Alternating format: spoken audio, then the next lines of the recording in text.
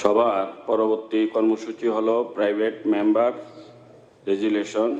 আজকের কর্মসূচিতে 3টি প্রাইভেট মেম্বার্স রেজুলেশন আছে। একটা লেইং আছে, পোস্টপোন কোশ্চেন নম্বর 95 আনস্টার্ট। সেক্রেটারি সাহেব, মাননীয় উপাধ্যক্ষ মহোদয়, ঠিক আছে না? সবার পরবর্তী কার্যসূচি হলো মাননীয় মন্ত্রী কর্তৃক পোস্টপন্ড আনস্টার্ট কোশ্চেনের উত্তরপত্র সবার টেবিলে পেশ করা। মাননীয় উপাধ্যক্ষ মহোদয়, I hereby give notice of my intention to lay on the table of Tripura Legislative Assembly the postponed unstart question number 95 asked by Sri Animesh Debarma, Honorable MLA, which was scheduled to be replied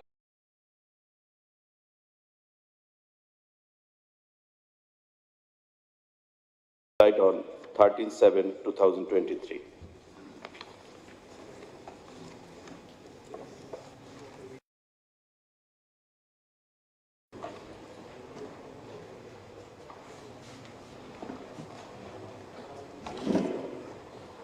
আমি এখন মাননীয় সদস্য শ্রীমতী স্বপ্না মজুমদারকে অনুরোধ করছি ওনার রেজুলেশনটি সবাই উত্থাপন করার জন্য।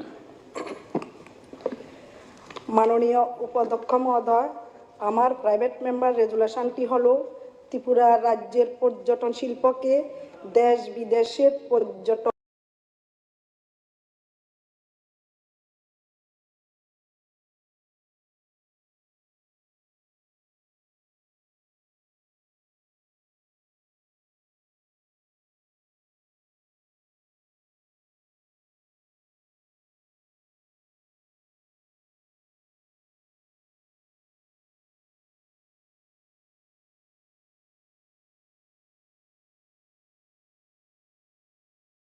জন দেশি এবং 50 জন ভারতীয় প্রতিনিধি অংশগ্রহণ করেছিল।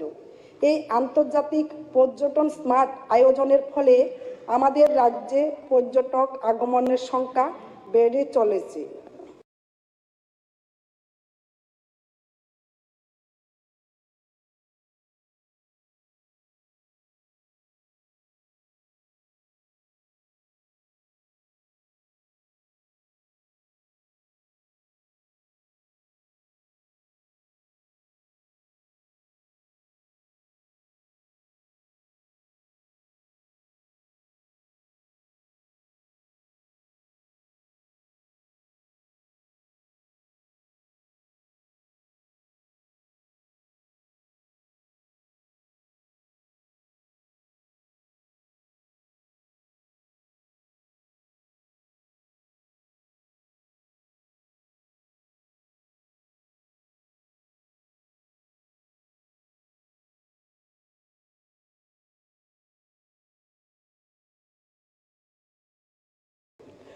করবে।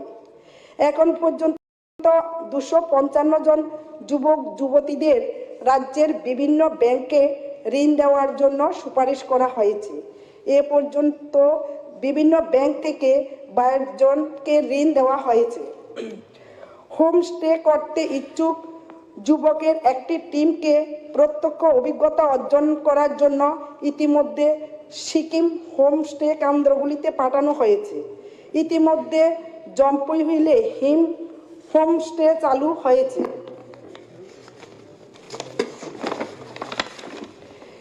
পর্যটক পরিষেবা বাড়ানোর লক্ষ্যে এবং দূর দূরান্তে অবস্থিত পর্যটন কেন্দ্রগুলিকে আরও আকর্ষণীয় করে তুলতে ডম্বুর হ্রদের নারকেলকুঞ্জে হেলিপ্যাড নির্মাণ করা হয়েছে, যাতে দেশ বিদেশের পর্যটকেরা ডম্বুর জলাশয়ের নৈসর্গিক ভ্রমণ দ্রুত সম্পূর্ণ করতে পারে।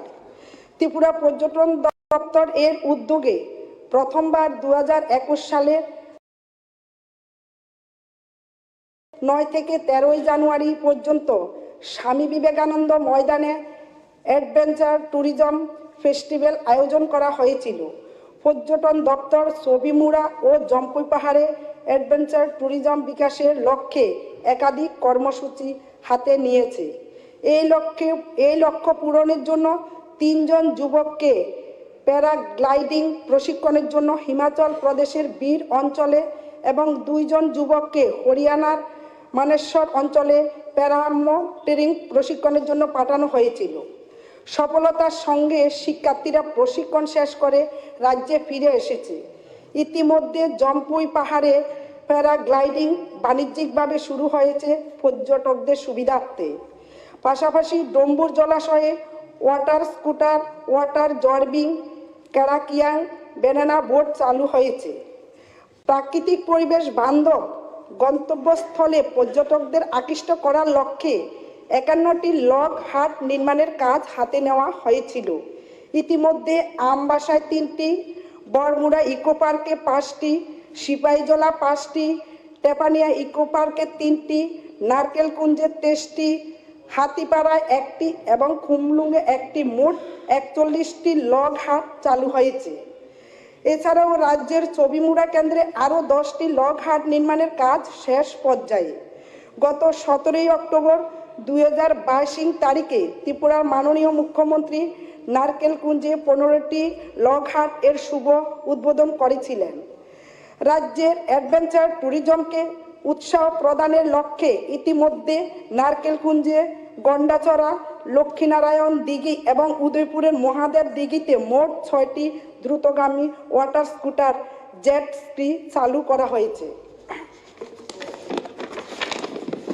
গন্ডাচড়া, নারকেলকুঞ্জ, মন্দিরঘাট, ছবিমুড়া এবং মহারানী ঘাটে মোট 14টি আধুনিক মোটর চালিত বোট চালু করা হয়েছে। স্বদেশ দর্শন এক প্রকল্পের মাধ্যমে আগরতলা, সিপাহীজলা, মেলাগড়, উদয়পুর, অমরপুর, মন্দিরঘাট, তীর্থমুখ, নারকেলকুঞ্জ, ডম্বুর, আমবাসা, বরমুড়া ইত্যাদি পর্যটন কেন্দ্রের পরিকাঠামো উন্নয়নের কাজ হয়েছে। এই প্রকল্পে এখন পর্যন্ত সর্বমোট 91 কোটি 67 লক্ষ টাকা খরচ হয়েছে। ভারত সরকারের পর্যটন মন্ত্রক কর্তৃক প্রসাদ প্রকল্পের মাধ্যমে মাতা ত্রিপুরা সুন্দরীর মন্দির চত্বরে পরিকাঠামো উন্নয়নের কাজ চলছে। এই প্রকল্পে ইতিমধ্যে 25 কোটি 63 লক্ষ টাকা পাওয়া গেছে। রাজ্যের পর্যটন পরিকাঠামো বিকাশের লক্ষ্যে এশিয়ান ডেভেলপমেন্ট ব্যাংক প্রায় 179 কোটি টাকা ঋণ দিতে সম্মত হয়েছে। এই প্রকল্পে ইতিমধ্যে ছবিমুড়া, কৈলাসহর, চতুর্দশ দেবতা এবং কসবা কালী মন্দির চত্বরে পর্যটন পরিকাঠামো উন্নয়নের জন্য দরপত্র আহ্বান করা হয়েছে। রাজ্য সরকার ত্রিপুরার পুষ্পবন প্যালেস এবং দরবার হলকে Maharaja Birendra Kishore Manikya digital museum and cultural সেন্টারে রূপান্তরিত করার সিদ্ধান্ত নিয়েছে। 2022 সালে 12 অক্টোবর ভারতের মাননীয় রাষ্ট্রপতি এই ডিজিটাল মিউজিয়াম অ্যান্ড কালচারাল সেন্টারের ভিত্তিপ্রস্তর স্থাপন করেছেন। পর্যটকদের আরও উন্নত পরিষেবা নিশ্চিত করার লক্ষ্যে 8টি ট্যুরিস্ট লজ এবং 12টি ক্যাফেটেরিয়াকে অভিজ্ঞ ব্যক্তি মালিকানাধীন স্টেক হোল্ডারদের কাছে লিজ দেওয়া হয়েছে। 59টি পর্যটন কেন্দ্রকে বিশ্বের দরবারে পরিচিত করার লক্ষ্যে ভারত সরকার পর্যটন মন্ত্রকের প্রস্তাব অনুযায়ী ইউনেস্কো ইতিমধ্যে 59টিকে ওয়ার্ল্ড হেরিটেজ সিটি হিসাবে ঘোষণার জন্য সংক্ষিপ্ত তালিকাভুক্ত করেছে। ডম্বুর জলাশয়ের জন্য অত্যাধুনিক হাউসবোট ক্রয় করার জন্য উদ্যোগ নেওয়া হয়েছে এবং এই লক্ষ্য পূরণে দরপত্র আহ্বান করা হয়েছে। বর্তমানে দরপত্র মূল্যায়নের কাজ চলছে। ত্রিপুরার পর্যটন শিল্পের প্রচার ও প্রসারের লক্ষ্যে এবং ত্রিপুরাকে রাজ্য ও বহিরাজ্যের পর্যটকদের সামনে তুলে ধরার জন্য ভারতীয় ক্রিকেট দলের প্রাক্তন অধিনায়ক শ্রী সৌরভ গাঙ্গুলিকে ত্রিপুরার পর্যটনের ব্র্যান্ড অ্যাম্বাসেডর করা হয়েছে। ইতিমধ্যে 11 এবং 12 ডিসেম্বর 2023 তারিখে তিনি ত্রিপুরার পর্যটনের প্রসারের লক্ষ্যে 2 দিনের ত্রিপুরা সফরে আসেন।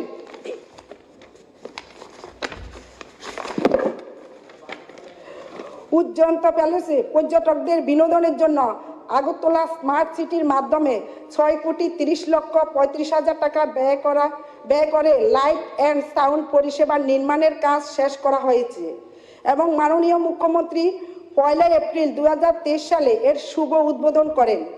প্রতিদিন সন্ধ্যা 6:30 থেকে 7টা এবং 7:30 থেকে 8টা পর্যন্ত 2টি করে লাইট সাউন্ড শো প্রদর্শিত হয়।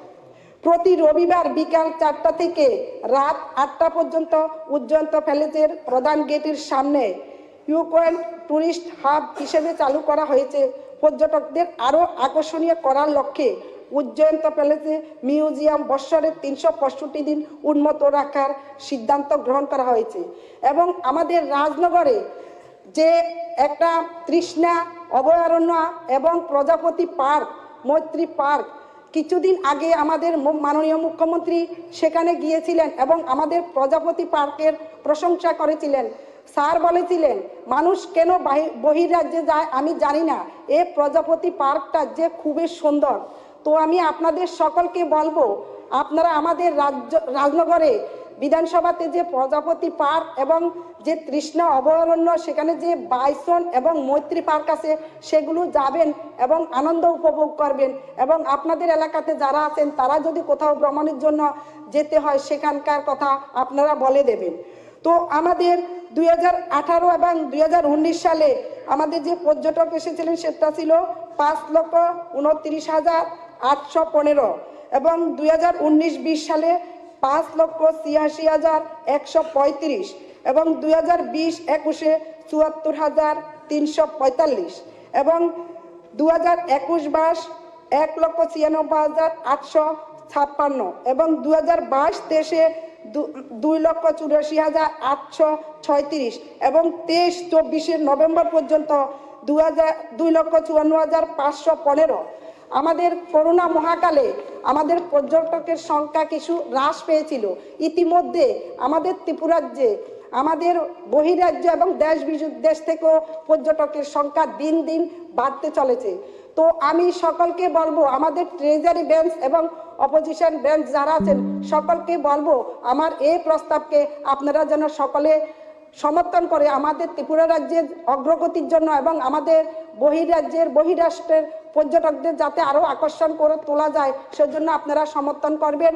এবং আমি আমাদের এই ত্রিপুরা রাজ্যের মাননীয় মুখ্যমন্ত্রী এবং দপ্তরের মন্ত্রীকে অনেক অনেক ধন্যবাদ জানাই আমাদের পর্যটন কেন্দ্রগুলিকে ডেভেলপ করার জন্য। এবং আরও কিছু কিছু কাজ হয়তো বাকি আছে, আগামী দিনে যাতে আমাদের রাজ্যের সুবিধার্থে এবং বহিরাজ্য এবং বাইরের রাষ্ট্র থেকে যেসব পর্যটক আসেন তাদের আকর্ষণ করে তোলার জন্য আমাদের যেগুলো করা দরকার ওনারা হয়তো চেষ্টাটুকু করবেন এবং আশা রাখি সেগুলো হয়ে যাবে। এই বলে আমি আমার প্রাইভেট মেম্বারের রিভিউ কাজ শেষ করছি। নমস্কার। ধন্যবাদ। মাননীয় সদস্য স্বপ্না দেববর্মা,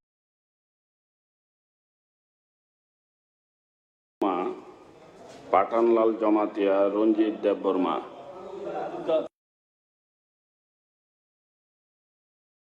হ্যাঁ, না ওনাদের এই পর্যটন শিল্পের সাথে ওনাদের যে আগে বক্তব্য ছিল আমাদের এই প্রাইভেট লিস্টের যে ভাষণ রেখেছে, আশা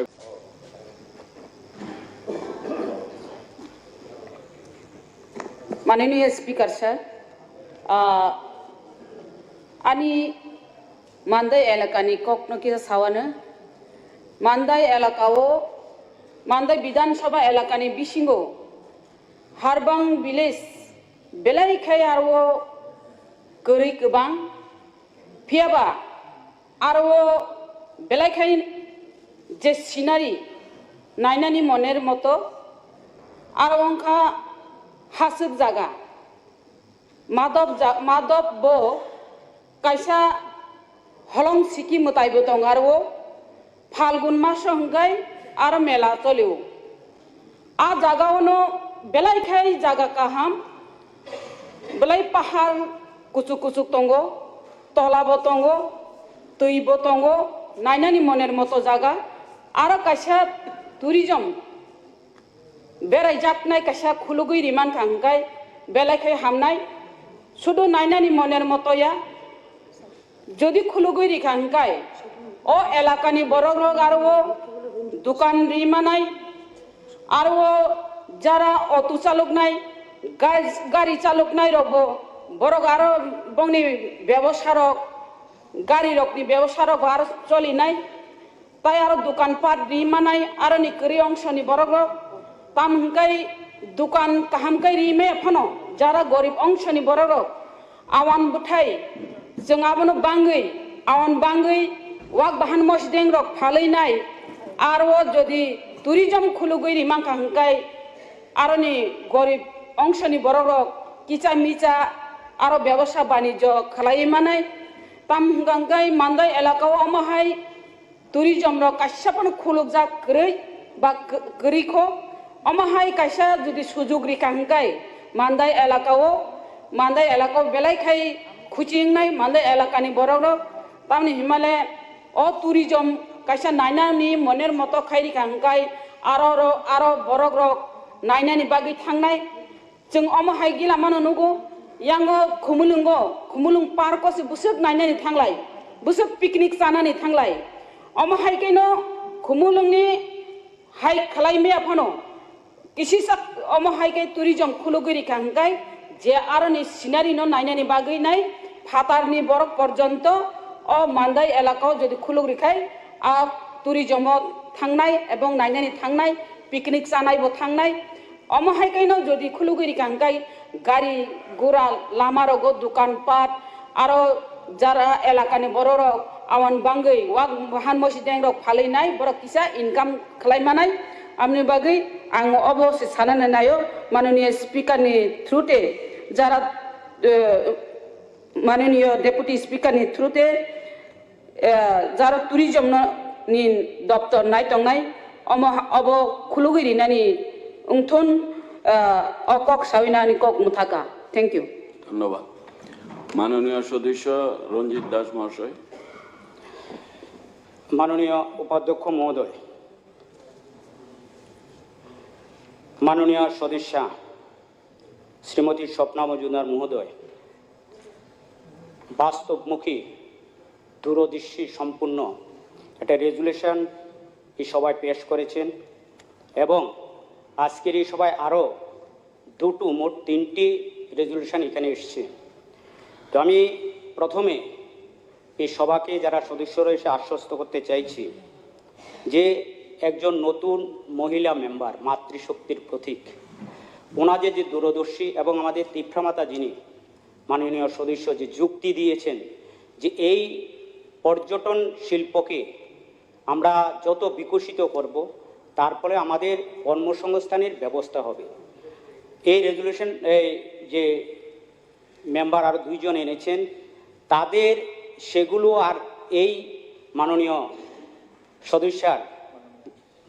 সদস্যার যে রেজুলেশনটা সেটার কতটা যুক্তিকতা কতটা বাস্তব তার কিছু দিক আমি সেখানে তুলে দিচ্ছি আমাদের 2018 সালের আগেও নির্মহল ঊনকুঠি উজ্জন্ত প্রসাদ নারকেল কুঞ্জ ছবি উড়া সেগুলো ছিল 2018 সালে যখন সরকার ক্ষমতা আসে তৎকালীন মুখ্যমন্ত্রী বিপ্লব কুমার দেব এবং তৎকালীন পর্যটন মন্ত্রী প্রণজিৎ সিংহ রায় এবং বর্তমানে আমাদের মাননীয় মানিক শাহ মহাশয় এবং যুবা পর্যটন মন্ত্রী সুশান্ত চৌধুরী এদের এই অল্প 5-6 বছরের মধ্যে কিসের উপর গুরুত্ব দিলে পরে বেকারের কর্মসংস্থানের ব্যবস্থা হবে এবং ওই অত্র এলাকার উন্নতি হবে এবং বাইরের পর্যটককে কিভাবে আকর্ষিত করা যায় তার এক উজ্জ্বল নিদর্শন এই সরকার রেখেছে বিশেষভাবে গত বৎসরের আমি একটা উদাহরণ দিচ্ছি যে গত বৎসরে ত্রিপুরার বিভিন্ন আমাদের যে পর্যটন কেন্দ্রগুলো সেগুলোতে 2,84,849 জন পর্যটক বিভিন্ন পর্যটন কেন্দ্রে তারা গিয়েছিলেন এবং বাইরে থেকে প্রায় 35,000 পর্যটক ত্রিপুরাতে এসেছেন। তাহলে ওই পর্যটকরা যখন ত্রিপুরাতে এসলো, বিভিন্নখানে গেল, এতে বিশেষভাবে লোকাল যে অটো চালক, গাড়ি চালক, টমটম চালক, এদের আয় বৃদ্ধি হচ্ছে। কারণ এতগুলো লোক যখন যাওয়া আসা করে তখন সম্ভবতই সেখানের অর্থনৈতিকভাবে বিকাশ ঘটে এবং পর্যটন শিল্পকে একটা শিল্প হিসাবে মাননীয় সদস্য সেটাকে তুলেছেন, যেটা একটা শিল্প।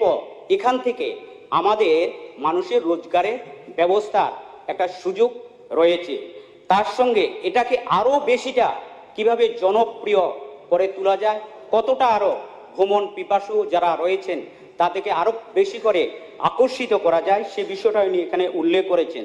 তার জন্য বিশেষভাবে যে সমস্ত পর্যটনগুলো আমরা আগেও একবার এখানে প্রশ্ন এনেছিলাম, যে আমাদের যেমন ছবিমুড়া, সেখানে স্থায়ী পুলিশ ফাঁড়ির ব্যবস্থা করা, যারা পর্যটকরা যখন যায় রাত্রে যখন থাকবে, যে লকহাটগুলো তৈরি হচ্ছে সেখানে একটা নিরাপত্তার ব্যবস্থা করা।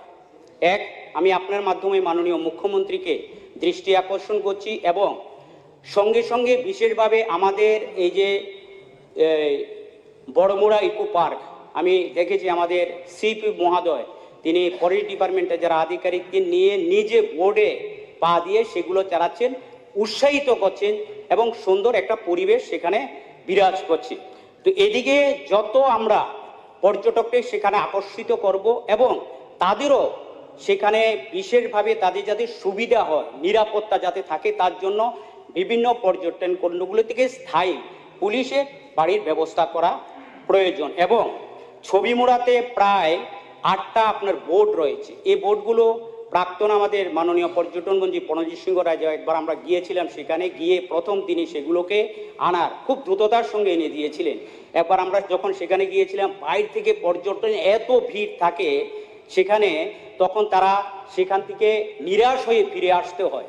তারপর তিনি 8টা বোর্ডের ব্যবস্থা করেছিলেন, কিন্তু এখানে ত্রিপুরাতে ওই ধরনের যন্ত্রপাতি মোটরগুলো রয়েছে সেগুলোর যন্ত্রপাতি নেই। তো তার জন্য ছবিমুড়াতে বর্তমানে 8টির মধ্যে 4টি বোর্ড অকেজু হয়ে রয়েছে। গত রবিবারও প্রচুর পর্যটক সেখান থেকে ফিরে এসেছে।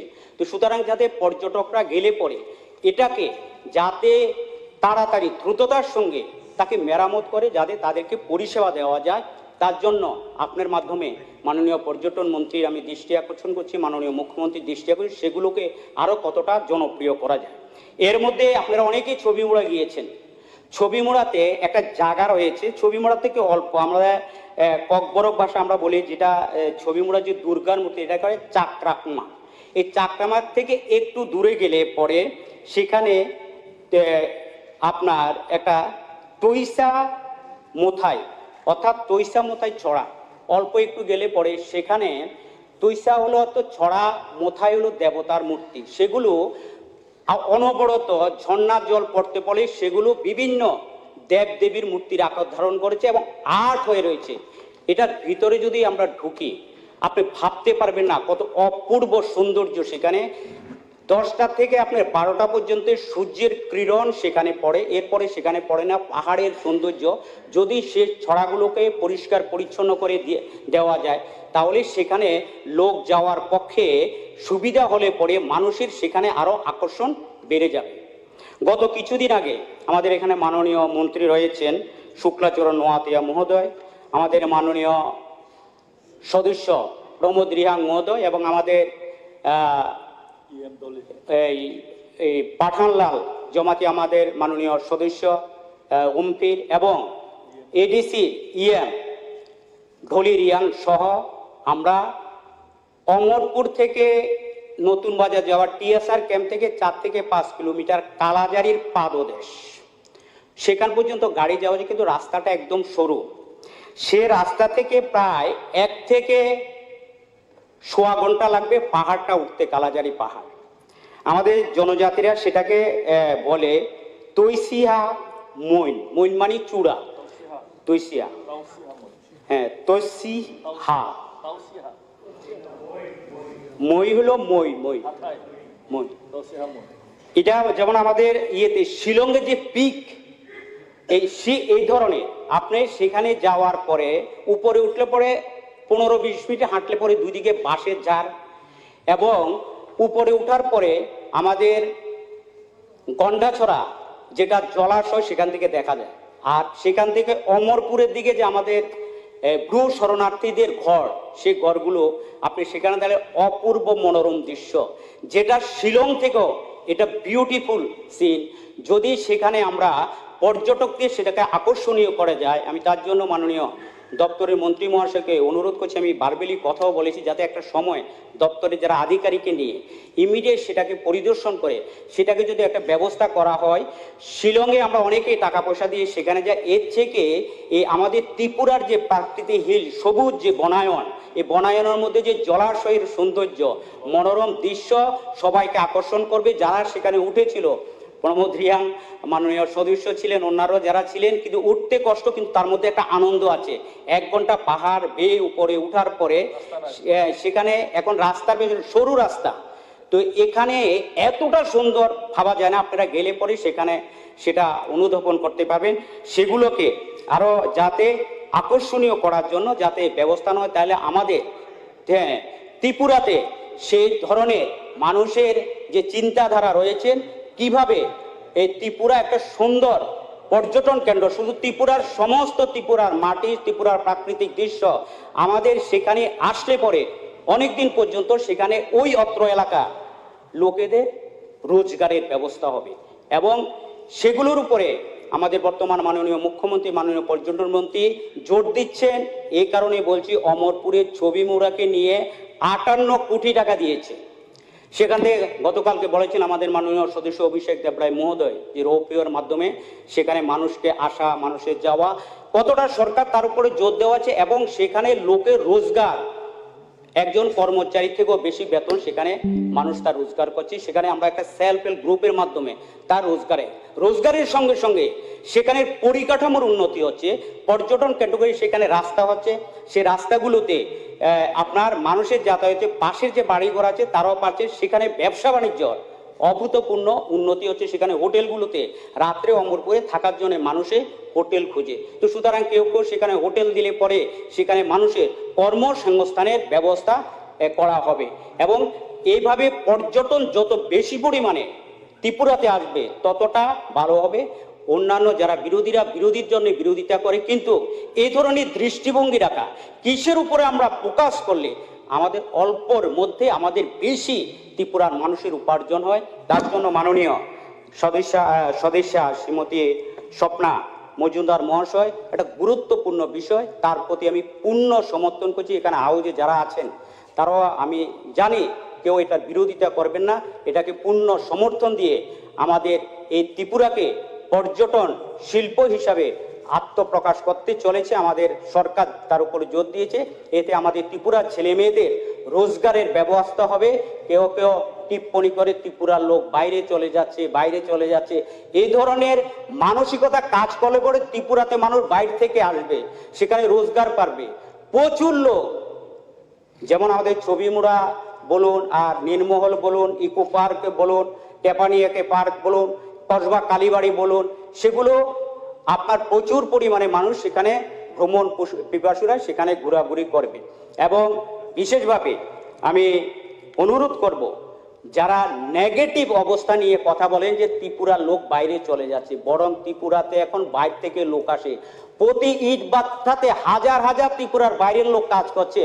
আর কেউ কেউ প্রশ্ন তুলছে ত্রিপুরার লোকগুলো অনাহারে অর্ধাহারে মৃত্যু হচ্ছে, ত্রিপুরার বাইরে চলে যাচ্ছে। ত্রিপুরাতে বিল্ডিং এ যারা কাজ করে, বাইরের শ্রমিকরা ত্রিপুরাতে কাজ করে, কারণ যে পরিমাণ ত্রিপুরাতে ঘরটর পেয়েছে, ত্রিপুরাতে বাইরের বিহার থেকে, রাঁচি থেকে প্রচুর পরিমাণ লোক ত্রিপুরা আছে। অর্থাৎ নেগেটিভ চিন্তাধারাকে ছেড়ে পজিটিভ অবস্থার মধ্যে আমরা যখন যেতে পারবো, ত্রিপুরা আপনা আপনি মাননীয় মুখ্যমন্ত্রীর স্বপ্ন এক ত্রিপুরা শ্রেষ্ঠ ত্রিপুরা হবে এই বিশ্বাস রেখে সবাইকে এই রেজুলেশনটার প্রতি পূর্ণ সমর্থন জানাবে, বিশ্বাস রেখে আমার কথা বলা শেষ করছি। ধন্যবাদ মাননীয় উপাধ্যক্ষ মহোদয়। মাননীয় স্পিকার স্যার। ধন্যবাদ। মাননীয় স্পিকার স্যার বলেন, একটু বলেন। Point of clarification. Tabuk tabuk je chidi borong bunang MLA Ranjit je samane খুব কাহাম কক প্রস্তাব কিন্তু হাইপনো আং ওরা কাইসা কক সারামো সুঙ্গো থাংনাই আরো যে আবা হাপুংনি আরো গানা কালাজারি হাতাইনি গানাও তংনাই আবং কাকে আং নো কাইসা কালাজারি পাহাড় গানাও তংনাই আনি যে আং যে জায়গাও তঙ্গো তা আবনো কালাজারি হিনে মুংবো থাঙ্গো তাও যে ব সামানি Tausi Hamoy. Hoi pronunciation kisa omongkap Tausi Hamoy. Abo tabung ni simi sini jangmani jagaya. Kintu oro ang kaisa kok clear khaina mo sunggo. Thangnai 28 tarik December. 28 tarik din 29 tarik December. Tausi Hamoy borok thangi program khlaiga. Ang bo sei aro jagawa ang bo invitation tongmani. Kintu ang kuna kuno samung tongmani baga ang thangmalia. যখন 28 তারিখ December আর civil society নি মঙ্গই বড় কালাজারি মেলা হিনে কাইসা আর programme খাইকা ঠিক বড় জায়গা কাহামা নুকুই ফাইকানো জায়গা কাহামনো নুকুই ফাইকা কিন্তু আবনি পরেও থাংনাই 5 তারিখ জানুয়ারি 5 তারিখ জাস্ট অ্যাসেম্বলি সেশন স্টার্ট নানসকাং আর 28 তারিখ যখন প্রোগ্রাম মানে পড়ে আরো এলাকাবাসী রক আরো জাগানি বাকি বড় অবজেকশন কাইসা সাব ডিভিশন লেভেল গন্ডা তিসা সাব ডিভিশন লেভেল বড় লেটার রিখা এঙ্কা আবো লেটার কপি বো আনবসি রহমানি হাইনি বাকি তিনা আজ কক্তি সাকা জনগণনি বাকি বুসুক জরা কাহাম যে আরো আবো খাইকাঙ্কে আরো পাবলিক নে অপিনিয়ন নায়াওই কোনোদিন ও সামুংনো tang hangkai sayang ne hene ang sana musung mani tam hangkai o je pahar abo kaisa well walek century hene record ungjak walek century hene record ongphano central government jokhon 2006 sono afro to bampram sarkar tongmani afro kendriyo sarkar bai chini jonojati borok rok jara পাহাড় অঞ্চল তংনাই বরক আরো বসবাস ক্লেমানি দীর্ঘদিন যদি প্রমাণ রিমা খাঙ্কাই বরকনি পাত্তা তং মানাই হিনে দাবি রিজাংমানি বিসিংতৈ 2008 সনো ও যে পাহাড় 25 খানিখে পাত্তা আরো পাহাড়নি বরক মান পাইজাক কিন্তু जों আরো যাহার পাহাড় তংনাই রাও কিন্তু গভর্নমেন্ট কোন না কোন চেঞ্জ সংখ্যা একরে কোন মঙ্গই Chini o je kalajari pahar khangkai no kaisa border haing tongo khaksa ingke pulbo kalajari ingkai Omorpur sub division klayo pochim kalajari ingkai Omorpur sub division klayo purbo kalajari ingkai Gondasura sub division klayo aro je Gondasura sub division aro muja ingkai je tabuk je purbo kalajari muja ingkai abo je patamane borong khangkai korbo gose borongni tehsil এনকাঙ্কে আরো যে পাট্টা মানে এনকাঙ্কে বড় যে তংমানি ইনকে Amarpur sub division আসকে সমস্যা ক্লাই जों অমনো গোবাংমা জরাওর আরোনি লোকাল বড়গ্র সাব ডিভিশন লেভেল ডেপুটেশন বর রিজার্ভ অনেক বছর ধরে ইনকে আবনো কার্যকরী খাইজাগে আঙ্গাই আরোনি বড় ভুক্তভোগী ইংতঙ্গু এনকাঙ্কে আবনি বাগেনো তাবু সেই আবু পাট্টা মানে 25 কানি পাট্টা বরক সংখ্যা আরো ওয়ালেক সেঞ্চুরি তাকবন অঙ্গন কিন্তু আবো অলরেডি 25 কানি পার্তা মানে ম্যাপ ট্যাপ সহ দাগ নম্বর সহ মুখলাইজা কিন্তু একমাত্র নেটো এন্ট্রি ইয়ান বাগিসে তাবু বরক নিয়াগো পাতা তঙ্গু গাঙ্কে আবনি বাগি তাবুক যে ও পার্ক খাইনা গাঙ্কে পর্যটন শিল্প যে প্রস্তাব নামানি কাহাম কিন্তু আরো জনগণনি মতামত নাই অমনো পাস খাই গাঙ্কে চানাই হিনা আং ডেপুটি স্পিকার নিদারাতে ও কগনা আং অ্যাসেম্বলি যত হাউস আং সাউ কিছু বলবেন এখানে পর্যটন সম্পর্কে যে বিষয়টা এখানে উত্থাপিত হয়েছে আমরা সবাই চাই ত্রিপুরার পর্যটন শিল্প গড়ে উঠুক এটার পেছনে তিনটি বিষয় সবসময় সেখানে থাকে একটা হচ্ছে আমাদের বিনোদন একটা হচ্ছে অর্থ উপার্জন এবং অর্থকরী করে তোলা আরেকটা হচ্ছে একে ভিত্তি করে আমাদের যে স্থানীয় সম্পদ তাকে রক্ষা করা যেমন বাইসন একটা সম্পদ, তাকে একটা রক্ষা করা, এ ধরনের জলপ্রপাত তাকে রক্ষা করা, এই সম্পদগুলোকে রক্ষা করা, এটা প্রত্যেকেরই আমাদের একটা দায়িত্ব। এবং পর্যটন দপ্তর যারা আছেন তারা নিশ্চয়ই এই প্রসঙ্গে অত্যধিক গুরুত্ব সেখানে আরোপ করবেন। কোন আমলে হয়েছে, এখন কি হচ্ছে, আমি সেই ধরনের বিতর্কের মধ্যে আমি যেতে চাই না। আমার প্রশ্ন হচ্ছে, পর্যটন যে শিল্পগুলো আছে, আমাদের মস্তিষ্ককে কাজে লাগিয়ে, প্রযুক্তিকে কাজে লাগিয়ে তাকে আরও আধুনিকীকরণ করা হোক, যাতে করে আরও বেশি পর্যটককে আমরা আমাদের রাজ্যের ভেতরে সেখানে নিয়ে আসতে পারি। যেমন একটা উদাহরণ হিসাবে আমি বলি যে মুক্তিযোদ্ধা যে পার্কটা সেখানে তৈরি হয়েছে, এটার পেছনে বিষয় হচ্ছে ৭২-এর যুদ্ধ বাংলাদেশের সঙ্গে এবং তাকে রক্ষা করা। কাজে আজকে খুব সুন্দরভাবে সেটাকে আমরা রক্ষা করে এনে এটাকে একটা আমরা পার্কের আকার দিয়ে সেখানে রেখেছি। আমার সাজেশন থাকবে মাননীয় মন্ত্রী মহোদয়ের কাছে যে সেখানে একটা মিউজিয়াম দরকার। আমরা যাই সেখানে বিনোদন করে ঘুরে সেখানে আসি, কিন্তু এই যে স্মৃতি, আমাদের দেশ বাংলাদেশকে এই ধরনের একটা স্বাধীনতা এনে দেওয়ার জন্য এই যে একটা ইতিহাস সেখানে মধ্যে রয়েছে, এটা কিন্তু প্রজন্মের কাছে আমরা নিতে পারছি। সেজন্য আমার একটা সাজেশন থাকবে যে মানুষ গেলে সেখানে একটা মিউজিয়াম, যাতে যেখান থেকে আসুক, বাংলাদেশ থেকে আসুক, বিভিন্ন দেশ থেকে আসুক বা ভারতের বিভিন্ন প্রান্ত থেকে সেখানে আসুক, তারা গিয়ে মিউজিয়ামটাতে সেখানের মধ্যে যাতে দেখতে পারে। আমাদের পিলার, আমি বলবো এটাতে আরেকটু নজর সেখানের মধ্যে দেওয়া।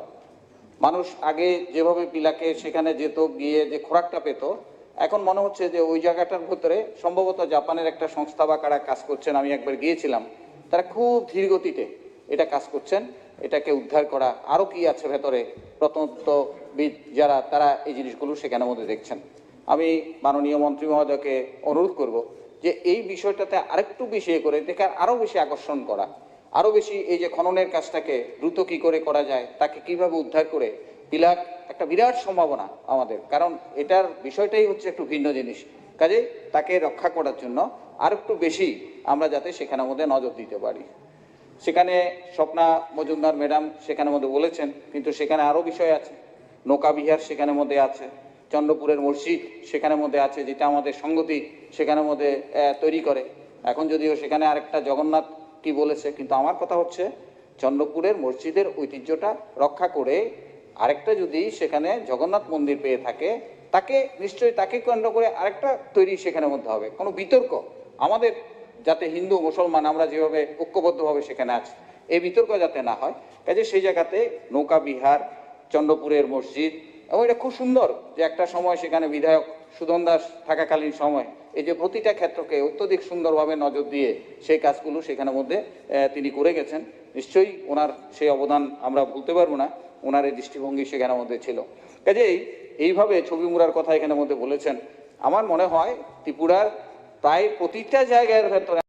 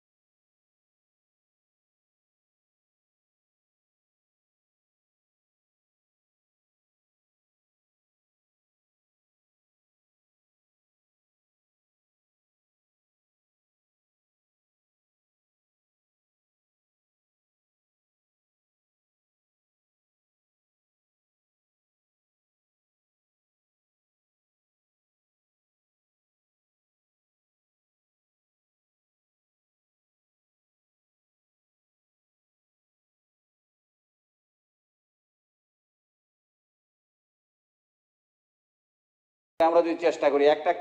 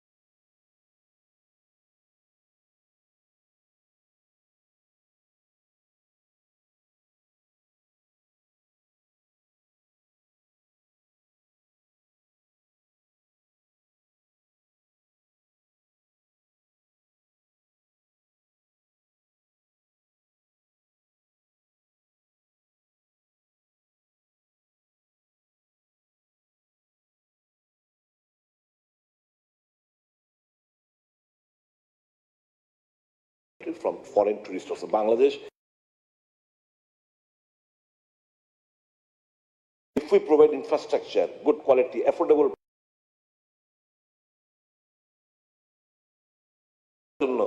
কিভাবে সময়টা পাস করা যায়, লট অফ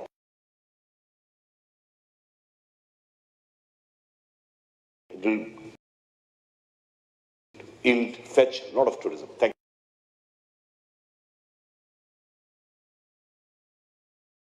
মাননীয় সদস্য শ্রীমতী স্বপ্ন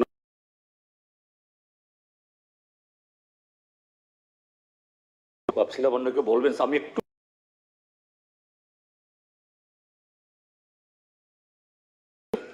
আমি প্রথমত এই যে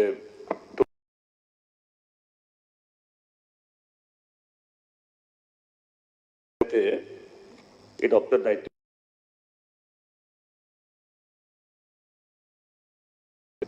এখন যিনি দায়িত্বে আছেন, he is also trying his level best, এটাকে কিভাবে আরো করা যায়, এবং এখানে অনেকগুলো সকলে মিলে চেষ্টা করা দরকার। এটা হলো ট্যুরিজম ইন্ডাস্ট্রিকে বলা হয়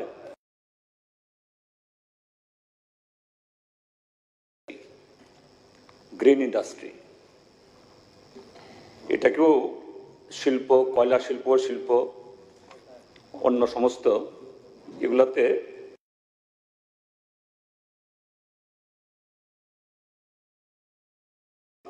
কিন্তু ট্যুরিজম এমন, সেখানে এরকম প্রকৃতি ধ্বংস না করে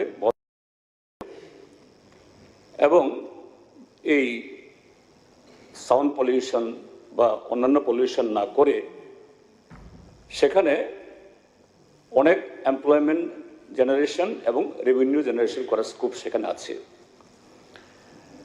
তার জন্য অনেকগুলো ইম্পর্টেন্ট ইনগ্রেডিয়েন্ট আমাদের ত্রিপুরা রাজ্যের মধ্যে, তার অনেক আমাদের নদী, পাহাড়, ডম্বল লেক, রুদ্রসাগর লেক, তার সাথে আছে হলো ত্রিপুরা রাজ্যের মিশ্র সংস্কৃতি, তারপর আমাদের লোক সংস্কৃতি, অর্থাৎ পর্যটকদের সমস্ত ধরনের মশলা আমাদের আছে, কিন্তু সেই মশলাকে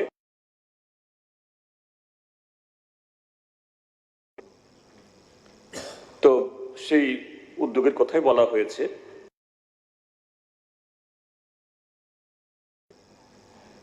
যে এই ট্যুরিজমে তার যে স্টেক হোল্ডার, 5 স্টার হোটেল মালিকও স্টেক হোল্ডার, ঠিক তেমনি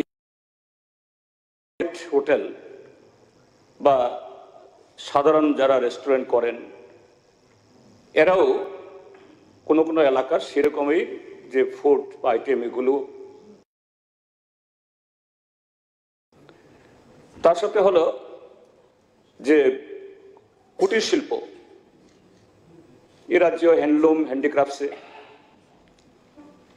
বাঁশবেত নির্ভর, হ্যান্ডলুম নির্ভর, এরকম স্পেসিফিক আমাদের দেশের যেমন কোনো কোনো এলাকার, যেমন এখানে কেউ কেউ কিছু টুপি পরে আসেন, কুলু টুপি, হিমাচলি টুপি, নাগা শাল, আমাদের ত্রিপুরা রাজ্যের মধ্যে এরকম কিছু আছে, এগুলাকে আমরা প্রেজেন্ট করতে পারি বিফোর দ্য ওয়ার্ল্ড। তো এগুলি করার জন্য আমি বলবো ট্যুরিজম ডিপার্টমেন্টকে আরও, তারা মেলা টেলা করছেন ঠিক আছে, কিন্তু এই সমস্ত যারা এতে পার্টিসিপেট করতে পারবেন তাদেরকে যুক্ত করার জন্য কতগুলি কন্ডিশন এটাকে সেভাবে ক্রিয়েট করা দরকার। আমরা প্রায় সময় দেখি বাইরে থেকে টুরিস্ট এসে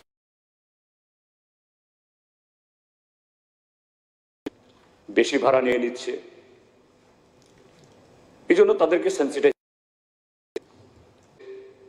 হ্যাঁ, আমাদের পুলিশ দৌড়ে যাচ্ছেন, কোথাও কোথাও পুলিশকে ব্যবহার করা হচ্ছে। এটা আমি বলবো মাননীয় মুখ্যমন্ত্রীকে, এখানে আছেন স্বরাষ্ট্রমন্ত্রীর দায়িত্বে, এটা ট্যুরিজম পুলিশ ছোট করে হলেও, কেননা অনেক সময় কি হয়, ল অ্যান্ড অর্ডার সিচুয়েশন তৈরি হলে পরে পুলিশ চেষ্টা করলেও তখন গিয়ে পৌঁছতে পারেন না। কাজে tourism police, they will be oriented how to guide the tourist, how to help and cooperate the tourist, সেভাবেই তারা থাকবে এবং এইভাবেই তাদের দক্ষতা তৈরি করা হবে। এটা বিবেচনা করা, এটা আরেক দিক থেকে এমপ্লয়মেন্টের অপরচুনিটি তৈরি হবে। তার সাথে আমাদের রাজ্যে যে হ্যান্ডিক্রাফটস এবং হ্যান্ডলুমসের কিছু কিছু দোকান ইত্যাদি বেসরকারিভাবে সরকারিভাবে হচ্ছে, কিন্তু এটা আরো যে জায়গাতে টুরিস্ট স্পট সেখানেই যাতে এই জাতীয় দোকান তার অ্যাভেলেবেল হয় এবং এদের দাম ইত্যাদি নিয়ন্ত্রণ করে, যাতে বাইরের থেকে যারা আসেন তারা চিটেড না হয়, এটা দেখা দরকার। তার সাথে হলো আমাদের রাজ্যের যারা সাংস্কৃতিক লোকশিল্পীরা, বিশেষ করে লোকশিল্পীরা, আমি যারা একদম বিভিন্ন ইনস্টিটিউট থেকে পাশ করে শিল্পীদের কথা বলছি না, গড়িয়া, মমিতা, হজাগিরি বা অন্যান্য বিভিন্ন ধরনের আছে, এগুলোকেও এরকম এমপ্যানেল করে, এরকম মেলাগুলোর সাথে যুক্ত করে, সেখানে সরকারের বিভিন্ন রকম মেলা হয়, থাকবেই, শুধু সেখানেই পরিবেশন করা না, যে টুরিস্টরা যে সিজনে আসবে সেই সিজনেই সেই টুরিস্ট স্পটের কাছে কিনারে কোথাও যাতে এরকম যে অনুষ্ঠান হয় এবং টাইমিং করে টুরিস্টরা বা টুরিস্ট যারা অপারেট করে তারা ওইসব নিয়ে যান, এতে ওই শিল্পীদেরও সেখানে তার রোজগার সেখানে হবে। আরেকটা কথা বলতে চাইছি যে এখানে মাননীয় যিনি প্রস্তাবক তিনি বলেছেন যে কতগুলো এই পার্কের কথা, কৃষ্ণা, এই সেখানকার যে স্যাংচুয়ারি, এদিকে একদম দক্ষিণ ত্রিপুরা থেকে কালাপানিয়া নেচার পার্ক, তারপরে এই ইয়ার পাশে বিশ্রামঞ্জের পাশে রুংতাং পার্ক, উদয়পুরের এখানে মিলেনিয়াম পার্ক, তারপর বড়মোড়া পার্ক, এগুলির সাথে আমি যুক্ত ছিলাম, এই জন্য বলছি। কিন্তু স্যার, যে এই পার্কগুলো আমি জানি না ফান্ড ফ্লো নাই কিনা, এগুলো নষ্ট হয়ে যাচ্ছে। এমনকি খুমলুং পার্ক, আগে যেরকম দেখতাম সেই খুমলুং পার্কের সেই সৌন্দর্য এখন নেই। কেন? তার জন্য মেরামতির জন্য টাকা দিতে হবে। আমি কথাটা বললাম এই কারণে, নট ফ্রম দি নেগেটিভ দিক, কারণ ট্যুরিজমকে শুধু ট্যুরিজম ডিপার্টমেন্ট একা পারবেন না, তার পক্ষে কি করে পার্ক ডেভেলপমেন্ট করার জন্য ফান্ড দেবেন? তাহলে তার জন্য এগিয়ে আসতে হবে ফরেস্ট ডিপার্টমেন্টকে, এগিয়ে আসতে হবে হর্টিকালচার ডিপার্টমেন্টকে, এগ্রিকালচার ডিপার্টমেন্টকে, আরডি ডিপার্টমেন্টকে। কাজেই স্টেট লেভেলে এবং ডিস্ট্রিক্ট লেভেলে এরকম কিছু যে কমিটি করা দরকার, বিভিন্ন ডিপার্টমেন্টের সমন্বয়ে কিছু এরকম সংস্থা করা দরকার। তাহলে যে একদিক থেকে শুধু বাইরের পর্যটক না, আমাদের রাজ্যের মানুষেরও,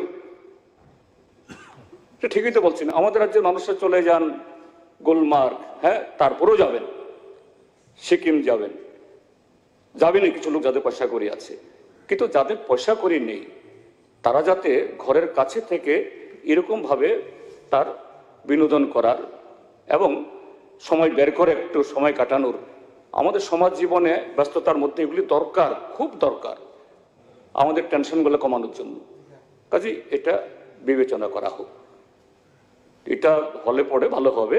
আমি আবারও দ্ব্যর্থহীনভাবে এই প্রস্তাবের সমর্থন করছি এবং সরকার নিশ্চয়ই এগুলি খুব যত্নের সাথে তারা ভাববেন, অন্যান্য যা বলেছেন, যাতে এইভাবে আমাদের রাজ্যের সংস্কৃতিকে, রাজ্যের রেভিনিউ, এমপ্লয়মেন্ট এবং এভরিথিং, এবং এই রাজ্য সম্পর্কেও বাইরের মানুষ এসে একটা ভালো ধারণা, ভালো মন নিয়ে আরো বেশি করে যেতে পারেন। এবং এই ইন্ডাস্ট্রি তার যথেষ্ট সম্ভাবনা, আমাদের এখানে স্টিল প্লান্ট হবে না, আমাদের এখানে বড় বড় ইয়ে হবে না। আমাদের ত্রিপুরা রাজ্যের বড় ইন্ডাস্ট্রি এই ট্যুরিজমে একটা বড় ইন্ডাস্ট্রি হতে পারে, কাজেই এই চেষ্টা হোক। মাননীয় ডেপুটি স্পিকার মহোদয়, আমাদের আরো 2 জন সদস্যের নাম দেওয়া আছে, ওনাদের বলতে সুযোগ দিয়েছি। মাননীয় সদস্য ভগবান দাস।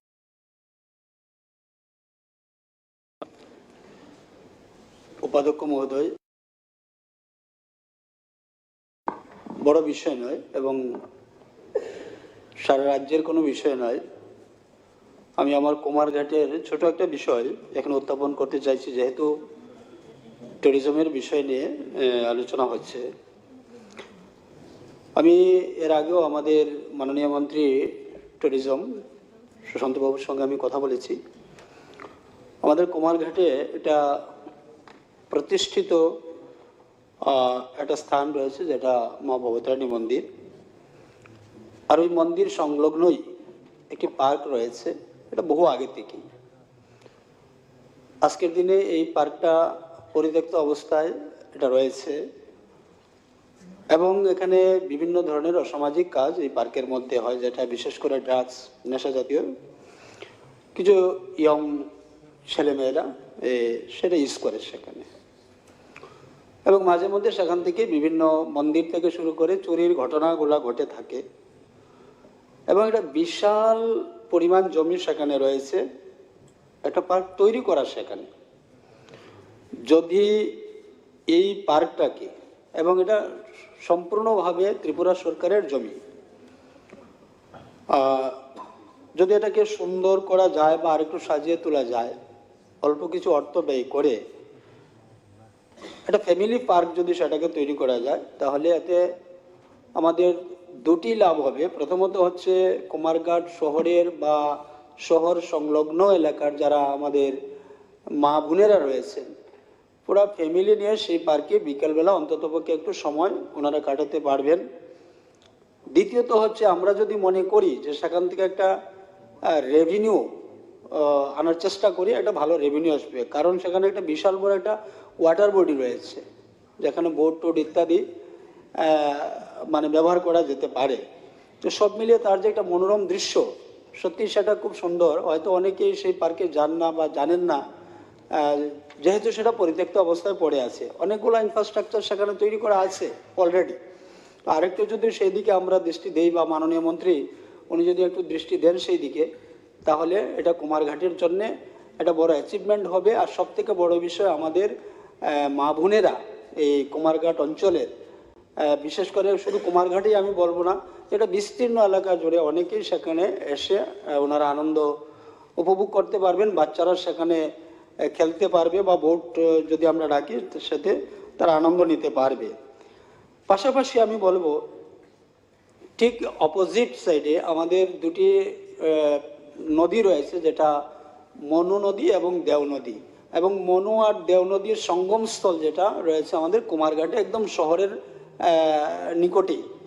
তো সেই জায়গাটাতে একটা বিশাল জমি রয়েছে, যেটা এত সুন্দর জমি। আমি বহু আগে একবার যখন আমাদের মাননীয় আজকের যিনি অর্থমন্ত্রী মাননীয় প্রাঞ্জল সিংহ রায় মহোদয়, উনি যখন ট্যুরিজম মিনিস্টার ছিলেন, আমি ওনার ডাইরেক্টর সহ সেই জায়গাটা ভিজিট করানো হয়েছিল এবং উনি খুব প্লিজড হয়েছিলেন যে এই জায়গাতে একটা কিছু করা যেতে পারে। তো সেই জায়গাটাকে যদি আমরা সেই গঙ্গা ঘাট বা গঙ্গা আরতি এই ধরনের ইত্যাদি যদি আমরা কিছু করতে পারি, সেটাও একটা তীর্থস্থানের সঙ্গে সঙ্গে ভালো একটা পর্যটন স্থল সেটা হয়ে উঠতে পারে। আমরা কিছুদিন আগেই সেখানে একটা স্ট্যাচু বসিয়েছি, যেটা সর্দার বল্লভভাই প্যাটেলের। আমি যখন দায়িত্বে ছিলাম তখন 2টি প্রপোজাল পাঠিয়েছিলাম দিল্লিতে, এবং যথারীতি দিল্লি স্যাংশন দিয়েছে বাবা সাহেব আম্বেদকরের স্ট্যাচু এবং সর্দার বল্লভভাই স্ট্যাচু। তো বাবা সাহেব আম্বেদকর স্ট্যাচু এখানে বসেছে, আর সর্দার বল্লভভাই প্যাটেলের স্ট্যাচু সেখানে বসানো হয়েছে। সেই জায়গাটাকেও যদি আমরা মানে ট্যুরিজম হিসেবে আমরা চিহ্নিত করে সেটাকে যদি সাজিয়ে তুলতে পারি, এটা একটা ভালো স্থান হবে এবং প্রচুর পর্যটক সেখানে যাবে নিশ্চিতভাবে, কোনো সন্দেহ নেই। তাই আমি মাননীয় মন্ত্রী বাহাদুরের কাছে আমি সে আবেদন রাখবো যে 2টি স্থানকেই যদি আমরা ট্যুরিজম হিসেবে এখানে কুমারঘাটে সাজিয়ে তুলতে পারি, এতে শুধু কুমারঘাটের মানুষই নয়, গোটা রাজ্যের যারা ভ্রমণ প্রিয় মানুষ রয়েছেন সকলের জন্যই একটা বড় বিষয় হবে এবং আনন্দ পাবেন। এইটুকু আমার দায়িত্ব বা আমার বক্তব্য। ধন্যবাদ, নমস্কার। মাননীয় সদস্য রঞ্জিত বাবু। মাননীয় ডেপুটি স্পিকার স্যার, যে আমাদের বিধায়িকা স্বপ্না মজুমদার যে পর্যটন শিল্পের বিষয়ে যে উত্থাপন করেছেন এখানে, তা খুব সুন্দর হয়েছে এবং আমার খুব ভালো লেগেছে এবং উনি সময় উপযোগী উত্থাপন করাটা আমাদের রাজ্যে পর্যটন শিল্পটা আগামী দিন আরও এগিয়ে যাবে বলে আমি মনে করি। আমি সত্য দু একটা বিষয় আমাদের মাননীয় মন্ত্রী মহোদয়ের দৃষ্টি আকর্ষণ করতে চাই। এর আগেও আমি এই বিধানসভায় আমি প্রশ্ন দিয়েছিলাম, তখন উত্তরে বলা হয়েছে চিন্তা ভাবনা নাই। পর্যটন শিল্প যদি উন্নয়ন করতে চায়, যদি এগিয়ে নিতে চায়, তাহলে সম্ভাবনা নাই, চিন্তা ভাবনা নাই, এই সমস্ত উত্তর যদি থাকে তাহলে ত্রিপুরায় পর্যটন শিল্প এগিয়ে যাবে বলে আমার মনে হয় না। বরিফাং সাথী একটা পাথরের মন্দির বড়মোড়া পাহাড়ের উপর, হাতাই কতরের উপর, খুব সুন্দর জায়গা। এটা মনটাং, বর্তমানে যে মনটাং আছে সে মনটাং থেকে কম নয়। ওইখানে গেলে মনোমুগ্ধ মনোরম দৃশ্য এবং খোয়াই শহরটাকে আমরা স্পষ্ট দেখতে পাই। প্রতি বছর দুইটা সময়, একটা কার্তিক মাসে এবং চৈত্র মাসে বাংলায় সেখানে মেলা হয়, প্রচুর লোক সেখানে সমাগম হয়। অনেক যারা মানসা করে পুণ্যার্থীরা সেখানে যায়। সেই জায়গাটাকে যদি আমরা পর্যটন শিল্পের মাধ্যমে যদি সেখানে কিছু একটা করা যায়, তাহলে সেখানে প্রচুর দর্শনার্থী এবং যারা পর্যটক ওরা যাওয়ার সম্ভাবনা খুব আছে। এবং আমাদের খোয়াই জেলার সভাপতি জয়দেব দেববর্মা মহোদয় তিনি আমাকে বলেছেন বিষয়টা, তিনি ঊর্ধ্বতন কর্তৃপক্ষকে নাকি উনি কাগজ দিয়েছেন, চিঠি লিখেছেন। সুতরাং বিষয়টি যদি মাননীয় মন্ত্রী মহোদয় খুব এত আমার 10 কোটি 15 কোটি লাগবে না, সেখানে অন্তত কিছু টাকা দিয়ে যদি সেটাকে যদি করা যায় তাহলে ওই পর্যটন শিল্পটা গড়ে উঠবে সেখানে। আরেকটাও হচ্ছে খোয়াই ন্যাশনাল হাইওয়ের উপর বেলফাঙ্কের যে কর্নারটা আছে, টার্নিং মোড়টা, একটা বড়মোড়া পাহাড়, সেখানে একটা লেক আছে প্রায় 1 কিলোমিটার এবং সেখানে যদি ভিউ পয়েন্ট যদি করা যায় খুব ভালো হবে, কারণ হাইওয়ের উপর এবং খুব ওইখান থেকে আমি পাহাড়ে কিছুদিন আগে ফরেস্ট ডিপার্টমেন্ট একজন রেঞ্জারকে নিয়ে আমি গিয়েছিলাম, আমি ঘুরেছিলাম পাহাড়ের উপর, ঠিক চূড়ায় উঠেছিলাম। সেখান থেকেও খোয়াই শহরটা একদম সুন্দর দেখা যায় এবং সেখানে পিকনিক স্পট যদি করা যায়, পিকনিক স্পট সহ সেখানে ফিশ অ্যাকোরিয়াম করার জন্য একটা বড় পুষ্কিনের দোকানের মতন আছে, একদম পাকা দেওয়া আছে সেখানে। সেখানে যদি আমরা থাই কইটা যদি নিয়ে আসি বা জাপানি কই যদি নিয়ে আসি, সেখানে কালারফুল যে মাছটা সেখানে রাখি, ওই রকম কিছু যদি করতে পারি তো জায়গাটা খুব সুন্দর হবে বলে আমি মনে করি। বিষয়টা মাননীয় মন্ত্রী মহোদয়কে দৃষ্টি দেওয়ার জন্য আমি অনুরোধ রাখছি। আরেকটা হইল কমলপুরে ছানারা রিয়াংপাড়া, ছানাইয়া রিয়াংপাড়া, সেখানে জলপ্রপাত আছে।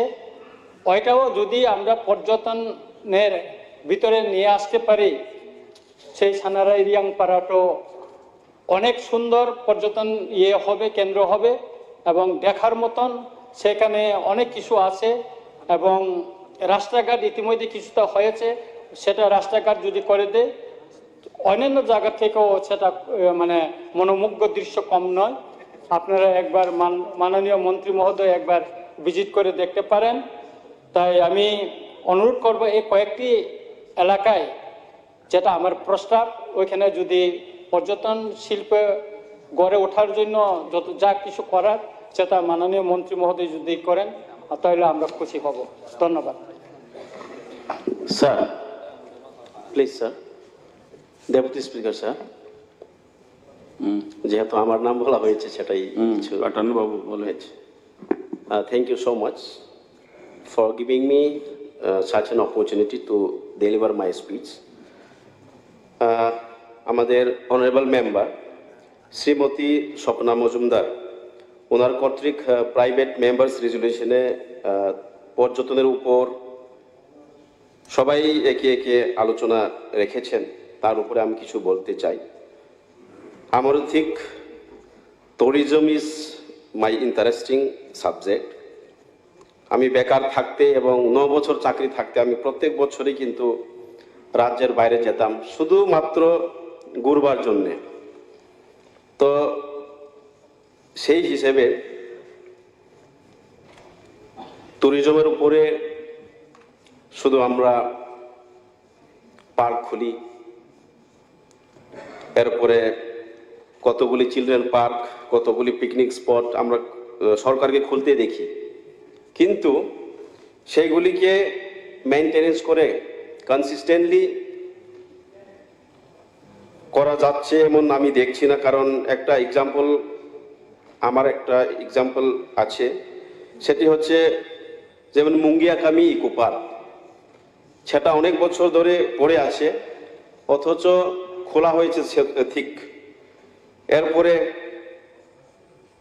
এখন যেহেতু আমি আমার অম্পিনগর কেন্দ্রটাকে আমি রিপ্রেজেন্ট করছি, তাই আমি বলতে চাই অম্পি নগর কেন্দ্র বা কেন্দ্র ভিত্তিক বা ব্লক ভিত্তিক যদি কোনো একটা চিলড্রেন পার্কের মতো ছোট করে একটা পার্ক যদি খোলা হয় প্রত্যেক ব্লকে অথবা প্রত্যেক বিধানসভায় যদি খোলা হয় তাহলে খুবই ভালো হবে। কারণ আমরা আগরতলায় আগে পড়াশোনা করতে সন্ধ্যাবেলায় চিলড্রেন পার্কে আমরা যেতাম, মনটাকে একটু রিফ্রেশ করতে যাই। তো প্রতিটি ব্লকে যদি হয় আপনার মাধ্যমে আমি দপ্তরের মন্ত্রীর কাছে আবেদন রাখবো, এটা যদি হয় তাহলে খুব ভালো হবে। এবং আরও একটা সুন্দর জায়গা আছে আমার এরিয়ার মধ্যে, সেই জায়গাটার নাম হচ্ছে থুম। ওইটা মুনতাং থেকে ঠিক অ্যারাউন্ড 15 কিলোমিটার হবে। মুনতাং পিক থেকেও আরও উপরে আছে ওইটা কিন্তু আমার বর্ডারেই পড়ে। এবং আমাদের কৃষ্ণপুর, যেমন আমাদের মাননীয় মন্ত্রী আমাদের বিকাশ বাবুর পাটটা পড়ে, ঠিক সেখানে থুম জায়গাটা খুব সুন্দর, খুব পিকটা সুন্দর। ওখান থেকে ওইদিকে আমবাসা দেখা যায়, এরপরে তৈদু তেলিয়ামরা সব কিছু দেখা যায়। এই জায়গাটা খুব সুন্দর। ওইটা আবার পরে সেই দিন আমি আলোচনায় রাখলাম ইস্ট ইসলাম বলে একটা মডেল ভিলেজ, ওই মডেল ভিলেজের আন্ডারেই ওটা পড়ে। ওখানে জনবসতি খুবই কম, কিন্তু ওখানে লোকেরা পায়ে হেঁটেই তৈদু বাজার করতো। অ্যারাউন্ড না হলে 25 কিলোমিটার হবে, তারা পায়ে হেঁটেই বাজার করত। কিন্তু এখন ট্যুরিজমের প্রস্তাব রাখতে গিয়ে রাস্তাঘাটের প্রশ্নই উঠে এলো, সেখানে রাস্তার ব্যবস্থা নেই। ওখান দিয়ে মুনতাং দিয়ে আমাদের মাননীয় মন্ত্রী বিকাশ দার ওই এরিয়ার মধ্যে একটা ভালো রাস্তা যদি করা যায় তাহলে ওইদিকে এলাকা উন্নয়ন হবে এবং ট্যুরিজমও সেখানে স্থাপন করা হবে। আরেকটা কথা হচ্ছে, আরেকটা বড়মুড়া দিয়া বা হাতাই কোতর দিয়ে দুপটে একটা তাংপাইয়া একটা পাড়া আছে, খুব সুন্দর পাড়া, ওখানে ওয়াটারফল আছে। সেখানেও কিন্তু ওয়াটারফল থাকতে আবার ওয়াটারফলের উপরে কিন্তু ঠিক আবার টপ একটা পিক, খুব একটা উচ্চ পাহাড় আছে। সেখান থেকে আমাদের ওইদিকে তৈদু হম্পি, ওইদিকে আবার জিরানিয়া চম্পকনগর দেখা যায়, এমন একটি জায়গা আছে। সেটাকে যদি তাংপাইয়া পাড়া, সেটাকে যদি ডেভেলপ করা যায়, একটা নতুন একটা টুরিস্ট স্পট খোলা যায়, তাহলে খুবই সুন্দর হবে। আমরা জানি, সবাই জানি কিন্তু যে টুরিস্ট স্পট খুললে পরে ওই বাসিন্দার লোকেরা কিছু তা না হলেও ইনকাম জেনারেশনের একটা ব্যবস্থা হবে। তাদের কোনো ইনকামের সোর্সই নেই, তো ট্যুরিজমের মাধ্যমে কিছু যদি ইনকাম জেনারেশনের একটা ব্যবস্থা করা যায় তাহলে খুব ভালো হবে। সেটাই মাননীয় মন্ত্রীর কাছে আপনার মাধ্যমে একটা প্রস্তাব রাখতে চাই। Thank you so much. এখন আমি মাননীয় সদস্য শ্রীমতী স্বপ্না মজুমদার কর্তৃক উত্থাপিত রেজুলেশনটি ভোটে দিচ্ছি। Speaker, deputy speaker, reply. মাননীয় মন্ত্রী রিপ্লাই, সরি। মাননীয় উপাধ্যক্ষ মহোদয়, মাননীয় সদস্য শ্রীমতী স্বপ্না মজুমদার ত্রিপুরা রাজ্যের পর্যটন শিল্পকে দেশ বিদেশের পর্যটকদের আকর্ষণ আরও বাড়ানোর লক্ষ্যে পর্যটন ক্ষেত্রগুলোর উপযুক্ত পরিকাঠামো গড়ে তোলার জন্য এই সভা রাজ্য সরকারকে অনুরোধ জানাচ্ছে। এই প্রস্তাব পেশ করেছেন এবং মাননীয় সদস্য সহ 10 জন সদস্যা এই প্রস্তাবের সমর্থনে তাদের বক্তব্য পেশ করেছেন। তো স্বাভাবিকভাবেই এই বক্তব্যের মধ্য দিয়ে বোঝা যাচ্ছে যে বিষয়টা কতটুকু গুরুত্বপূর্ণ এবং প্রত্যেকের কাছে কতটুকু গ্রহণযোগ্য।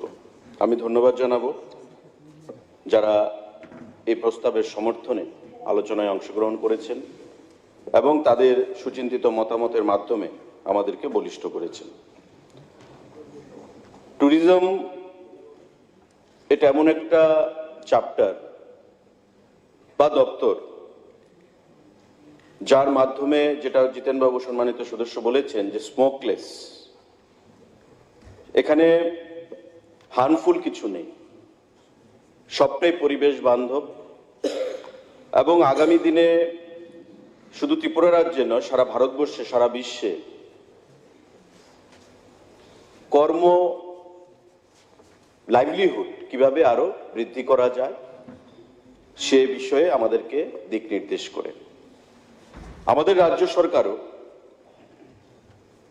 2018 সালে গঠিত হওয়ার পর ট্যুরিজমকে একটা শিল্প হিসেবে গুরুত্ব দিয়ে এই রাজ্যে বিভিন্ন ধরনের চিন্তা ভাবনা নিয়ে আমরা এগিয়ে চলেছি। যে কোনো কাজ আমরা করতে যাই মাননীয় উপাধ্যক্ষ মহোদয়, অর্থের প্রয়োজন, এবং বিগত দিনে আমরা দেখেছি 25 বছর ট্যুরিজমকে গুরুত্ব দিয়ে সিদ্ধান্তক্রমে অর্থ উপার্জনের কোনো চেষ্টা যেমন ছিল না, ঠিক তেমনি রাজ্যের এবং রাজ্যের বাইরে থেকে পর্যটকদেরকে আকর্ষিত করার জন্য, রাজ্যের বিভিন্ন ট্যুরিস্ট ডেস্টিনেশনগুলোর আকর্ষণ বৃদ্ধি করার জন্য তেমন কোনো পদক্ষেপ বিশেষভাবে আমরা পরিলক্ষিত করিনি। 2018 সালের পর এখানে প্রাক্তন পর্যটন মন্ত্রী আছেন, আমরা দেখেছিলাম যাই হয়েছে আমাদের সরকারের সময় সেটা হয়েছে। এটা নারিকেল কুঞ্জ বলুন, ছবি মোড়া বলুন, আপনি আবার বলবেন, আমি বলি, যদি কোথাও কোনো থাকে বলার আপনি বলবেন পরবর্তী সময়। নারিকেল কুঞ্জের লঘাটের কথা সুদীপ বাবু বলেছেন, এটাও আমাদের সরকার আসার পর হয়েছে। আমাদের ছবি মোড়াকে বিশ্বের দরবারে তুলে ধরার যে চেষ্টা, সেটাও আমাদের সরকারের আমলে হয়েছে। আমাদের ইকো ট্যুরিজম, যে ইকো ট্যুরিজমের উপর আমাদের সরকার গুরুত্ব দিয়েছে, সেটাও আমাদের সরকারের আমলে হয়েছে। আমাদের Ujjayanta palace light and sound system 6.5 কোটি টাকা, 6 কোটি 30 লক্ষ টাকা ব্যয় করে মাননীয় মুখ্যমন্ত্রী উদ্বোধন করেছেন, সেটাও আমাদের সরকারের সময় হয়েছে। এবং প্রতিটা ক্ষেত্রে স্বদেশ দর্শন 1 বলুন, স্বদেশ দর্শন 2 বলুন, এশিয়ান ডেভেলপমেন্ট ব্যাংক থেকে ফান্ডিং বলুন, সবটাই আমাদের সরকারের সময় আমাদের বর্তমান মুখ্যমন্ত্রী, প্রাক্তন মুখ্যমন্ত্রী, প্রাক্তন ট্যুরিজম মিনিস্টার, তাদের মাধ্যমে এবং আমাদের সরকারের মাধ্যমে সেটা আমাদের করা হচ্ছে। এখানে একটা বিষয় সাবজেক্ট এটা, এবং সবাই যেহেতু সমর্থনও করেছেন, নিশ্চয়ই এখানে কন্ট্রোভার্সির কোনো ব্যাপার নেই, ডিসকাশনের কোনো ব্যাপার নেই। আমি জাস্ট সংক্ষেপে মিনিট 5 মধ্যে আমি আমার বক্তব্য শেষ করব। ট্যুরিজম দপ্তর, মাননীয় জিতেনবাবু ঠিকই বলেছেন যে একা চলতে পারবে না। তার সঙ্গে যেমন আইসিএ দপ্তর যুক্ত, তার সঙ্গে ফরেস্ট ডিপার্টমেন্ট যুক্ত, হর্টিকালচার, এগ্রিকালচার, রুরাল ডেভেলপমেন্ট, এই প্রত্যেকটি দপ্তরের সহযোগিতা না পেলে ট্যুরিজম দপ্তর সামনের দিকে এগিয়ে যেতে পারবে না। এবং ভারতবর্ষের সরকার আমাদের স্বদেশ দর্শন 1 এবং স্বদেশ দর্শন 2-তে যে পরিমাণ অর্থ দিচ্ছে, আমরা আশা করব এখানে পরিকাঠামোর কথা বলা হয়েছে, বৃদ্ধি করার কথা বলা হয়েছে, আমরা সেই জিনিসটা এগিয়ে নিয়ে যেতে পারবো এবং সদর দর্শন 2-তে আমাদের দুটো ডেস্টিনেশন, আগরতলা ডেস্টিনেশন এবং ঊনকোটি ডেস্টিনেশনকে চিহ্নিত করা হয়েছে কেন্দ্রীয় সরকারের দ্বারা, যেখানে দুটো ডেস্টিনেশনের মধ্যে 70 কোটি টাকা করে 140 কোটি টাকা সেখানে স্যাংশন দেওয়া হচ্ছে। তার বাইরে আমাদের এশিয়ান ডেভেলপমেন্ট ব্যাংক ছবিমুড়া এবং ঊনকোটি ডেস্টিনেশনে 58 কোটি এবং 63 কোটি টাকার সেখানে স্যাংশন দিয়েছেন।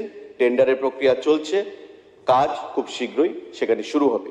আমরা বিশ্বাস করি যে এই অর্থ আমরা যখন খরচ করতে পারবো ট্যুরিজমের মাধ্যমে, আগামী দিনে ত্রিপুরা রাজ্যের ট্যুরিজমের যে পরিকাঠামোর কথা এখানে বলা হয়েছে, সেই পরিকাঠামোগত দিক থেকে আমরা অনেকটাই এগিয়ে যেতে সক্ষম হব। বর্তমান যে আমাদের কিছু তথ্য আমি দিতে চাইছি আপনাদেরকে, আপনারা জানেন যে আমরা ট্যুরিজম দপ্তরের তরফ থেকে ভারতবর্ষের প্রাক্তন ক্রিকেট অধিনায়ক সৌরভ গাঙ্গুলিকে ব্র্যান্ড অ্যাম্বাসেডর হিসেবে নিযুক্তি দিয়েছি এবং ওনার নিযুক্তির পর আমাদের নভেম্বর 2023 যে রেভিনিউ সেখানে এসছে 55,90,000 টাকা ট্যুরিজম দপ্তরের কাছে, এবং যে পরিমাণ ট্যুরিস্ট আমাদের এসছে ডোমেস্টিক 38,758 এবং ইন্টারনেট মানে ফরেন ট্যুরিস্ট 3,493। টোটাল আমাদের 5 লক্ষ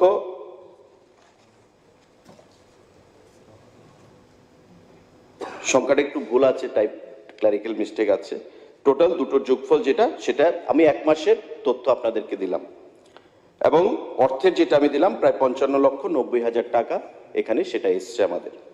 এবং যে পরিমাণ আয় আমাদের এসছে, মাননীয় স্বপ্না মজুমদার উনি ওনার বক্তব্যে বলেছেন যে প্রতি বছর আমাদের দেখা যাচ্ছে টুরিস্টের সংখ্যা বৃদ্ধি পাচ্ছে এবং টুরিস্টের দপ্তরের যে রেভিনিউ কর্পোরেশনের সেটাও আমাদের বৃদ্ধি পাচ্ছে।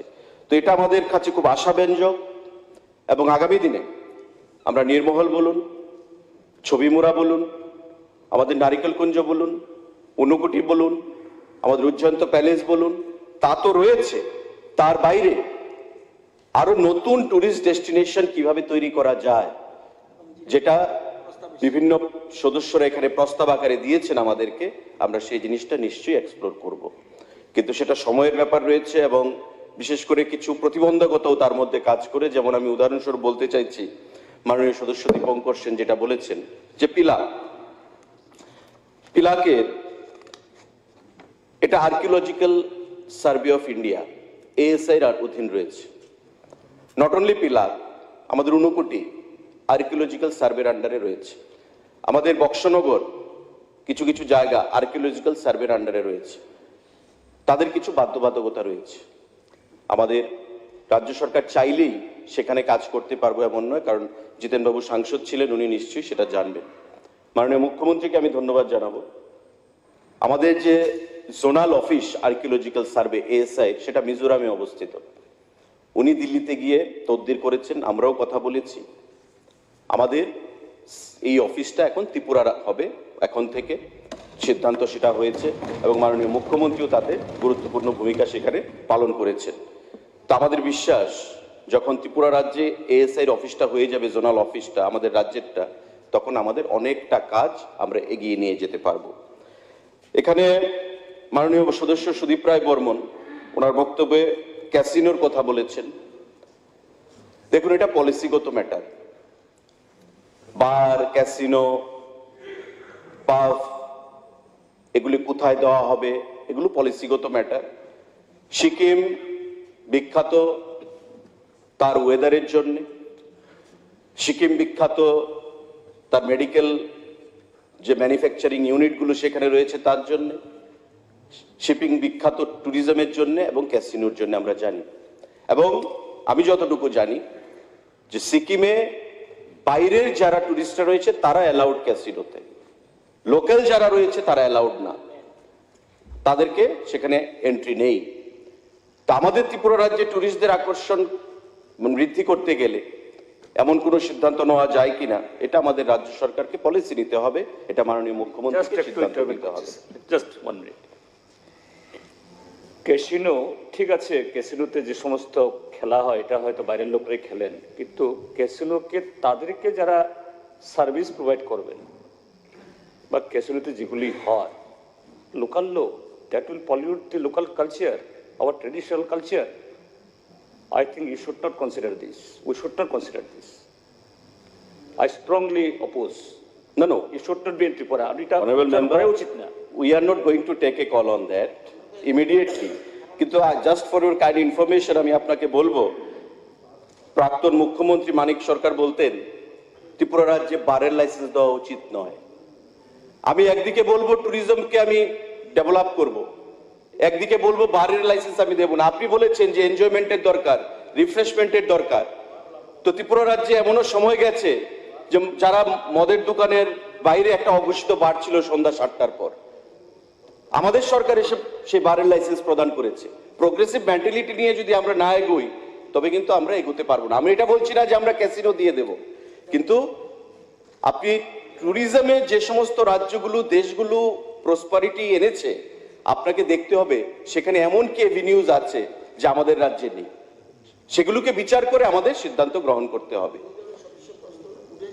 যেহেতু উনি বলেছেন, প্রস্তাব আকারে দিয়েছেন, আমি রাজস্থানও ক্যাসিনো নাই, তাই রাজস্থান জিওগ্রাফিক্যালি রাজস্থান কি অবস্থায় আছে সেটা আপনি জানেন, ডেজার্ট। যাই হোক, আমাদের রাজ্যের জিওগ্রাফিক্যাল লোকেশন যথেষ্ট ভালো এবং প্রস্তাবে এসছে যে বোট আরো বৃদ্ধি করা যায় কিনা। গতকাল রাত্রিবেলা সেক্রেটারি ট্যুরিজমের সঙ্গে আমার কথা হয়েছে যে আমাদের আরো কিছু বোট বৃদ্ধি করা যায় নারিকেল কুঞ্জে, কারণ এটা একটা ভাস্ট একটা ওয়াটার বডি, এখানে 5টা 10টা বোট দিয়ে সেখানে কভার হচ্ছে না। আমাদের এই নারিকেল কুঞ্জ যে ওয়াটার বডি সেটা আমাদের কাশ্মীরের যে লেক হ্রদ, সেখানে লেক থেকেও অনেক বড়, অনেক বড়। তো কেন আমার টুরিস্ট সেখানে আসবে না? আমাদের যা বোট রয়েছে সেটা আমরা সংখ্যা কিছুদিনের মধ্যেই আরো বৃদ্ধি করব। তার বাইরে আমাদের হাউস বোটের কাজ চলছে, টেন্ডার হয়ে গেছে। এই লেকের মধ্যে কি করে হাউস বোটকে জনপ্রিয় করে তোলা যায় সে দিশায় আমরা কাজ করছি। আমাদের নেসিড থেকে 30 কোটি টাকার সেখানে স্যাংশন দেওয়া হচ্ছে, যাতে করে আমরা সেখানে এই যে আইল্যান্ডগুলোর কথা বলা হয়েছে সেই আইল্যান্ডগুলোকে আরো কি করে টুরিস্টদের জন্য সেখানে পপুলার করা যায়, অ্যাট্রাকটিভ করা যায়। মল হোক, মল আগরতলা এসডিবি বসতটা মল, যে আইল্যান্ডগুলো আমাদের রয়েছে সেগুলো এখন আনএক্সপ্লোরড, সেগুলোকে আরো কি করে টুরিস্ট অ্যাট্রাকশন বৃদ্ধি করার জন্য ব্যবহার করা যায়। নেসিড থেকে আরো 30 কোটি টাকার সেখানে সন্ধান আমরা করতে পেরেছি। তো আর্থিক দিক থেকে যতক্ষণ না পর্যন্ত আমরা স্বাবলম্বী হতে পারবো, স্বয়ম্বর হতে পারবো, ততক্ষণ আমাদের এই যে চিন্তা ভাবনাগুলো সেগুলো কিন্তু কনফাইন্ড থেকে যাবে। তাই আমাদের সকলের কাছে আহ্বান থাকবে, আপনারা সেখানে আহ্বানের বিশেষ নেই, কারণ আপনারা প্রত্যেকে এটাকে সমর্থন করেছেন এবং মাননীয় ভগবান দাস মা ভবতারিণী মন্দিরের কথা বলেছেন। অলরেডি এটা আমাদের কনসিডারেশনে রয়েছে, কারণ 59 কোটি যে ডেস্টিনেশনে আমরা অর্থ পাচ্ছি তাতে মাননীয় মন্ত্রী সুধাংশু দাস, মাননীয় মন্ত্রী টিঙ্কু রায়, মাননীয় প্রাক্তন মন্ত্রী বর্তমান বিধায়ক ভগবান দাসের কনস্টিটিউয়েন্সিতে সেখানেই খরচ করা হবে, কারণ 59 কোটি জেলাতেই সেটাকে খরচ করতে হবে। তো সেই বিধানসভাগুলোতেই সেটা খরচ করতে হবে। এখানে আমাদের প্রাক্তন স্পিকার রতন চক্রবর্তী মহোদয় রয়েছেন। খয়েরপুর বিধানসভা কেন্দ্রে 6.5 কোটি টাকা এশিয়ান ডেভেলপমেন্ট ব্যাংক থেকে প্রদান করা হচ্ছে, টেন্ডারও হয়তো এর মধ্যে হয়ে গেছে বা হয়ে যাবে। আমাদের কমলা সাগর এখানে বিধায়িকা রয়েছেন, 17.5 কোটি টাকা এশিয়ান ডেভেলপমেন্ট ব্যাংক থেকে দেওয়া হয়েছে কমলা সাগর টেম্পলের এবং তার যে সারাউন্ডিংস তার ডেভেলপমেন্টের জন্য। রাস্তাঘাট প্রতিটা ক্ষেত্রেই ট্যুরিজমের সঙ্গে যুক্ত রয়েছে। মাননীয় মুখ্যমন্ত্রী সেটা গুরুত্ব দিয়ে দেখছেন। মন্দির ঘাটের রাস্তার কথা এখানে বলা হয়েছে, যত সুন্দর রাস্তা করা হয়েছে এবং আগামী দিনে ট্যুরিজমকে আরো অ্যাট্রাকটিভ করতে গিয়ে পিডব্লিউডি থেকে আমরা সহযোগিতা আশা করব এবং মাননীয় মন্ত্রী মুখ্যমন্ত্রী সেদিক থেকে যথেষ্ট যত্নবান এবং সহযোগিতার হাত বাড়িয়ে দিচ্ছেন। তো আমি সবাইকে ধন্যবাদ জানাচ্ছি। এটা এমন একটা সাবজেক্ট যেটা কারোর বিরোধিতা কেউ করেনি এবং এই প্রস্তাবকে সেখানে সমর্থন করার জন্য। তার বাইরে ফর ইউর ইনফরমেশন, আমাদের হোমস্টে খুব শীঘ্রই আগামী 5-7 দিনের মধ্যে আমরা ছবিমুড়া এবং নারিকেল কুঞ্জতে 10টা হোমস্টে সেখানে আমরা উদ্বোধন করতে চাইব। লগঘাটের কথা আমরা বলেছি, আমাদের হাউস বোটের কথা বলেছি, আমাদের হেলিপ্যাড সেখানে স্থাপন করা হচ্ছে যাতে হেলিকপ্টার সার্ভিস নিয়েও টুরিস্টরা সেখানে যেতে পারে। অ্যাডভেঞ্চার ট্যুরিজম আমাদের কাঞ্চনপুর অর্থাৎ জম্পুইতে অ্যাডভেঞ্চার ট্যুরিজম সেখানে রয়েছে, সেটাও যথেষ্ট জনপ্রিয়তা অর্জন করেছে। এবং ধীরে ধীরে আমি যেটা দিয়ে শুরু করেছি, যে কাজগুলা হয়েছে সেটা আমাদের সরকারের সময় হয়েছে এবং আগামী দিনে সেই কাজগুলোকে আমরা ত্বরান্বিত করব, সামনের দিকে এগিয়ে নিয়ে যেতে পারবো। এবং আগামী দিনে ট্যুরিস্ট পুলিশের প্রশ্ন এখানে এসছে, ট্যুরিস্ট গাইড কি করে আমরা নিয়োগ করতে পারি সেদিকেও দপ্তর চিন্তা ভাবনা করছে। সেই কাজগুলোকে আমরা ত্বরান্বিত করব এবং ট্যুরিজমকে একটা লাইভলিহুড আর্নিং এর একটা ব্যবস্থা কিভাবে করা যায় ট্যুরিজমের মাধ্যমে, চাকরির বাইরে গিয়ে সেই জিনিসটা আমরা লক্ষ্য রেখে আগামী দিনে কাজ করব। সবাইকে আমরা নমস্কার জানাই এই আলোচনায় অংশগ্রহণ করার জন্য এবং তাকে সমর্থন করার জন্য। ধন্যবাদ। ধন্যবাদ। এখন আমি মাননীয় সদস্য শ্রীমতী স্বপ্না মজুমদারের আনিত রেজলিউশনটি ভোটে দিচ্ছি। রেজলিউশনটি হলো ত্রিপুরা রাজ্যের পর্যটন শিল্পকে দেশ বিদেশের পর্যটকদের আকর্ষণ আরও বাড়ানোর লক্ষ্যে পর্যটন ক্ষেত্রগুলির উপযুক্ত পরিকাঠামো গড়ে তোলার জন্য এই সভা রাজ্য সরকারকে অনুরোধ জানাচ্ছে। তো আমি যারা এই প্রস্তাবের পক্ষে আছেন তারা হা বলবেন, যারা এই প্রস্তাবের বিপক্ষে আছেন তারা না বলবেন। যেহেতু না বলার কেউ নেই, এই প্রস্তাবটি সর্বসম্মতি গৃহীত হলো।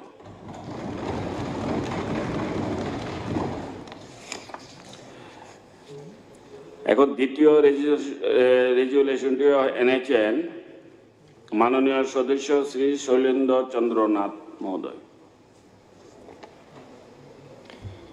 মাননীয় ডেপুটি স্পিকার স্যার, আমার প্রস্তাবটি হচ্ছে ত্রিপুরার বিধানসভা গভীর উদ্বেগের সঙ্গে লক্ষ্য করছে যে রাজ্যের শিক্ষিত, অর্ধশিক্ষিত, বেকার এবং গ্রামীণ মজদুরদের মধ্যে সমস্যা দিন দিন বৃদ্ধি পাচ্ছে।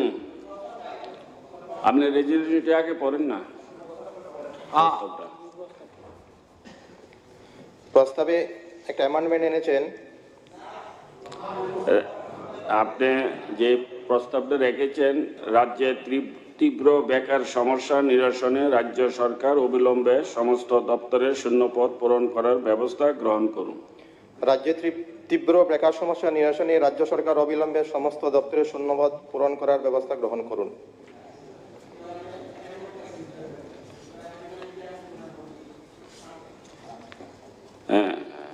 মাননীয় সদস্যগণের অবগতির জন্য জানাচ্ছি যে মাননীয় সদস্য শ্রী শৈলেন্দ্র চন্দ্র নাথ কর্তৃক উত্থাপিত রেজলিউশনের উপর মাননীয় সদস্য শ্রী কিশোর বর্মন একটি সংশোধনী প্রস্তাবের নোটিশ দিয়েছেন। আমি এই সংশোধনী প্রস্তাবটি উত্থাপনের অনুমতি দিয়েছি। এখন আমি মাননীয় সদস্য শ্রী কিশোর বর্মনকে অনুরোধ করছি ওনার সংশোধনী প্রস্তাবটি সবাই উত্থাপন করে আলোচনা শুরু করার জন্য। প্রস্তাবটা উঠে দেন। হ্যাঁ, মাননীয় সদস্য শৈলেন্দ্রবাবু বলেন, শুরু করেন এখন।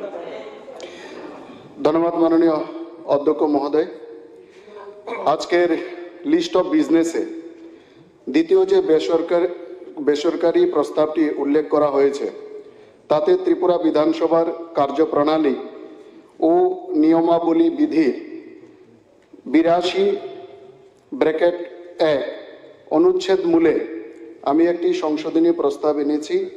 আমার সংশোধনী প্রস্তাবটি হচ্ছে আফটার দ্য ওয়ার্ড রাজ্যে ডিলিট দ্য ওয়ার্ড তীব্র, আফটার দ্য ওয়ার্ড নিরসনে ডিলিট দ্য ওয়ার্ডস রাজ্য সরকার অবিলম্বে সমস্ত দপ্তরের অ্যান্ড ইনসার্ট দি ওয়ার্ডস বেকারদের স্বাবলম্বী করার উদ্যোগের পাশাপাশি রাজ্য সরকারের দপ্তরগুলোতে কর্মচারী আফটার দ্য ওয়ার্ড করার ডিলিট দ্য ওয়ার্ডস ব্যবস্থা গ্রহণ করুন অ্যান্ড ইনসার্ট দ্য ওয়ার্ডস চলমান প্রক্রিয়া আরও ত্বরান্বিত করার জন্য এই সভা রাজ্য সরকারকে অনুরোধ জানাচ্ছে।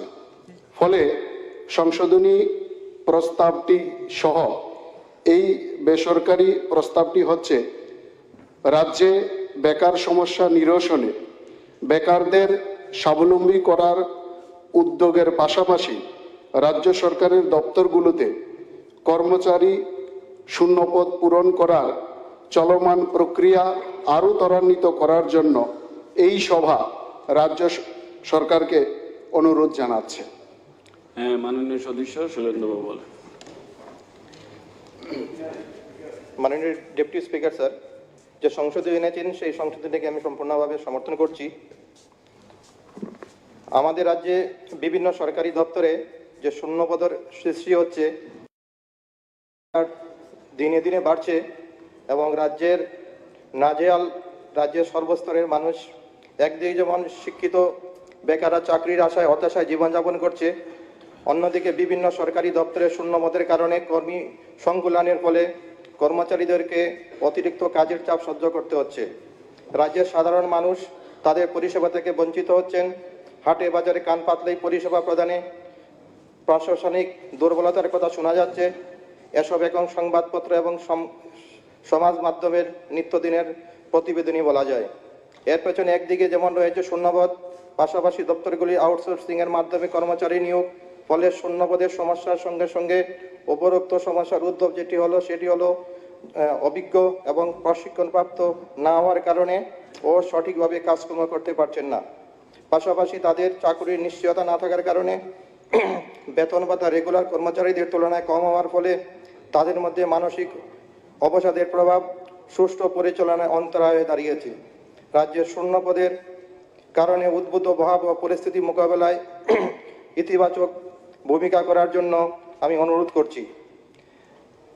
আমি বাজেটের ডেডলাইন্স 2018 সালের 1 জানুয়ারি এবং বাজেটের ডেডলাইন্স 1 জানুয়ারি 2023 কিছু পরিসংখ্যান দিচ্ছি। শিক্ষাক্ষেত্রে যেখানে 1/1/2008 ছিল 50,382, যেটা 1/1/23 এসে দাঁড়িয়েছে 32,237, ডিক্রিজ হয়েছে 18,145 নাম্বারস, পার্সেন্টেজ 36। এগ্রিকালচার ডিপার্টমেন্টে 1/1/2018 ছিল 4,420, 1/1/23 এসে দাঁড়িয়েছে 3,331, ডিক্রিজ হয়েছে 1,089, percentage 25। PWD road and building 1/1/18 ছিল 7,372, 1/1/23 এসে দাঁড়িয়েছে 5,341, কমেছে 2,031, পার্সেন্টেজ 27%। অ্যানিম্যাল রিসোর্স ডেভেলপমেন্টে যেখানে 1/1/2018 ছিল 1,912, 1/1/23 এসে দাঁড়িয়েছে 1,621, ডিক্রিজ হয়েছে 291, 15%। ফরেস্ট ডিপার্টমেন্টে ছিল 1/1/2018 2,107, 1/1/23 দাঁড়িয়েছে এসে 1,642, ডিক্রিজ হয়েছে 465, পার্সেন্টেজ হচ্ছে 72%। টোটাল 64 ডিপার্টমেন্টের মধ্যে কেবল এক্সাম্পল হিসাবে 5টা ডিপার্টমেন্টের উল্লেখ করলাম। 8 তারিখে সিএজি অডিট রিপোর্ট যেটা সাবমিট করেছেন বিধানসভাতে, সেই রিপোর্টে পেজ নাম্বার 46 এ মেনশন রয়েছে, primary and secondary health care facilities in the state were running with acute shortage of manpower in the cadre of doctors, nurses and paramedics. আমি আমার আলোচনার শূন্যপদ বলতে আমি রাজ্যের যে সমস্ত সরকারি দপ্তরগুলিতে প্রয়োজনীয় তুলনায় স্থায়ী কর্মচারী রয়েছেন ও যেখানে প্রয়োজনীয় খালি পদগুলিতে স্থায়ী কর্মচারী নিয়োগ করা হচ্ছে না বা যেখানে অস্থায়ী ঠিকাদার ভিত্তিক কর্মচারীদের দিয়ে প্রশাসনের কাজকর্ম পরিচালনা করা হচ্ছে সেই সব শূন্যপদগুলিকে বোঝাচ্ছি। বিগত সরকারের সময়ে নিরলস লাগাতার প্রচেষ্টার ফলে রাজ্যের শিক্ষা ব্যবস্থার বিকেন্দ্রীকরণ হয়েছে। রাজ্যে গড়ে উঠেছে স্কুল, কলেজ, বিশ্ববিদ্যালয়, মেডিকেল কলেজ, কারিগরি ও তথ্য প্রযুক্তি প্রতিষ্ঠানের মতো শিক্ষা প্রতিষ্ঠানগুলি। এইসব শিক্ষা প্রতিষ্ঠানের পাশাপাশি বহিরাজ্য থেকে পাশ করা যুবক যুবতীরা শিক্ষিত বেকার তালিকায় নাম নথিভুক্ত করিয়েছেন সরকারি চাকরি পাওয়ার আশায়, কিন্তু রাজ্য সরকারের বিভিন্ন দপ্তরগুলিতে সৃষ্ট শূন্যপদে নিয়মিত নিয়োগ না দেওয়ার ফলে ও কিছু কিছু দপ্তরে আউটসোর্সিংয়ের মাধ্যমে কর্মী নিয়োগের ফলে রাজ্যের বেকার সমস্যা দিন দিন বৃদ্ধি পাচ্ছে। অপরদিকে আবার রাজ্য সরকার শূন্যপদ অবলম্বনের দিকে হাঁটছে, ফলে হতাশার প্রহর গুনছেন শিক্ষিত বেকার ও তাদের পরিবার পরিজনেরা। রাজ্যের অর্থ দপ্তর থেকে প্রাপ্ত প্রকাশিত পরিসংখ্যানে দেখা যাচ্ছে যে রিপোর্ট হচ্ছে director of economics and strategics planning department of Tripura, page number 79, যেখানে 2018-19 সালে সংখ্যা ছিল 1,61,671। বর্তমানে 2021-22 সংখ্যা দাঁড়িয়েছে 73,363, ডিফারেন্স ইজ 88,308।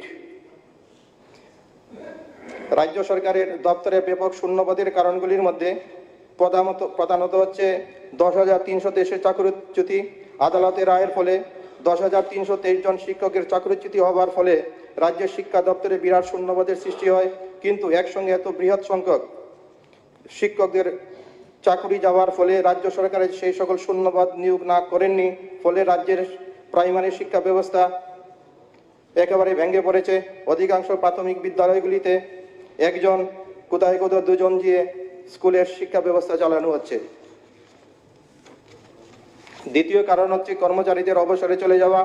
বিভিন্ন সরকারি দপ্তরে শূন্যপদ সৃষ্টির পেছনে আরেকটি কারণ হলো কর্মচারীদের অবসরে চলে যাওয়া। সরকারি নিয়ম মেনে প্রত্যেক কর্মচারীকে একটি নির্দিষ্ট সময়ে কর্মজীবন থেকে অব্যাহতি নিতে হয়, ফলে ওই স্থানে সৃষ্টি হয় শূন্যপদের। আগে যদি ওই সকল শূন্যপদগুলিতে নিয়মিত নিয়োগ হতো, কিন্তু এখন তা আর হচ্ছে না। কোনো কোনো ক্ষেত্রে এই সকল শূন্যপদে পুনরায় নিয়োগের পরিবর্তে শূন্যপদগুলি বন্ধ করে দিতে তৎপর হচ্ছে সরকার, অথচ সংকট দেখিয়ে অর্থ দপ্তরের মাধ্যমে জারি করা অর্থ দপ্তরের অনুমোদন ব্যতীত দপ্তরে নিয়োগ করা যাবে না বলে নিষেধাজ্ঞা জারি করা হচ্ছে, যার ফলে দপ্তরের শূন্যপদের তালিকা দীর্ঘতর হচ্ছে।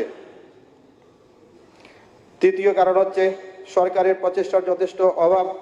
শূন্যপদ পূরণে রাজ্য সরকারের অনিচ্ছা বারবার প্রকাশিত হচ্ছে জনসমক্ষে। সরকার নিজের দপ্তরে নিয়োগের প্রচেষ্টা যথেষ্ট নেই, অথচ ঘটা করে বেসরকারি কোম্পানির জন্য চাকরির মেলা আয়োজিত হচ্ছে রাজ্যের সর্বত্র। কিন্তু মজার বিষয় হলো এসব চাকুরি মেলা করে এবং রাজ্য সরকারের চাকরিজীবীর সংখ্যা দিন দিন কমে চলছে। অর্থ দপ্তর থেকে প্রকাশিত পরিসংখ্যান থেকে এটাই স্পষ্ট। আউটসোর্সিংয়ের মাধ্যমে কর্মচারীদের নিয়োগ। এই বিজেপি-আইপিএফটি জোট সরকার ক্ষমতায় আসার পর রাজ্যব্যাপী পরিচিত হয়েছে এই আউটসোর্সিংয়ের বিষয়টি। যোগ্যতা আছে, পরিশ্রম বেশি, অতিরিক্ত খাটুনি, অথচ পারিশ্রমিক অল্প, নেই কাজের নিশ্চয়তা। এজন্য হায়ার অ্যান্ড ফায়ারের নীতি চলছে সরকারি দপ্তরে। রাজ্যের কর্মসংস্কৃতিতে এজন্য এক নতুন অধ্যায়ের সূচনা। বিভিন্ন দপ্তরে শূন্যপদ সৃষ্টি, কিছু সংখ্যক পদে আউটসোর্সিংয়ের মাধ্যমে নিয়োগ করে ড্যামেজ কন্ট্রোলের চেষ্টা করছে সরকার, কিন্তু এতে সমস্যা আরও প্রকট হচ্ছে। কেননা আউটসোর্সিংয়ের মাধ্যমে যে সকল কর্মচারী নিয়োগ করা হয়, প্রথমত দেখা যাচ্ছে তাদের যোগ্যতার তুলনায় অধিকাংশ ক্ষেত্রেই কম এবং যথাযথ প্রশিক্ষণ না থাকার ফলে সঠিকভাবে দায়িত্ব পালন করতে পারছেন না। দ্বিতীয়ত তাদের বেতন ভাতা স্থায়ী কর্মচারীদের তুলনায় কম হওয়ার কারণে, কাজের চাপ অপেক্ষাকৃত বেশি হওয়ার কারণে ও চাকরির নিশ্চয়তা না থাকার কারণে কাজে মনোযোগ দিতে পারছেন না এবং আউটসোর্সিংয়ের মাধ্যমে যে নিয়োগের স্থান নিবদ্ধ পূরণ করা হচ্ছে না। তার কয়েকটা এক্সাম্পল আপনাদেরকে দিচ্ছি। আমাদের মাননীয় মন্ত্রী সুশান্ত চৌধুরী প্রেস কনফারেন্সের মাধ্যমে 20 সেপ্টেম্বর 2023-তে post graduate teacher physical education, sociology, psychology, geography, economics, staff nurse, academic counsellor, special educator এবং লাইব্রেরিয়ান পদের বিভিন্ন পদের ঘোষণা করেছিলেন, কিন্তু আজ অবধিও সেই সমস্ত পদে নিয়োগের জন্য আবেদনপত্র আহ্বান করা হয়নি।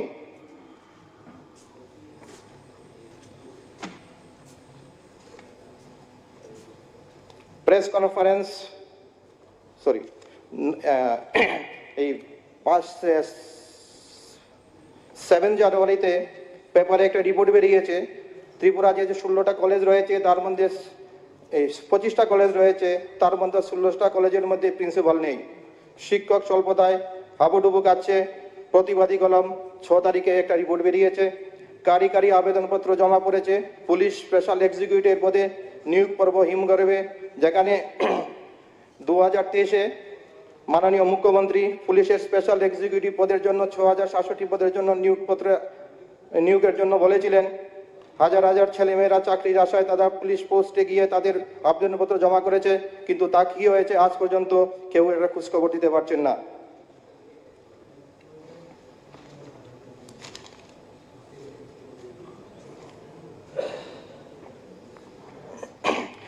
জানুয়ারিতে সরকারি নিয়োগ বন্ধ করে অবসরপ্রাপ্তদের পুনর্বাসনের মাধ্যমে পানি সম্পদ দপ্তরে 21টা পদের জন্য আবেদন করা হয়েছে।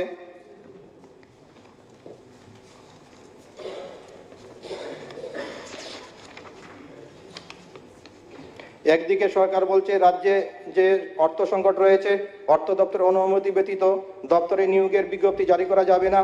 অপরদিকে বিজ্ঞাপন খাতে সরকারি ব্যয় দিন দিন বৃদ্ধি পাচ্ছে।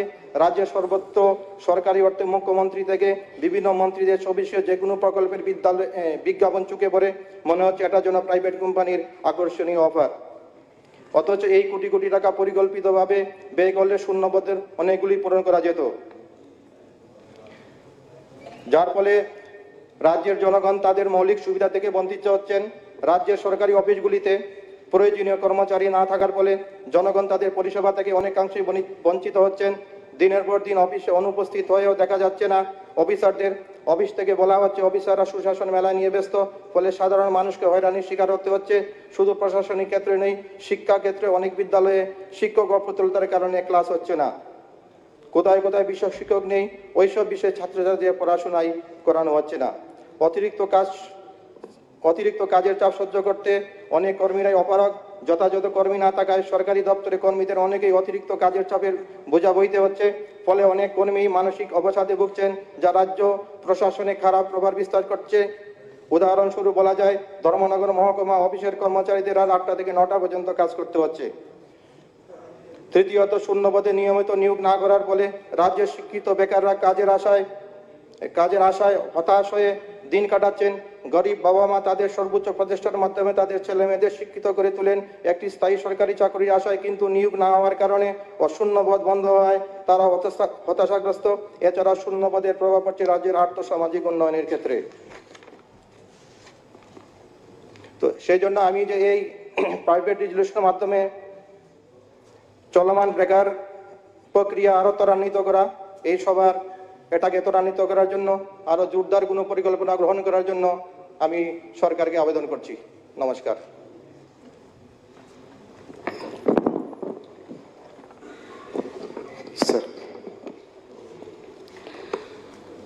স্যার, আমি এই বিষয়টি ক্লারিফাই করার জন্য একটু বক্তব্য রাখব। কালকেও আমার কেন আমি সংশোধনীটা এনেছি, কালকেও আমি ভাষণের জন্য আমার নাম ছিল, কিন্তু জনস্বার্থে সমর্পণ করে দিয়েছি। আজকেও রেফারেন্স পিরিয়ডে আমার বক্তব্য ছিল, সেটাও জনস্বার্থে সমর্পণ করে দিয়েছি। তো আমি এটার মধ্যে একটু বলব। যে কর্মসংস্থান, এটা শুধুমাত্র যে আমাদের সরকারের সমস্যা তা নয়, রাজ্যেরই সমস্যা তা নয়। আমরা সবাই জানি যে এই সমস্যা দেশের প্রতিটা রাজ্যের, দেশের এবং বিশ্বের সমগ্র যেই উন্নয়নশীল দেশ তাদেরও আছে, এবং অনুন্নত যে দেশগুলো আছে তাদেরও আছে। বর্তমান আমাদের সরকারও আছে, এবং অস্বীকার করতে পারবেন না তার আগে যে আমাদের বামপন্থী বন্ধুদের যে সরকার ছিল, সেই সরকারের সময়ও সে বিষয়টা ছিল। তারা হয়তো চেষ্টা করেছেন বর্তমান যে শিল্প, শিক্ষক স্বল্পতা ইত্যাদি নিয়ে 2023 ইত্যাদি নিয়ে বক্তব্য রাখছেন, তারা হয়তো চেষ্টা করেছিলেন কিছু নিয়োগ নীতি দেওয়ার জন্য, কিন্তু তাতেও তারা সফল হননি। কারণ তাদের স্বজন পোষণ, তাদের দলবাজি এবং নিয়ম নীতিতে স্বচ্ছতার অভাবে অনেক বেকার যুবকের জীবন নষ্ট হয়েছে। তাদের দলবাজির ফসল এখানে আমিও একজন আছি। আমিও 2004 সালে ত্রিপুরা বিশ্ববিদ্যালয় থেকে বাংলা অনার্স নিয়ে পাশ করেছি, চাকরি পাইনি। এমন নয় আমি ইন্টারভিউ দেইনি, ইন্টারভিউ দিয়েছি, চাকরি পাইনি কেন? সিপিএম করিনি। এমন নয় আমার রেজাল্ট খারাপ ছিল, আমার থেকে যারা আরো খারাপ রেজাল্ট করেছেন তারা পর্যন্ত চাকরি পেয়েছেন। যদি তারা সেই দিন সেই রাস্তা অবলম্বন না করতেন তাহলে হয়তো বর্তমান যে শিক্ষক স্বল্পতা তারা উদাহরণ তুলে ধরছেন সেটা অন্তত কিছুটা হলো সেখানে ঘাটতির অভাব কমতো। তো এই বিষয় নিয়ে গত 3 দিন ধরে আমাদের এই হাউসের চর্চায় মহামান্য রাজ্যপালের ভাষণ, তার উপর ধন্যবাদ সূচক বক্তব্য, তার সমর্থনে বক্তব্য থেকে শুরু করে বিভিন্ন question hour, calling attention, reference period, এই সমস্ত কিছুতে আলোচনায় এসছে এবং সবাই আমরা সেটা নিয়ে চিন্তিত যে কিভাবে সমস্ত বেকারদের কর্মসংস্থান দেওয়া যায়, কিভাবে শূন্য পদগুলো পূরণ করা যায়, কিভাবে নতুন পদের সৃষ্টি করে আরো বেকারদের সেখানে রোজগারের ব্যবস্থা করা যায়, আমাদের সরকারের কি ভূমিকা, এই বিষয়ে আমাদের মহামান্য রাজ্যপালের ভাষণের ধন্যবাদ জানাতে গিয়ে আমাদের পরিষদীয় মন্ত্রী শ্রী রতন লাল নাথ উনি বিস্তর আলোচনা করেছেন এবং তথ্য দিয়ে আলোচনা করেছেন।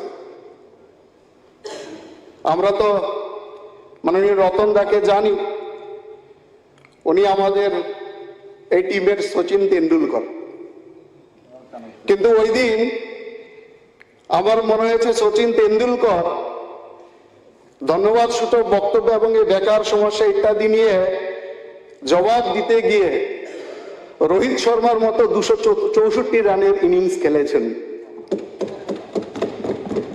অনিমেষ দা বল করছেন, আমাদের রতন বাবু ব্যাট করছেন, বৃষগত বাবু কিপার ছিলেন, আর আমার যারা ত্রিপুরামতার বন্ধুরা ছিলেন তারা ফিল্ডিং করছিলেন। আর ওই ব্যাটিং এর মধ্যে এতই ভয়ঙ্কর সেই ব্যাটিং ছিল,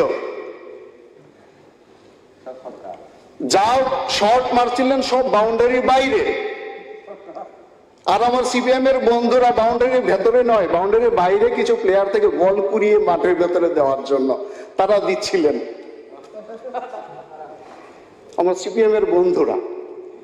এবং আমার মিডিয়াল অর্ডারে যারা ব্যাট করেছেন, আমার রঞ্জিত দা, আমার ভগবান দা, আমার বিনয় দা থেকে শুরু করে যারা মিডিয়াল অর্ডারে ব্যাট করেছেন, তারা যখন ব্যাট করছিলেন তখন আমার বসে বসে শীতের মরশুমে মনে হচ্ছিল যে আমরা শীতের মরশুমে এখন ক্ষীরা আসে, তো আমরা বন্ধুরা বসে একসাথে ক্ষীরা খাই। তারা যখন বক্তব্য রাখছিলেন এবং আমার অপোজিশন বন্ধুদের জবাব দিচ্ছিলেন তখন মনে হচ্ছিল কেউ ক্ষীরা ছুলছেন, কেউ কাটছেন, কেউ লবণ লাগাচ্ছেন, আর কেউ মরিচ লাগাচ্ছেন। এবং শেষে আমার ট্যালেন্টার ব্যাটসম্যান বক্সনগরের তপাস জল ভাই রিঙ্কু সিং এর মতো ব্যাট করে গেলেন, একবারে সুইল লাগাইটা লবণ লাগাই দিছে ওই বিষয়ের উপর। বাকি গোপালদা ছিলেন এখানে, সবদ্দল ভাই তো আমার যিনি এখানে ছিলেন, শুধু ওনার বক্তব্যের সময় মিডিয়ার সামনে এখানে আসেন, নিজের বক্তব্য রেখে বেরিয়ে যান। ওনারই গুরু সুদীপ দাকে পর্যন্ত ছাড়েননি, উনি কিন্তু মাঠে ছিলেন না, কোথায় ছিলেন? স্টেডিয়ামে কমেন্ট্রি বক্সের ভেতরে বসেছিলেন, কিন্তু রিঙ্কু সিং এর ব্যাটে রিঙ্কু সিং তাকেও ছাড়েনি, সেই কমেন্ট্রি বক্সের গ্লাস পর্যন্ত ভেঙে গেছে। গোপালদা দর্শক আসনে বসে ম্যাচটাকে ডিস্টার্ব করার জন্য বোতল ছুটছিলেন, বারবার বোতল ছুঁড়ে ছুঁড়ে ম্যাচটাকে ডিস্টার্ব করছিলেন। তো এই ছিল তার পরিস্থিতি। কিন্তু বিষয় হলো বেকারদের কর্মসংস্থান আমাদের বামপন্থী বন্ধুদের দৃষ্টিতে শুধুমাত্র সরকারি চাকরি দিলেই বেকারদের কর্মসংস্থান হয়ে যাবে, এটাই তাদের একমাত্র দৃষ্টিভঙ্গি। তারা ভুলে যান আমার বাড়ির পাশে প্রাক্তন মন্ত্রী সুকুমার বর্মন ছিলেন, ওনার সাথে স্বর্গীয় অনিল সরকারের খুব ঘনিষ্ঠ সম্পর্ক ছিল, প্রায়ই যেতেন এবং বিভিন্ন সভা সমিতিতেও ভাষণ রাখতেন। উনি কবি মানুষ ছিলেন, উনিও ভাষণে বলতেন কবির ভাষায় যে সবাইকে চাকরি দিতে পারবো না, আর সবাইকে স্বর্গের সিঁড়ি বানিয়ে দিতে পারবো না। উনিও বলতেন তাদের সরকারের আমলে, উনি এডুকেশন মিনিস্টার ছিলেন। অথচ আজকে যখন সরকারের নাই, দুমুখী সিদ্ধান্তের কথা তারা জানাচ্ছে। তাদের সরকারের আমলে কিন্তু তারা পারেননি, 35 বছর চালিয়েছেন, তারা কিন্তু পারেননি। তারপর পশ্চিমবঙ্গে 34 বছর, 34 বছর, সেখানে কি তারা কর্মসংস্থান সবাইকে দিতে পেরেছেন? 34 বছরের শাসনে সেখানে পারেননি। তারা পশ্চিমবঙ্গে ক্ষমতায় আসার আগে ইন্ডিয়ান জিডিপিতে পশ্চিমবঙ্গের কন্ট্রিবিউশন 27% ছিল, 27%। আর আজকে ওই রাজ্যকে কাঙ্গাল বানিয়ে দিয়েছে। আজকে ওই রাজ্য, তারা যখন ক্ষমতা ছেড়ে যান, 1.5 লক্ষ কোটি টাকা ঋণ করে গেছে। জুট মিল বন্ধ, 63,000 বিভিন্ন কলকারখানা, ছোট বড় কলকারখানা তারা বন্ধ করে গেছেন। তো সেই কারণে আমি এখনো শ্যামলদা উত্তর করছেন ওখান থেকে, আসলে তাদের স্বভাবটা কিরকম? দুর্যোধনের মতো। দুর্যোধন জানতেন পাপ কোনটা, পুণ্য কোনটা, ন্যায় কোনটা, অন্যায় কোনটা, ভালো কোনটা, মন্দ কোনটা। উনি বলেছেন, পিতামহ ভীষ্মকেও বলেছেন এবং শ্রীকৃষ্ণকেও বলেছেন, আমি জানি কোনটা ভালো কোনটা মন্দ, কিন্তু ভালো পথে চলার আমার স্বভাবে নেই, আমি চলতে পারবো না, এই কারণে ধ্বংস হয়ে গেছিল। আর আপনারাও এই কারণেই ধ্বংস হয়ে গেছেন, এই টন্টিং মারার কারণে। স্বীকার করুন বাস্তবটা। রাবণেরও একই অবস্থা হয়েছিল, শ্যামলদা, রাবণেরও একই অবস্থা হয়েছিল। একটু শুনুন, রাবণেরও একই অবস্থা হয়েছিল। সীতা হরণ করে কি পাপ করেছেন উনি অনেকের কাছে বলেছেন। অধ্যক্ষ মহোদয়, রাবণেরও সীতা হরণ করার পর যে পাপ করেছেন উনি অনেকের কাছে বলেছেন, সেটা পাপ হয়েছে। কিন্তু কি করব, আমি যখনই সীতার সামনে যাই আমি সমস্ত পাপ ভুলে যাই, এই কারণে রাবণ ধ্বংস হয়েছিল। তা আপনাদের অবস্থাও এই দুর্যোধন আর রাবণের মতোই হয়েছে। স্বভাব তো যাবে না, স্বভাব আপনারা পরিবর্তন করতে পারবেনও না। রামু ভাইয়ের সুযোগ আছে আর সুদীপ ভাইয়ের সুযোগ আছে। হ্যাঁ, তো সেই কারণে আমি আর তাদের বিষয়ে বেশি আমি বলতে চাই না, আমি বিষয়ের মধ্যে আসতে চাই। কারণ ওনারা লুপ্ত প্রায় প্রাণী। আগামী দিনে ডাইনোসরের সাথে ওনাদের ছবি টাঙানো থাকবে। ছেলেদের বলা হবে ডাইনোসর দেখতে এরকম ছিল আর সিপিএম দেখতে এরকম ছিল, একসময় ছিল। তো সুতরাং তাদের কথা বলে আমি আর আমার সময় ব্যয় করতে চাই না। সত্যি যদি আমরা এই বেকারদের রোজগারের বিষয় যদি 100% বেকারদের রোজগার যদি আমরা সুনিশ্চিত করতে চাই, তাহলে আমাদেরকে এই সমস্যার মূলে যেতে হবে। যেই মূলে গিয়ে আমাদের নরেন্দ্র মোদীজি এবং আমাদের ডক্টর মানিক শাহ নেতৃত্বে আমাদের ত্রিপুরা সরকার আমাদের করছে।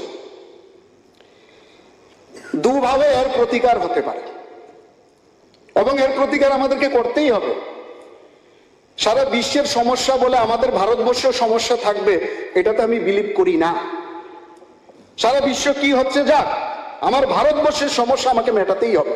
আর তার জন্য আমার এই দুটো সরকার, কেন্দ্র সরকার এবং রাজ্য সরকার কাজ করে যাচ্ছেন দুভাবে। এক, বর্তমানে যারা বেকার আছেন তাদের 100% কর্মসংস্থান। নাম্বার 2, ভবিষ্যতে যাতে এই দেশের মধ্যে বেকার জন্মই না হয় তার জন্য প্রিকশন। এই দুইভাবে আমাদের সরকার এখানে কাজ করছে। কিভাবে? 1 নম্বর হচ্ছে বর্তমান বেকার যারা আছেন তাদের 100% কর্মসংস্থান সুনিশ্চিত করার জন্য আমাদের সরকার কাজ করছেন। কারণ আমাদের মাননীয় নরেন্দ্র মোদীজি এক ভারত শ্রেষ্ঠ ভারত গঠন করার জন্য আমাদের সামনে 2047-এর লক্ষ্যমাত্রা রেখেছেন। আর এক ভারত শ্রেষ্ঠ ভারত তখনই হবে যখন আমাদের দেশ স্বাবলম্বী হবে। আমাদের দেশ স্বাবলম্বী তখনই হবে যখন দেশের প্রত্যেকটা ব্যক্তি নিজের পায়ে দাঁড়াবেন, অর্থাৎ স্বনির্ভর হবেন। আর প্রত্যেকটা ব্যক্তিকে স্বনির্ভর কখনো সরকারি চাকরি দিয়ে সম্ভব নয়। তাদেরকে সরকারি চাকরির সাথে সাথে বিভিন্ন ধরনের কাজের সুযোগ তৈরি করে দিতে হবে। আর তার জন্য সেই কাজ আমাদের সরকার সব দিক দিয়ে করছেন। শূন্যপদ পূরণ এটা একটা স্বাভাবিক প্রক্রিয়া, বিভিন্ন প্রক্রিয়ার মধ্য দিয়ে সেটা শূন্য হয় আবার পূরণ হয়, সেটাও চলছে, কন্টিনিউয়াস প্রসেস। নতুন পদ সৃষ্টি করা, মহিলাদের টিএসআর এর ব্যাটালিয়ন গড়া, এটা তো আমরা নতুনই সৃষ্টি করেছি না, ওনারা তো করেননি। তো সেই ধরনের নতুন নতুন পদও আমরা ক্রিয়েট করছি। এছাড়া পদোন্নতি সহ বিভিন্ন বিষয়গুলো আমাদের সরকারে চলছে। যদিও আপনারা কেস করেছিলেন, সেটা কেসে এসসি এসটি ওবিসি সহ অনেক পদোন্নতি আটকে গেছিল, সেটা থেকে বেরিয়ে কিভাবে আবার তাদেরকে সেই সুযোগ দেওয়া যায়, সেই ট্যালেন্টগুলো যাতে নষ্ট হয় আমাদের সরকার আমরা করছি। এছাড়া বাকি যারা আছে, অন্যান্য যারা বেকার যুবক যুবতীরা আছেন, তারা যাতে আরো বিভিন্ন সুযোগের মাধ্যমে তারা নিজের পায়ে দাঁড়াতে পারেন, তার জন্য আমাদের সরকার কি করছে? Stand up India, start up India, make in India, skill India, মুদ্রা লোন এবং লোকাল ফর ভোকাল। এছাড়া যারা মাঝ পথে, যারা পড়াশোনা ছেড়ে দেয়, বিভিন্ন কাজের সাথে যুক্ত হয়, তারাও যাতে অর্থের অভাবে সেই কাজ থেকে পিছিয়ে না যায়, তাদের জন্য একটা নতুন যোজনা আমাদের সরকার নিয়ে এসেছেন। সেটা হচ্ছে প্রধানমন্ত্রী বিশ্বকর্মা যোজনা। তাতে এমন কোন সেক্টর নেই যে তারা কাজের সুযোগ পাবে না। তারা যদি কাজের সুযোগ সবাই পায়, নরেন্দ্র মোদীর সহযোগিতা পায়, 2024-এ কেউ আপনাদের ভোট দেবে না। 2024-এ কেউ আপনাদের ভোট দেবে না। সমাজের এমন কোনো বর্গ নেই তার মধ্যে আসে না, প্রত্যেকের কাজের সুযোগ এখানের মধ্যে আছে। সুতরাং এগুলোর মাধ্যমে 100% কর্মসংস্থান সুনিশ্চিত করার জন্য আমাদের কেন্দ্রীয় সরকার তার উদ্যোগ গ্রহণ করেছেন। 1 নাম্বার 2, নাম্বার 2 হচ্ছে আগামী দিনে যাতে বেকার তৈরি না হয়, তার জন্য আমাদের সরকার উদ্যোগ গ্রহণ করেছেন। কিভাবে? সেটা হচ্ছে শিক্ষা ব্যবস্থার আমূল পরিবর্তনের মাধ্যমে। শিক্ষা গ্রহণ করে যদি বেকার তৈরি হয়, তাহলে সেই শিক্ষার অর্থ কি? শিক্ষা গ্রহণ করে, কালকে স্যার বলছিলেন, মেডিকেল পাশ করে কেউ বেকার হয় না, তাহলে অন্যান্য সাবজেক্ট পাশ করে বেকার হবে কেন? তাহলে নিশ্চয়ই শিক্ষার মধ্যে কোনো গলদ আছে। ওই শিক্ষায় শিক্ষিত হয়ে আমাদের দেশের মধ্যে শুধু বেকার তৈরি হচ্ছে, পরিচয় দিচ্ছে সে আমি বিএ পাশ করেছি আমি বেকার, আমি এমএ পাশ করেছি আমি বেকার। যদি এমএ পাশ করেছি বিএ পাশ করে থাকলে আমি বেকার কেন? এই শিক্ষা, যে শিক্ষা আমাকে বেকার তৈরি করে, সেই শিক্ষার কি প্রয়োজন এই দেশের মধ্যে? সুতরাং সেটার রিদমও আমাদের প্রধানমন্ত্রী চেঞ্জ করেছেন, যাতে শিক্ষা গ্রহণ করে যাতে এই দেশে কেউ বেকারই না তৈরি হয়, তার রাস্তা আমাদের ন্যাশনাল এডুকেশন পলিসির মধ্য দিয়ে মাননীয় প্রধানমন্ত্রী একটা রাস্তা তৈরি করেছেন। আমাদেরকে ওই জায়গার মধ্যে পৌঁছতে হবে। আমরা কোন শিক্ষায় এতদিন শিক্ষিত হতাম, যে শিক্ষায় আমাদেরকে বেকার তৈরি করত? কি ছিল সেই শিক্ষা ব্যবস্থা? ম্যাকেলে প্রবর্তিত শিক্ষা ব্যবস্থা। আমরা সবাই এখানে যারা আছি ম্যাকেলে প্রবর্তিত শিক্ষা ব্যবস্থায় শিক্ষিত। আমার এডুকেশন সাবজেক্ট ছিল, খুব প্রিয় সাবজেক্ট ছিল আমার। এক কথায় শর্ট কোশ্চেন আসতো পরীক্ষায়, ম্যাকেলে প্রবর্তিত শিক্ষা ব্যবস্থার কি, এক কথায় আসতো। তা আমরা লিখতাম ম্যাকেলে প্রবর্তিত শিক্ষা ব্যবস্থার মূল কথা হচ্ছে কেরানি তৈরির শিক্ষা। 2 নম্বর পেতাম। অর্থাৎ ম্যাকালি প্রবর্তিত শিক্ষা ব্যবস্থার মূল কথা ছিল, খেয়াল করবেন রতনদা, কিছু সংখ্যক ভারতীয়কে এমন ভাবে শিক্ষিত করো যারা এই শিক্ষায় শিক্ষিত হয়ে ইংরেজদের স্বার্থ রক্ষার মধ্য দিয়েই যেন তাদের সার্থকতা চরিতার্থ হয় এমন খুঁজে পাই। সেটা হচ্ছে ম্যাকেলে প্রবর্তিত শিক্ষা ব্যবস্থা। কথাটা লক্ষ্য করেন, কিছু সংখ্যক ভারতীয়, সমস্ত ভারতীয় নয়। এবং কি, যাতে তারা শুধু শিক্ষিত হয় শুধুমাত্র ইংরেজদের স্বার্থ রক্ষার মধ্য দিয়ে, অর্থাৎ বিদেশিদের স্বার্থ রক্ষার মধ্য দিয়ে তাদের সার্থকতা খুঁজে পায়, এবং তারা তাদের জয় জয়কার করেই তারা নিজেদের সার্থকতা খুঁজে পারবেন। যেমন আমাদের বামপন্থীরা পান, দেশের কথা বললে ওদের ছ্যাঁকা লাগে, গা জ্বলে। যখনই ভারতের কথা আসে তখনই তাদের জ্বালা হয়। আর যখন ভারত তেরে টুকরে হোঙ্গে ইনশাল্লাহ ইনশাল্লাহ স্লোগান দেওয়া হয়, তারা আনন্দে নাচেন, তারা আনন্দে নাচেন। আফজল হাম শর্মিন্দা হে তেরে কাতিল জিন্দা হে, তখন তারা আনন্দে নাচেন। আর যখনই গভর্নর তার স্পিচের মধ্যে বলেন অতুল প্রসাদ সেনের সেই কবিতার লাইন, বলো বলো বলো সবে শতবিনা বেনু রবে, ভারত আবার জগৎ সবাই শ্রেষ্ঠ আসন লবে, তখনই জ্বালা শুরু হয়ে যায়, তখনই জ্বালা শুরু হয়ে যায়। সুতরাং আমাদেরকে বেকার যাতে না তৈরি হয়, অর্থাৎ যেখান থেকে ক্যান্সারটার সৃষ্টি হয়েছে। দীপঙ্কর বাবুর ক্যান্সার আছে বলেছেন, দীপঙ্কর বাবু ক্যান্সার হলে মলম লাগালে ক্যান্সার যাবে না, ভিতরে ঢোকে তার ট্রিটমেন্ট করতে হবে।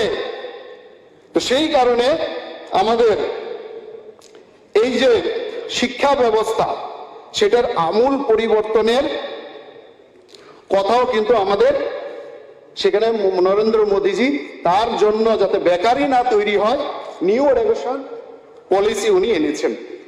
এই নিউ এডুকেশন পলিসির মূল কথা কি, আমি পুরোটাতে যাব না। একটা হচ্ছে প্রাথমিক শিক্ষা হবে জনমুখী, অর্থাৎ 3 থেকে 18 বছর বয়স পর্যন্ত প্রত্যেকে শিক্ষার আওতায় আনতে হবে। আর মধ্য শিক্ষা হবে কর্মমুখী, মধ্য শিক্ষা হবে কর্মমুখী। আর উচ্চ শিক্ষা হবে জ্ঞানমুখী। আমরা যে ম্যাকেলে প্রবর্তিত শিক্ষা ব্যবস্থা বর্তমানে যে আমরা শিক্ষা গ্রহণ করছি, আমরা 12 পাস করলে আমরা তো সার্টিফিকেট পেয়ে যাচ্ছি, কিন্তু 12 পাস করার পর আমরা যদি গ্রাজুয়েশন পাস করতে যাই, তাহলে আমাদেরকে 3 বছর, first year, second year, third year, আমাদের যখন আমরা পড়াশোনা করি অতিক্রম করার পর আমাদেরকে ডিগ্রি সার্টিফিকেটটা পেতে হতো। ফার্স্ট ইয়ার কমপ্লিট করার পর যদি কোনো কারণে আমার পড়া বন্ধ হয়ে যেত, আমি কিন্তু ডিগ্রি সার্টিফিকেট পেতাম না। সেকেন্ড ইয়ার করার পর যদি আমার পড়াশোনা কমপ্লিট বন্ধ হয়ে যেত, আমি কিন্তু ডিগ্রি সার্টিফিকেট পেতাম না। বর্তমান নিউ এডুকেশন পলিসিতে কিন্তু সেই ব্যবস্থা আছে যে যতটুকু পড়াশোনা করবে তাকে ততটাই সার্টিফিকেট কিন্তু সেখানে দেওয়া হবে এবং সেই সার্টিফিকেট বেসিসে তাকে কর্মসংস্থান দেওয়া হবে। সায়েন্স, আর্টস, কমার্স তার কোনো বাধ্যকতা থাকবে না। যার মধ্যে যে ট্যালেন্ট আছে সেই ট্যালেন্ট নিয়ে সে পড়াশোনা করতে পারবে। অর্থাৎ কি আছে, হাতি, ঘোড়া এবং গাধা তিনটেকে কিন্তু এক শিক্ষায় শিক্ষিত করলে হবে না। তিনটে ট্যালেন্ট আলাদা। আমি মনে করি না গাধার কোনো ট্যালেন্ট নেই, গাধারও ট্যালেন্ট আছে, কিন্তু তিনজনের ট্যালেন্ট কিন্তু আলাদা। নিউ এডুকেশন পলিসিতে সেই সুবিধাই দিয়েছে। আমি গান গাই, এমনিতে ন্যাচারালি গাই, কিন্তু আমার এডুকেশন সিস্টেমে আমি কিন্তু গান শেখার সুযোগ পাইনি। আমার কলকাতাতে যখন আমি কাজ করতাম, আমার যিনি কম্পিউটার অপারেটর ছিলেন সে শুধুমাত্র 12 পাস, কিন্তু সে এতটাই কম্পিউটারে এক্সপার্ট, কোনো ধরনের প্রশিক্ষণ না নিয়ে, যে বড় বড় কম্পিউটার ইঞ্জিনিয়ার পর্যন্ত তার কাছে ফেল হয়ে যেত। এমন কোনো কম্পিউটার ফাংশনিং ছিল না সে জানে না। তো সে কি ট্যালেন্ট নয়? সেই ট্যালেন্ট নিয়ে কি সে সরকারি চাকরি না পেলে সেই শুধু বেকার থাকবে? না, তাকেও তার কাজের সুযোগ করে দিয়ে তাকে সে যাতে স্বরোজগারী হয় তার ব্যবস্থা কিন্তু আমাদের এই নিউ এডুকেশন পলিসিতে রাখা হয়েছে। ট্যালেন্টের উপর গুরুত্ব দেওয়া হয়েছে, হাতে কলমে কাজ শেখানোর উপর গুরুত্ব দেওয়া হয়েছে, এই নতুন নতুন ইনোভেশনের উপর সেখানে কিন্তু গুরুত্ব দেওয়া হয়েছে। যেই শিক্ষায় শিক্ষিত হলে তারা শিক্ষার পর কেউ বলবে না আমি বেকার, তারা কাজ পাবে, স্বরোজগারী হবে, স্বনির্ভর হবে, দেশ আত্মনির্ভর হবে এবং তারা বলবে নরেন্দ্র মোদী কি জয়, ভারত মাতা কি জয়। তো সেই শিক্ষা ব্যবস্থা আমাদের আগামী দিনে যাতে এই দেশে যাতে বেকারই না তৈরি হয় তার জন্য কিন্তু আমাদের মাননীয় প্রধানমন্ত্রী সেখানেও কিন্তু আমাদের রেখেছেন। এবং আমরা মাননীয় মহামান্য রাজ্যপাল যে লাইনটি বলেছেন, ভারত আবার জগৎ সভায় শ্রেষ্ঠ আসন লবে, এর মানে একবার ভারত ছিল কোন সময় শ্রেষ্ঠ আসনে ছিল। সেই সময় কি বেকার ছিল? বেকার থাকলে তো কখনো শ্রেষ্ঠ হতো না। সেই সময় কি সরকারি অফিস ছিল, আদালত ছিল? সরকারি অফিস ছিল না, আদালত ছিল না। কিন্তু তারপরে একজন ইংরেজ দার্শনিক, ইনি ইংল্যান্ডের অ্যাসেম্বলিতে বক্তব্য রাখেন, আমি পুরো ভারত ভ্রমণ করে এসেছি, পুরো ভারত ঘোরার পর আমি এমন একজনও পাইনি যে সেই দেশে কেউ ভিক্ষা করছে। এই জন্য সেই সময় উনি ভারতকে সোনে কা চিড়িয়া, এই জন্য ভারতকে বলা হতো। সেখানে কোনো বেকার ছিল না। এখনো আমাদের ত্রিপুরা রাজ্যে, আমিও যখন আগরতলাতে আসতাম, ইউনিভার্সিটিতে আসতাম, তখন আমার বাসের মধ্যে উঠতো এরকম, যাত্রা পথে দয়া করে 2 পয়সা সাহায্য চাইছি দাদা, দাদাও যে যাই পারেন দাদা, আমরা দিতাম। এখন কিন্তু এই চিত্র ত্রিপুরাতে নেই।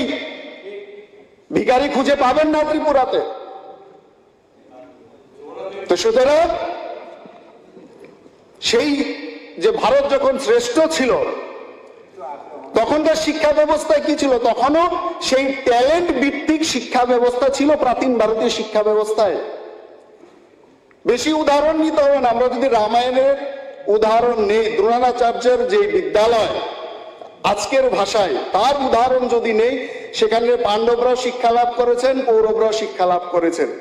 তার মধ্যেও যদি শুধু পাণ্ডবদের উদাহরণ নেই, 5 ভাইকে কিন্তু দ্রোণাচার্য এক শিক্ষায় শিক্ষিত করেননি। যুধিষ্ঠিরকে দেখেছেন উনি প্রচন্ড ধার্মিক, তাকে ধর্মের শিক্ষা দিয়েছেন। ভীমকে দেখেছেন প্রচন্ড বলবান, তাকে গদায় তার বল প্রয়োগ করে গদা যুদ্ধে তাকে শ্রেষ্ঠ বানাতে পারি, তাকে গদা যুদ্ধের শিক্ষা দিয়েছেন। অর্জুনকে দেখেছেন, তার নজর খুব তীক্ষ্ণ, তাকে যদি ধনুর্বিদ্যা পারদর্শী করি শ্রেষ্ঠ ধনুর্বিদ হতে পারে। Deputy speaker sir, just point of order, আপনি সময় বেঁধে দিন, কারণ আরো প্রাইভেট মেম্বার্স রেজলিউশন আছে, শর্ট নোটিস, জাস্ট সময়টা বলে দেবেন। আমি আর 2 মিনিটে শেষ করে দেব, অধৈর্য হবেন না অনিমেষ বাবু, আপনাদেরকে তো কিছু বলছি না, আমি আর 2 মিনিটে শেষ করে দেব। ঠিক সেই রকম নকুল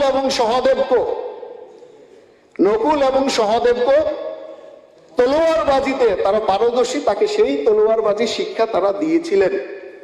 আর সেই কারণেই সেই সমস্ত শিক্ষা ব্যবস্থায় যারা বেরোতেন তারা কখনো সেই সময় নিজেরা বলতেন না যে আমি বেকার, তারা কোনো না কোনো কর্মসংস্থান কিন্তু তারা পেতেন। এবং সেই সময়কার যে নালন্দা বিশ্ববিদ্যালয়, তক্ষশিলা বিশ্ববিদ্যালয়, বিক্রমশিলা বিশ্ববিদ্যালয়, এই সমস্ত বিদ্যালয় থেকে কারা বেরোতেন? সুপ্রাচীন কাল থেকে বহু নাম আছে, চাণক্য আছে, কৌটিল্য আছে, আর্যভট্ট আছে, কপিল, কনাদ, সুশ্রুত, পাণিনি, পতঞ্জলি, শ্রী রামানুজ, তুলসীদাস, বাল্মীকি, রবিদাস, রামদাস, কালিদাস। তারা কি বেকার ছিলেন? ছিলেন না। তো সুতরাং আমাদের সরকার যাতে বেকার সমস্যার সমাধান হয়, সবাই যাতে স্বরোজগারী হয় এবং আগামী দিনে যাতে বেকার তৈরি না হয় এই দেশের মধ্যে, সেই দিশায় একটি দূরদর্শী দৃষ্টি নিয়ে আমাদের সরকার কাজ করছেন। তো সেই কারণে আমি যে প্রস্তাবটা এখানে সংশোধনটা আমি এনেছি, আমার বক্তব্যের পরিশেষে আমি এই হাউজের সকল সম্মানিত সদস্যগণের কাছে আমি অনুরোধ করছি, আসুন আমরা সকলে মিলে সর্বসম্মতিক্রমে আমার আনিত যে সংশোধনীগুলি আছে এখানে সেগুলি সহ মাননীয় সদস্য শৈলেন্দ্র চন্দ্র নাথের উত্থাপিত এই বেসরকারি প্রস্তাবটি সংশোধনী আকারে পাশ করে রাজ্য সরকারের উদ্দেশ্যে আমরা প্রেরণ করি। সবাইকে অনেক অনেক ধন্যবাদ। ধন্যবাদ। প্রস্তাবের তো একজন প্রস্তাব এনেছে এবং একজন প্রস্তাবের সংশোধনীর প্রস্তাব এনেছে, তো দুজনকে তো অ্যাভেলেবেল সময় দিছি, কিন্তু সবাই যদি এইভাবে বলতে থাকে হবে না, সবাইকে ম্যাক্সিমাম 5 মিনিট যদি। তো এখানে নাম আইছে কয়েকটা, এর বক্তব্য জবাব দিতে হবে তো, হ্যাঁ এই বক্তব্যের জবাব দিতে হবে তো। ঠিক আছে, তাহলে ওনাকে বলতে 5 মিনিট। আমি তো যিনি প্রস্তাব এনেছে ওনাকে তো টাইম দিয়েছি, প্রত্যেকটা শব্দের জবাব হবে। এখন আমার মাননীয় সদস্য শৈলেন্দ্র বাবুর যে প্রস্তাব এসেছিল ওনার পক্ষে কজনে বলবে? 2 জন। নিশ্চয়ই। আর কংগ্রেসের পক্ষ থেকে ওনাদের পক্ষে আসেনি, কোথায় আছে? ও এনেছে 2 জন। এদিক থেকে মাত্র একজন বলবে, আর না ওনাদের পক্ষেতে 2 জন এবং ওনাদের পক্ষ থেকে 2 জন, 4 জন এবং কংগ্রেসের পক্ষ থেকেও 2 জন, 6 জন আছে। তাহলে আমরা 6 জনের এটাই তো বলছি। স্যার সিম্পল একটা টপিকসের উপর এইভাবে যদি অনেকজন ডিসকাশন করে, আপনি আমার মনে একবার রুলসটা দেখে নেওয়া উচিত। এতজন ডিসকাশন করাটা তো একটু ইরিলেভেন্ট হয়ে যাচ্ছে। আছে টাইম লিমিট করা আছে, কিন্তু আরো তো কয়েকজন আছে। ঠিক আছে স্যার, ঠিক আছে, সব দল থেকে একজন করে বলুক না, 2 জন। আরে এখানে শৈলেন্দ্র বাবু যতক্ষণ বলেছে আপনি হিসাব করে দেখুন, সেম টাইম বলছে, এটাই দেখুন না। ঠিক আছে, দেখুন না দাদা, একবার আবার রুলস ঠিক আছে। আচ্ছা, না বলে টাইম বলছি, শুনুন। আরে 7 মিনিট করে দিন না।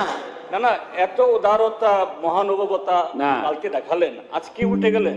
কি, কোনটা ব্যাপার? কালকে মাননীয় মুখ্যমন্ত্রী কত মহানুভবতা। কি ব্যাপারে? আরে সবটাই ব্যাপারে। তো কি অসুবিধা কি? না না, এই যে এখন বলছেন, আরে একটা আমি তো ভেবেছিলাম কর্মসংস্থানের প্রস্তাব, আমরা যেমন আপনাদের প্রস্তাবকে টোটালি পজিটিভ অ্যাঙ্গেল থেকে আমরা বলেছি, আমরা বলিনি। হ্যাঁ, আর এটাতে মোকারিতে নিয়ে গেল। একদম মেকারি নয়, ডেপথে গেছে। আসুন না, যদি আলোচনার একটু যদি আপনাদের রাগ করবেন না, you are the senior member, যে জায়গাতে মূল জায়গায় গেছে। ভুল জায়গায় বেকার সৃষ্টি করবো না। You must have that guts to listen. আরে কি You must have that guts. আচ্ছা ইয়ে করে 7 মিনিট করে দেন সবাই। আচ্ছা মাননীয় সদস্য আমাদের একজন গোপাল চন্দ্র রায়, আমাদের একজন বলবে, ওনাদের দিয়ে দেন 7 মিনিট করে সবাইকে দিন। আমার কি আর কি বলবো তাহলে বলতে পারে আমার না ওনারা প্রস্তাব এনেছে, ওনাদেরকে সম্পূর্ণ সময় দেওয়া হয়েছে, এর অর্থ আমরা সবাই সব টাইম নিতে লাগবো, আপনারা শর্টকাটে করবেন। মাননীয় উপাধ্যক্ষ মহোদয়, হয়ে যাবে না? আজকের আমাদের যে প্রাইভেট মেম্বার রেজলিউশন, সেটাতে রাজ্যের তীব্র বেকার সমস্যা নিরসনে রাজ্য সরকার অবিলম্বে সমস্ত দপ্তরের শূন্যপদ পূরণ করার ব্যবস্থা করুন এনেছেন আমাদের মাননীয় সদস্য শৈলেন্দ্রচন্দ্র তরুণ তুর্কি, আমাদের কিশোর বর্মন মহোদয়, দুজনের বক্তব্যই শুনেছি। কিন্তু স্যার একটি কথা হলো উদ্দেশ্য বেকার সমস্যার সমাধান। এখানে স্যার এটা তো ঠিক, নরেন্দ্র মোদীজি ভারতবর্ষের প্রধানমন্ত্রী, 2014 সালে যখন উনি এসেছিলেন তখন ভারতবর্ষে বেকার ছিল 5.44 আর আজকে 10%, আর ত্রিপুরাতে বেকার হলো আজকে 14.3%। এটা আমি করিনি, এটা অল ইন্ডিয়া এটা রিসার্চ করে তারা বের করেছে, আমার কথা। এবং উত্তর পূর্বাঞ্চলে ত্রিপুরা রাজ্য সবচেয়ে বেশি বেকার। স্যার আমরাও বেকারের সমস্যার সমাধান চাই। আমাদের তেন্ডুলকর বলেছেন, উনিও চান, তারপরে তেন্ডুলকর বলে, যিনি বলে অ্যামেন্ডমেন্ট এনেছেন, উনিও চান, কিন্তু বক্তব্য হলো ম্যাটার অফ গ্রেট রিগ্রেট যে ক্ষমতায় আসার সময় আমরা দেখেছি এই যে ভীষণ ডকুমেন্টে ঘরে ঘরে রোজগার। আমি গভর্নমেন্ট অ্যাপয়েন্টমেন্ট বলছি না, আর কি ছিল 50,000 ভ্যাকেন্ট পোস্ট পূরণ করা হবে। 50,000 ছিল কিনা আমি জানি না, কোথার থেকে পেল, যদি থাকে গত 5 বছরে করেছেন কিনা, এটা একটা প্রশ্ন। সেকেন্ড থিং, ওনারা 299টা প্রতিশ্রুতি দিয়েছিলেন, আর এবারও গতবার 18 সালে 2018-তে ইংরেজি, এবার বাংলাতে স্বনির্ভর হতে গেলে প্রত্যেকটা পরিবার স্বনির্ভর হতে হবে। তাইলে সরকার যেমন সবকা বিকাশ করতে গেলে শুধু রতনবাবুর বিকাশ হলে চলবে না, আমার বর্মন ভাইয়ের বিকাশ হলে চলবে না, গোপাল রায়ের বিকাশ হলে চলবে না, আপনার বিকাশ হলে চলবে না। তাই এখানে আমাদের যে নবাগত যে তরুণ তুর্কি, আমার ছোট ভাই বলবো, বর্মন সাহেব যেটা বলেছেন, বলতে গিয়ে যে তুলনা নিচ্ছেন চতুষ্পদে, না নেই ভালো ছিল। কারণ একজনকে যদি চতুষ্পদের কথা বলার পরে সাসপেন্ড করা হয়, তাইলে আপনিও কিন্তু না নেই ভালো ছিল। উনিও কাউকে বলেননি। আমার বক্তব্য হলো, আমাদের রাজ্যপাল বলেছেন সবাই মিলে আমরা ত্রিপুরাকে ডেভেলপমেন্ট করি। সুতরাং দেখুন, রং লাগালে যুবক হয় না, আমি যেটা বলছি। আমার বক্তব্য হলো স্যার, এই যে বেকার সমস্যা, এটা সব জায়গায় আছে, কিন্তু সমাধানের যে প্রচেষ্টা ওনারা যে করছেন না তা না, কিন্তু বিলম্বিত হচ্ছে। এখানে মোর দেন 1000 পোস্টের ইন্টারভিউ আছে, আজকে 2 বছর হয়ে গেছে, no appointment letter has been issued.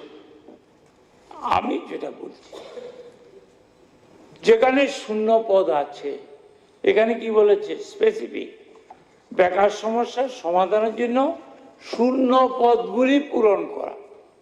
আমি জানি না তেন্তুলকার মহোদয় শূন্য পদ পূরণ করার পক্ষে না বিপক্ষে, এখানে কিন্তু পরিষ্কার লিখেছে। হ্যাঁ, আমি যেটা বলছি স্যার, গত 5 বছরে 18 থেকে 23 প্রায় 22 থেকে 23,000 শূন্যপদ হয়েছে, রিটায়ারমেন্ট হয়েছে।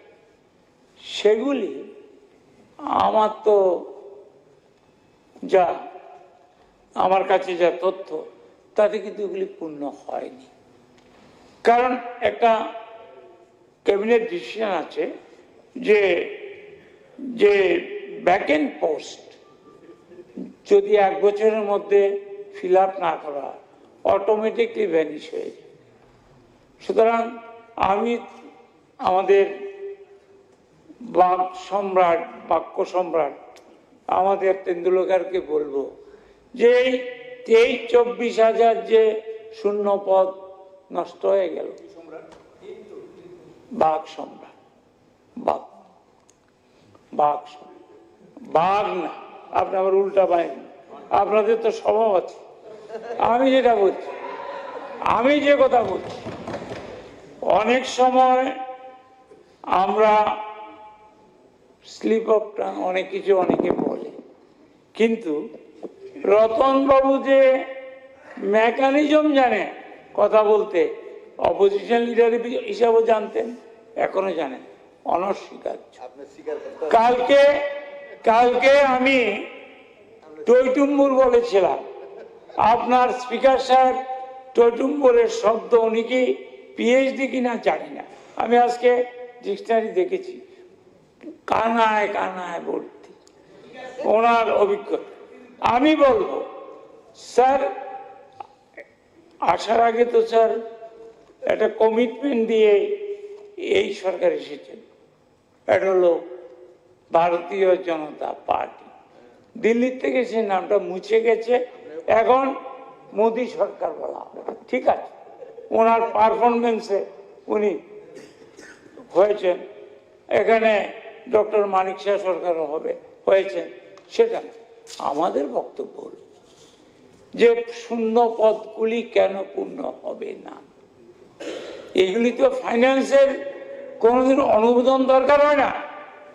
আমি এখানে আমাদের বর্মন সাহেব মহোদয় বলেছেন যে কি 2047 সালে ঠিক হবে, 17 আর 7 কত 24, 17 আর 7 24 বছর পরে পূর্ণ হবে। কে জীবিত থাকবে, কে পরলোকে যাবে আমি জানি না। 10,323 আপনারা এখানে বলেছেন 10,323 সমাধান করবেন। ওই 165 জনের সলিল সমাধি হয়ে গেছে, কিছু বটতলা আর কিছু কবরে। 5 জন সুইসাইড করেছে, 2 জন জনজাতি আছে সুইসাইডের মধ্যে। আমি যে কথা বলছি, আমাদের বক্তব্য হলো এখানে সময় নষ্ট না করে একটা গঠনমূলক সমালোচনা আমরা যদি করি, আমার মনে হয় রতনবাবু একমত হবেন। কারণ constructive criticism is the real friend of the government. যে কনস্ট্রাকটিভ ক্রিটিসিজম করে সে রিয়েল ফ্রেন্ড।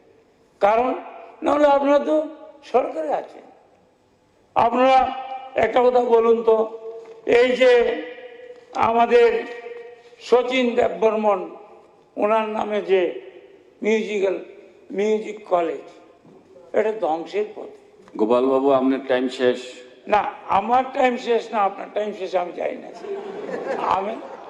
আমি 5 মিনিটের মধ্যে তাড়াতাড়ি শেষ করুন, কারণ সুদীপ বাবু তো আপনি কোনোদিন বলেন লিখে পাঠাইছেন তীব্র বেকার সমস্যা, আপনি সব সমস্যার ভিতরে আমি আপনাকে বলি, আমি আপনার সমস্যাটা বলতে হবে। আপনি তীব্র সমস্যা নিয়ে কথা আমি করেন স্যার, আমি আপনাকে যেটা বলছি, এখানে কেউ তো নিজেদের চাকরির জন্য বলছে না, ওনারাও বলছেন না।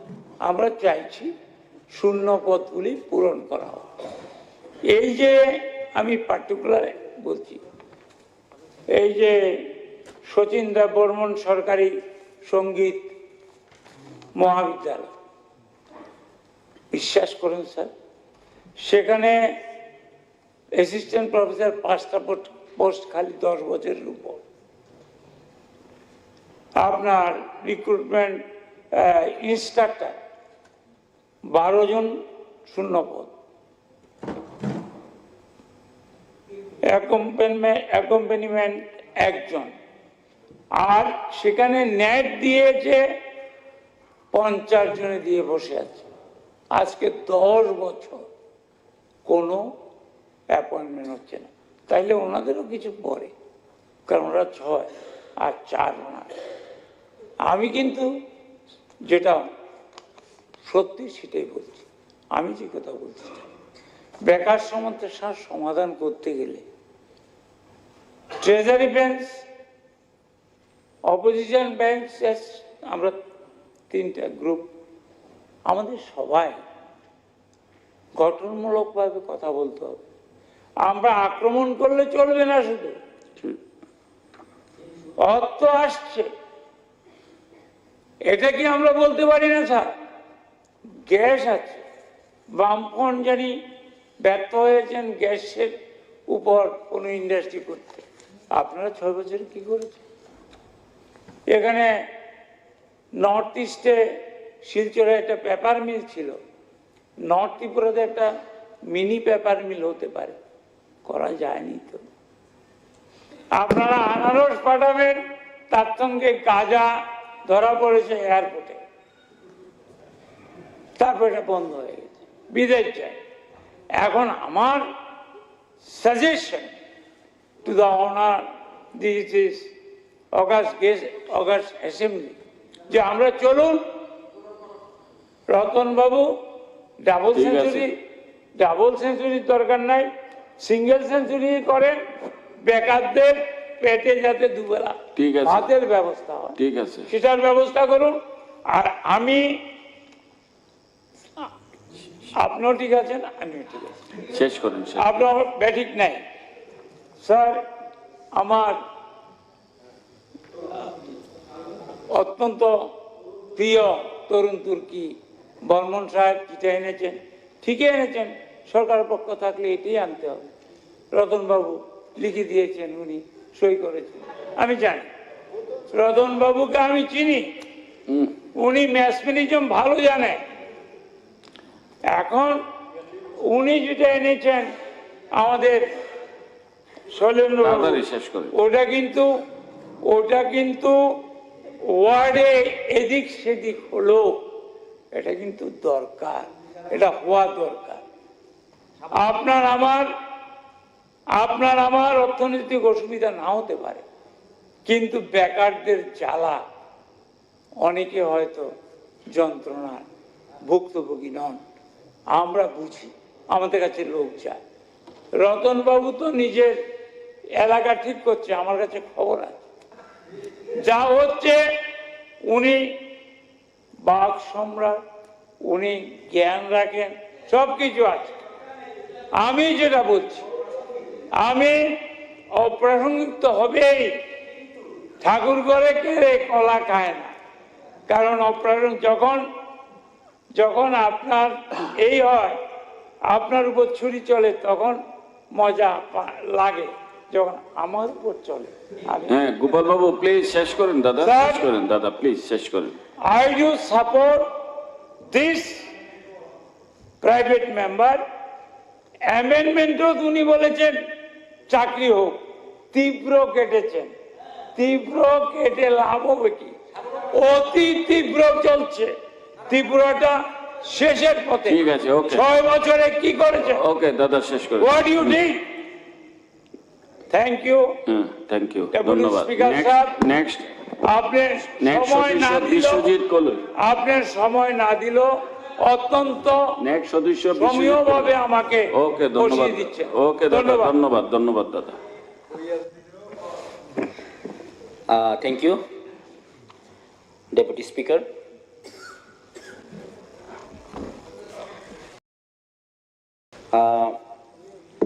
আজকে আমরা পেয়েছি যে private member mister Shailendra Chandra Nath কর্তৃক আনিত রাজ্যে তীব্র বেকার সমস্যার নিরসনে রাজ্য সরকার অবিলম্বে সমস্ত দপ্তরের শূন্য পদ পূরণ করার ব্যবস্থা গ্রহণ করুন। অ্যাকচুয়ালি সবাই তো বলেছেন, কেউ বলেছেন ওরা করেনি, তা বলে আমরাও করবো না, সেই আনসারই দিতে চেয়েছেন জানি না, কিন্তু অ্যাকচুয়ালি ইটস ট্রু। বেকার সমস্যা তো আগেও আসে, এখনো আসে, কিন্তু যেহেতু কম, আমি বেশি বলবো না, বেশি দীর্ঘায়িত করবো না। যে ত্রিপুরা রাজ্যে বর্তমান যে প্রধান সমস্যার মধ্যে বেকার সমস্যা হচ্ছে অন্যতম, এবং শূন্য পদ বা যে কর্মচারী স্বল্পতার কারণে শুধু বেকারই সমস্যা নয়, যারা নাগরিক তারাও কিন্তু সমস্যা হয়। কিভাবে বুঝেন? আমরা নর্মালি আমরা গরমের সময় যদি বিদ্যুৎ চলে যায়, তখন আমরা বিদ্যুতের অফিসে, ইলেকট্রিক অফিস যখন বিদ্যুৎ অফিস যখন ফোন করি, দাদা আমাদের কাছে তো ম্যান পাওয়ার নেই, তখন আমরা কি করব? ম্যান পাওয়ার যদি থাকে না, কর্মচারীর স্বল্পতা তো সেখানেই দেখা যায়, তখন তো শুধু ওই বেকার সমস্যা পড়ে না, সমস্যা আমরাও পড়ে। যখন আমরা গ্রামে গঞ্জে গেলে দেখা যায় যে, স্পেশালি বলতে গেলে এডিসি এরিয়াতে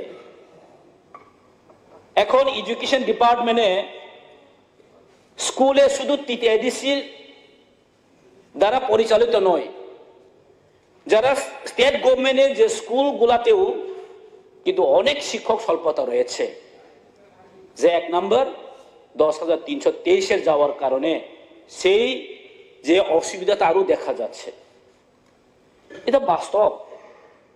সেখানে আমরা পজিটিভলি আমার অনুরোধ থাকবো যে সব ডিপার্টমেন্টের যে শূন্য পদ যতগুলো আছে, অবিলম্বে যদি মনে করো যথাসম্ভব আমরা যদি পূরণ করতে পারলে আমাদের সবাই উপকৃত হবে।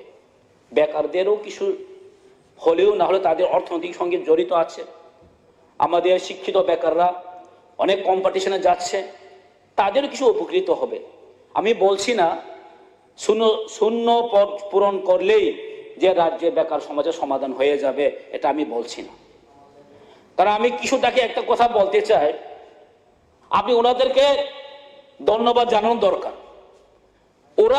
ওদের টাইমে যদি আপনি সরকারি চাকরি পেয়ে গেলেন, আপনি আজকে এখানে হতো না হইলে, তার জন্য আপনি মনে করো তাদেরকে একটু থ্যাংক ইউ বলেন, বাস। তো তার জন্য সহ্যও করতে হচ্ছে, শেখাও লাগছে। আমিও একজন আপনার মতো নই, আমিও সেই জায়গাতেই আছে। আমিও তখনই গ্রাজুয়েশন করেছি, মাস্টার ডিগ্রি করেছে, পিএইচডি যখন অ্যাপ্লাই করেছিলাম, বাকি সবাই আমার জুনিয়ররা চাকরি পেয়ে গেছেন, কিন্তু আমি একজন আমার এরিয়াতে যে একটু সিনিয়রে আছে, গ্রাজুয়েশন করার পরে মাস্টার ডিগ্রিও করা আছে, কিন্তু আমার চাকরি হলো না। তো আমি ধন্যবাদ জানাই, ওই সময় যদি আমি সরকারি চাকরি হয়ে গেলেন, আমি আজকে এখানে হতাম না হইলে। সো থ্যাংক ইউ, আমি তাদেরকে খারাপ বলছি না। তবু আমি জাস্ট একটা কথা বলতে চাই, সেখানের মধ্যে এখন বহু বছর ধরে যে এখন ব্যাকলগ পোস্ট অনেক আছে, যে এসটি, এসসি, এসটি, আমার কাছে তথ্য আছে, প্রায় প্রত্যেকটা না হলেও ম্যাক্সিমাম ডিপার্টমেন্ট থেকে আমাদের কাছে আছে এসসি এবং এসটির প্রায় নিয়ার অ্যাবাউট 10,000 ব্যাকলগ পোস্ট আছে। আমি অনুরোধ করবো রাজ্য সরকারকে যে এই ব্যাকলগ পোস্টকে অতি সত্বর স্পেশাল ড্রাইভে এটা রিক্রুট করা হোক, যা কর্ণাটকে হাইকোর্টের মাধ্যমে এটা অর্ডার করা হয়েছে। কর্ণাটক গভর্নমেন্ট তা কিন্তু করতে যাচ্ছে স্পেশাল ড্রাইভের মাধ্যমে, যে আমাদের ব্যাকলগ পোস্টটা করা হোক। সেখানে আমি একটা কথা, আমি আজকে কলিং অ্যাটেনশন একটা সুযোগ পেয়েছিলাম, আমার খুব ইচ্ছা ছিলাম, কিন্তু আমি এটা পেলাম না। আচ্ছা, তবু আমি একটু এটার মধ্যে আছে, যেটা গতকালকে আমরা অ্যামেন্ডমেন্ট আনিয়েছিল, যে মাতা ত্রিপুরেশ্বরী যে ইউনিভার্সিটি এবং আর কি যেন আসলো কয়েকদিনের মধ্যে আমরা পেয়েছি, যেটা ইউনিভার্সিটি খোলার কথা। এখানে কিন্তু আমরা পাইনি যে ST SC রিজার্ভেশন থাকবো কিনা, কিন্তু ওইখানের মধ্যে যদি আমাদের প্রাইভেট সেক্টর হোক বা গভর্নমেন্ট সেক্টর হোক বা গভর্নমেন্ট চালিত কোনো সোসাইটি হোক, সেখানে কিন্তু ST SC রিজার্ভেশন যে পলিসির মধ্যে এটা কিন্তু থাকা দরকার। রাজ্যে আমরা কিছু যদি ST SC যদি মেনটেন করতে হলে, আমি জাস্ট গত 2 বছর ধরে রাজ্যের ত্রিপুরা মেডিকেল কলেজের জন্য আমি কোয়েশ্চেন সাবমিট করেছিলাম, কিন্তু আজকে পেলাম না। আমি এই কোয়েশ্চেনটা আনসার এখনো পাইনি। গত 2 বছর ধরে ত্রিপুরা রাজ্যের 2টা মেডিকেল কলেজ আছে। এই 2টা মেডিকেল কলেজের মধ্যে কিন্তু আগে রিজার্ভেশন পলিসিটা থাকতো, কিন্তু লাস্ট 2 ইয়ার্স কিন্তু রিজার্ভেশন পলিসিতে কিন্তু ওইখানে কিন্তু এখনো নেই, এখন নেই। আমি জানি না সরকারে কি আনসার এসেছে। আমি জানি সরকার এটাই বলবো যে এটা তো সম্পূর্ণ প্রাইভেট সোসাইটি। ওইখানে কিন্তু আমরা জানি যে ত্রিপুরা মেডিকেল কলেজ কিন্তু এখনো কিন্তু গভর্নমেন্ট রান বাই সোসাইটি। কেন বলছি? ত্রিপুরা মেডিকেল কলেজে যে জায়গা আছে এখনো কিন্তু ত্রিপুরা সরকারের এটা স্বাস্থ্য দপ্তরের কাছে এখনো কিন্তু ল্যান্ড আছে। সরকারের রিপ্রেজেন্টেটিভ গভর্নমেন্ট যে অফিসার্সরা কিন্তু ত্রিপুরা মেডিকেল কলেজের বডিতে, যে গভর্নিং বডিতে কিন্তু আছে। তার সত্ত্বেও এখানে কেন 90% যে অ্যাসেট সরকারের, ত্রিপুরা মেডিকেল কলেজের 90% যে অ্যাসেট এটা কিন্তু সরকারের। তো সেখানে কেন ST রিজার্ভেশন থাকবে না? সেখানে কেন SC রিজার্ভেশন থাকবে না? রিক্রুটমেন্টের ক্ষেত্রে, এটা নিয়োগ প্রক্রিয়ার ক্ষেত্রে বলছি আমি। তাহলে রাজ্যের উপজাতিরা কেন নার্সিং পড়ার পরও গভর্নমেন্ট চালিত এই সোসাইটি কেন আমরা ST রিজার্ভেশন পাবে না? TMC-তে সম্পূর্ণ অনিয়ম চলছে এখন। রিক্রুটমেন্ট পুরো সম্পূর্ণ অনিয়ম, কোনো অ্যাডভার্টাইজমেন্ট ছাড়া চাকরি নেওয়া যাচ্ছে, অ্যাডভার্টাইজমেন্ট ছাড়া চাকরি নেওয়া হচ্ছে। তো ওইখানে কিভাবে আমরা এক্সপেক্ট করতে পারি যে ST SC রিজার্ভেশন থাকবে? আমার কাছে তথ্য আছে, লাস্ট গত 1-1.5 মাস ধরে অনেক রিক্রুটমেন্ট হয়ে গেছে, যেটা কমিউনিটি মেডিসিন আছে, তোমার আছে 3-4টে ডিপার্টমেন্ট আছে, কিন্তু কোনো এখানে অ্যাডভার্টাইজমেন্ট ছাড়াই কিন্তু চাকরি নেওয়া হচ্ছে।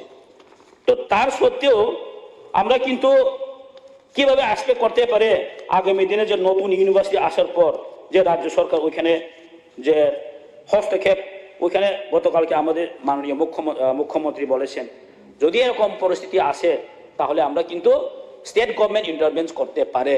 কিন্তু আমি আজকে দেখলাম যে TMC-র মতো ত্রিপুরা মেডিকেল কলেজ যে গভর্নমেন্ট পরিচালিত এই সোসাইটির কাছেও কিন্তু আমাদের রাজ্য সরকার কোনো ইন্টারভেন্স যদি না থাকে, তাহলে আগামী দিনে এরকম ইউনিভার্সিটি আসার পরও, কলেজ আসার পরও রাজ্যের শিক্ষিত বেকাররা ঠিকভাবে সুযোগ সুবিধা পাবে কিভাবে আশা করতে পারেন বলুন আপনি? তো তার জন্য আমি আর কিছু বেশি বলবো না, বলা তো অনেক কিছু আছে, লিখেও এনেছিলাম, কিন্তু টাইম তো আরও বেশি থাকবেও না। পেয়েছিলাম যে আর্যভট্ট ইন্দো টেকনো ইউনিভার্সিটি এসেছে।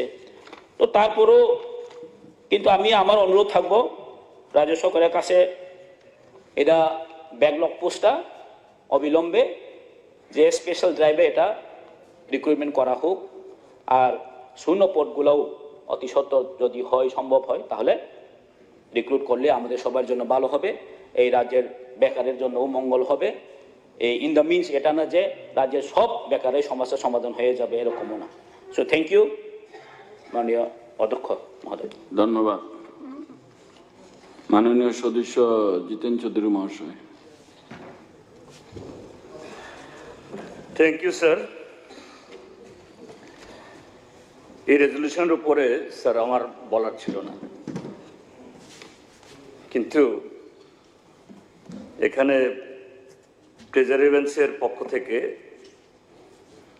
সংশোধনী প্রস্তাব রাখতে গিয়ে যে সমস্ত বক্তব্য রাখা হয়েছে আমাকে বাধ্য করেছে এই বলার জন্য।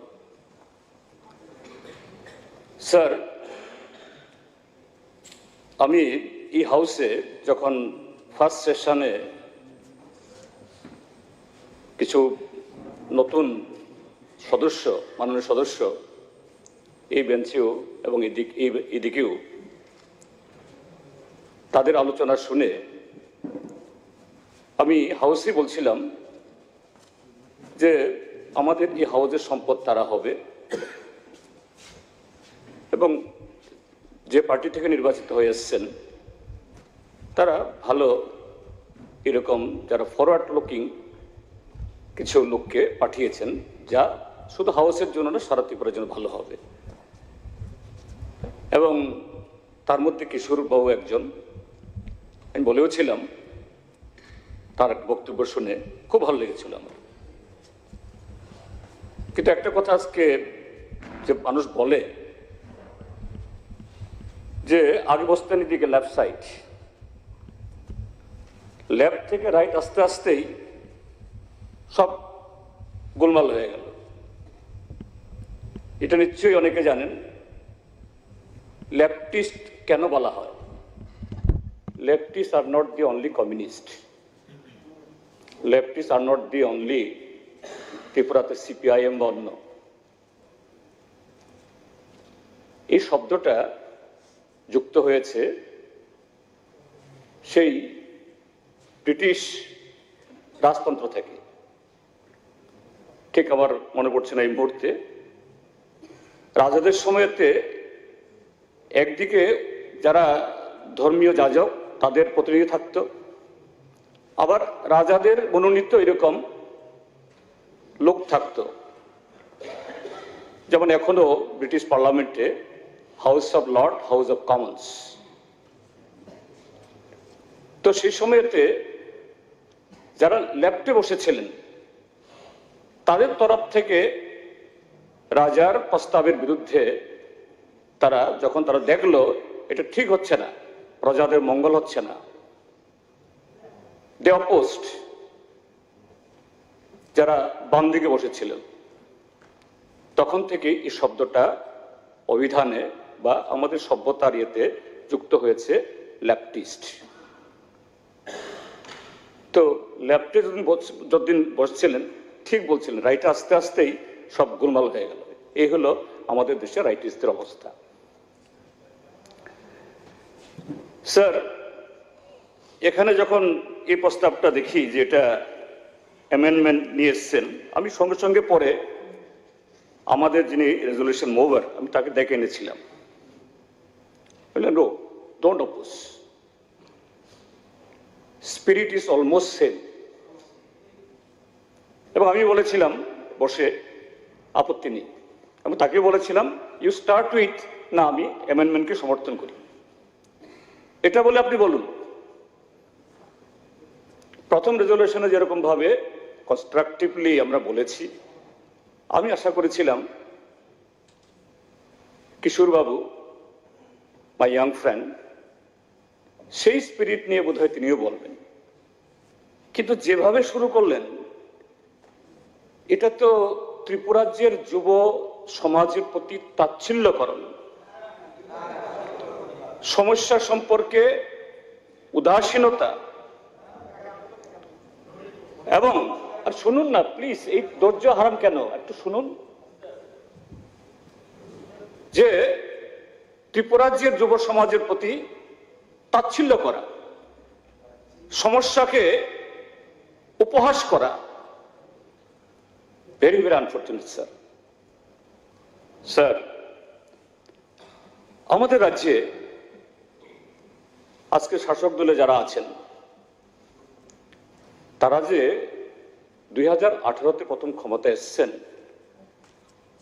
যে কতগুলো বিষয়ে মানুষকে প্রতিশ্রুতি দিয়ে আকৃষ্ট করার চেষ্টা করেছিলেন, তার মধ্যে কি প্রথম বছরে 50,000 চাকরি দেব, পরের 4 বছরে, আরে বাবা দেখুন, হ্যাঁ ইয়েস ঠিক আছে কর্মসংস্থান, হ্যাঁ বললাম, তারপরে বছরে 7 লক্ষ লোককে দেব, হ্যাঁ ঠিক আছে আপনাদের কথাই মানলাম। তারপর তাদের একজন প্রভারী তিনি বললেন, आप लोग नोट कीजिए, ये मोबाइल नंबर लिख लीजिए, हम सत्ता में आएंगे, आप सिर्फ इस नंबर में एक कॉल कीजिए, मिस कॉल दीजिए, आपका घर में अपना आप रोजगार चला आएगा। তারপরে বাবা ভিডিও রেকর্ড দেখাবো, ভিডিও রেকর্ড শোনাবো যদি বলেন, 50,000। এরপরে কি বলেছেন মাননীয় আমাদের পরিষদের মন্ত্রী, মাই good friend, also bitter friend, বলছেন সরকার যুবকদের প্রতি হয়রান করছে, 50,000 চাকরির পোস্ট খালি রেখে। আজকে কেন আপনাদের সেই 50,000 চাকরির পোস্ট আসে না? আপনারা তো বলেছিলেন, ওই 50,000 কি বলেছিলেন, আমি ঠিক সেই বয়ানেই বলবো। প্রথম মন্ত্রিসভায়, প্রথম ক্যাবিনেট মিটিং এ সরকার হওয়ার পর 50,000 বেকারের চাকরি অর্থাৎ ওই পোস্ট পূরণ করার জন্য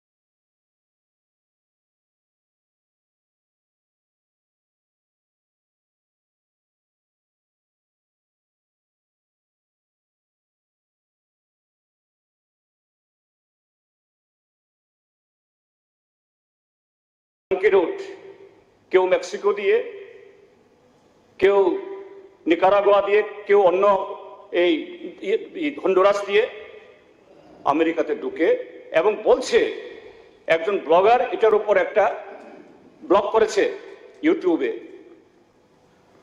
প্যাথেটিক, প্যাথেটিক। বলছে ইন্ডিয়া থেকে every year 10 lakh youth, both men and women, they migrate like this by selling their everything. এবং এই 10 লক্ষের মধ্যে তারা বলছে, শেষ করেন, আমি ইউটিউবে কথা বলছি, বলছে 30% তারা না ফেরার দেশে চলে যায়। কেউ জঙ্গল দিয়ে যেতে গিয়ে সাপের কামড়ে, বন্যজন্তুর কামড়ে, কেউ ম্যালেরিয়া আক্রান্ত হয়ে, কেউ পুলিশের গুলি খেয়ে, কেউ না খেয়ে মরে। Why these Indians are deserting their মাতৃভূমি? অভাব। শেষ করেন। এবং স্যার শুনুন না একটু, এত কথা বললেন আপনি, অধৈর্য হয়ে গেলেন। সত্য কথা বললে অধৈর্য হতে হবে, প্লিজ প্লিজ। তারপর এই মুহূর্তে স্যার প্যালেস্টাইনের উপরে sir just sir, as per rules of procedure and conduct of business in Tripura Legislative Assembly, Rule 83, you have clearly mentioned, no speech on resolution shall exceed 15 minutes in a duration. ঠিক আছে, আপনি দেখুন already 15 minute 19 second. ঠিক আছে, আরে না, তখন কেন হলো না? আরে ভাই, আরে যারা মুভ করবে তাদের ক্ষেত্রে 30 মিনিট আছে। যারা মুভ করবে তাদের ক্ষেত্রে 30 মিনিট। আরে কিসের? আরে শুনুন না, লাভ হবে আপনাদের। শুনুন, it means you are not লাভের জন্য applying the rules and procedure. আপনাদের উপকার হবে। শুনুন, it means you are against the rules and procedure. বাবু, এই যে দাম্ভিকতা, what does it mean? এই দাম্ভিকতা আপনাদেরকে শেষ করে দিচ্ছে। বাবু, what does it mean? আপনি বলেন শেষ করেন, আপনি 2 মিনিটের ভিতরে শেষ করেন। না স্যার, আমার 2 মিনিটে শেষ করেন, শেষ করেন sir. we are not here to listen your ঠিক আছে মন্ত্রী সাহেব, মন্ত্রী সাহেব, এই শহরে আমরা প্রায় সমস্ত অধিকাংশ মেম্বার আমরা বসবাস করি।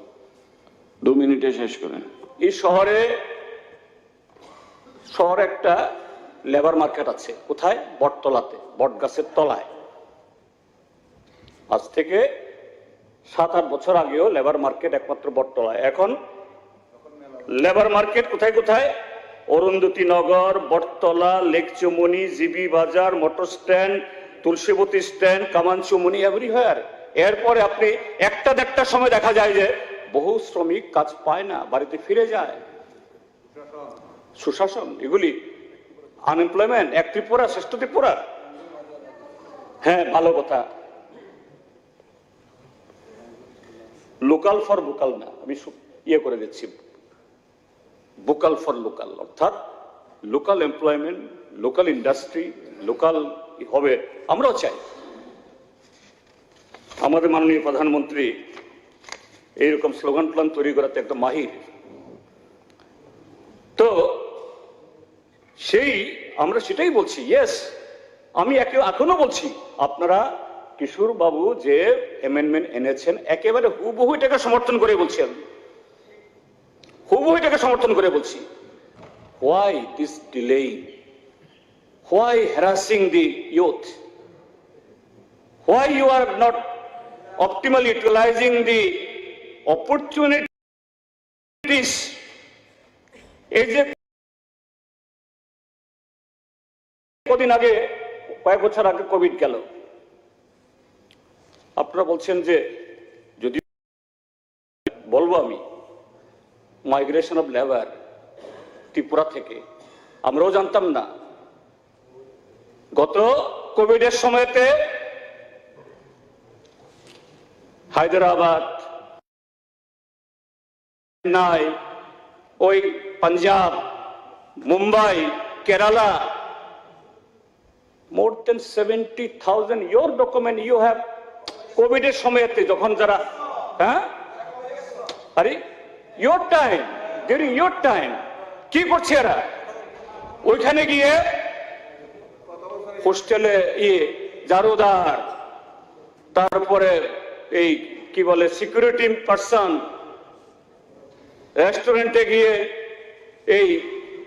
এটাও জব, চুরি তো করছে না ভালো, কিন্তু কেন যেতে বাধ্য হচ্ছে? Why? Because এতে তারপরে বলছেন বলো বলো বলো সবে ভারত আবার জগৎ সবার শ্রেষ্ঠ আসলে ভালো। তা কাকে বলছেন এগুলি? হয় এই দেশের আকাশে বা আকাশ যখন মুখরিত করে, হোয়াট ওয়াজ ইউর রোল?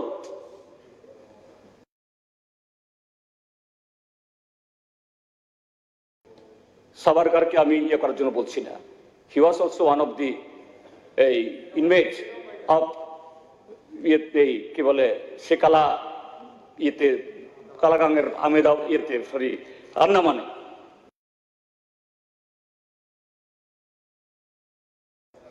ভারতবর্ষের যদি শ্রেষ্ঠ কোন তীর্থ হয় এটা এখানে আমাদের দেশের স্বাধীনতার জন্য আত্মবলিদান দিয়েছেন একজন তার মধ্যে। এবং তালিকা দেখুন, from there they have come mostly from Bengal and Punjab, and after that join to the left parties, not your party but your leader আমি আবারও বলছি your leader with great মানে কি রেসপেক্ট আমি বলছি, সাভারকার he showed clemency। ইংরাজ তোমরা তো আমাদের বাবা, আমাদেরকে ক্ষমা করো।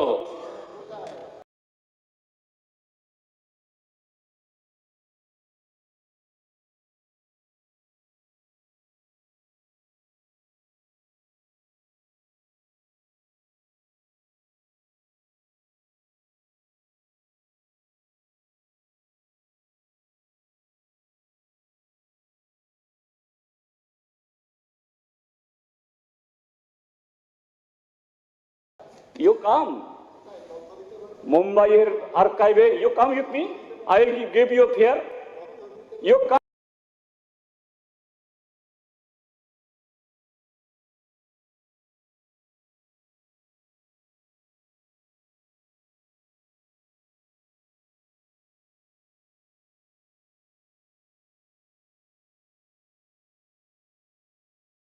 ইয়ে শিক্ষানীতি ছিল কেবল বানানোর জন্য।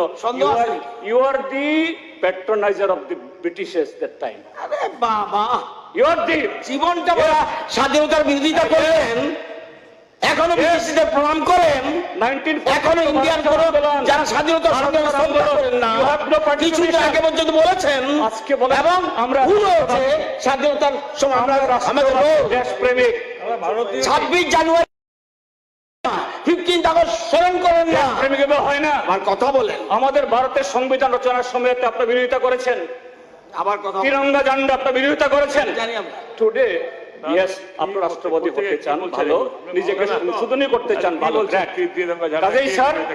কাজেই স্যার এই সমস্ত বেকারদের প্রতি তাচ্ছিল্য উদাসীনতা এটাকে নিন্দা করে, এবং আবার তিনি সে প্রস্তাবটা এখানে দিয়েছেন সরকার যাতে ইনটু টু এবং যত তাড়াতাড়ি সম্ভব এই কর্মসংস্থানের এবং শূন্যপদ পূরণে বেকারদের হ্রাস করে নয় এই উদ্যোগ গ্রহণ কথাগুলি বলে। মাননীয় অধ্যক্ষ মহোদয়, মাননীয় সদস্য জিতেন বাবুর বক্তব্য খুবই শ্রুতিমধুর লাগছিল শুনতে, এবং উনি যদি সবাই কোনো স্ট্রিট কর্নারে মানুষ ভাববে যে কমিউনিস্ট পার্টি বোধহয় ভারতবর্ষের স্বাধীনতা এনে দিয়েছে, যে যাকে প্রতিনিধিত্ব করছেন জিতেন বাবু। আপনার বক্তব্য থেকে নিয়েই আমি আপনাকে জিজ্ঞাসা করছি, বা আপনি নিশ্চয়ই জানবেন যে উনি গুজরাটের কথা বলছে, যে চার্টার প্লেনে গেছে 90 জন গুজরাট থেকে গেছে যারা ধরা পড়েছে। আপনি জানেন কি আপনাদের শাসিত রাজ্য বা আপনাদের বন্ধুর দল শাসিত রাজ্য কেরালা পার্সেন্টেজ কি আছে ভারতবর্ষের বাইরে কেরালিয়ানরা কাজের জন্য? Do you know what is the number figure? 3.5 million, মানে 35 লক্ষ লোক কেরল থেকে বহির্দেশে গিয়ে কাজের সন্ধানে সেখানে যায়। কেরালাতে তো বিজেপি দল নয়, আপনারা থাকেন নতুবা আপনাদের বন্ধু দল থাকে, তো আপনারা দিতে পারছেন না কেন? কেরালাতে স্বয়ংসম্পূর্ণ। আপনারা তো গতকালকে গভর্নরের ভাষণের উপর আপনারা বলছিলেন কেরালাতে যান, সেখানে দিচ্ছে, কেরালাকে রোল মডেল হিসেবে ফলো করতে চাইছেন।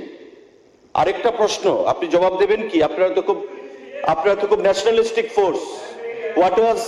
What was the role of your party during Chinese aggression in 1962? You even refused to condemn the Chinese aggression on India in the name of proletarian unity.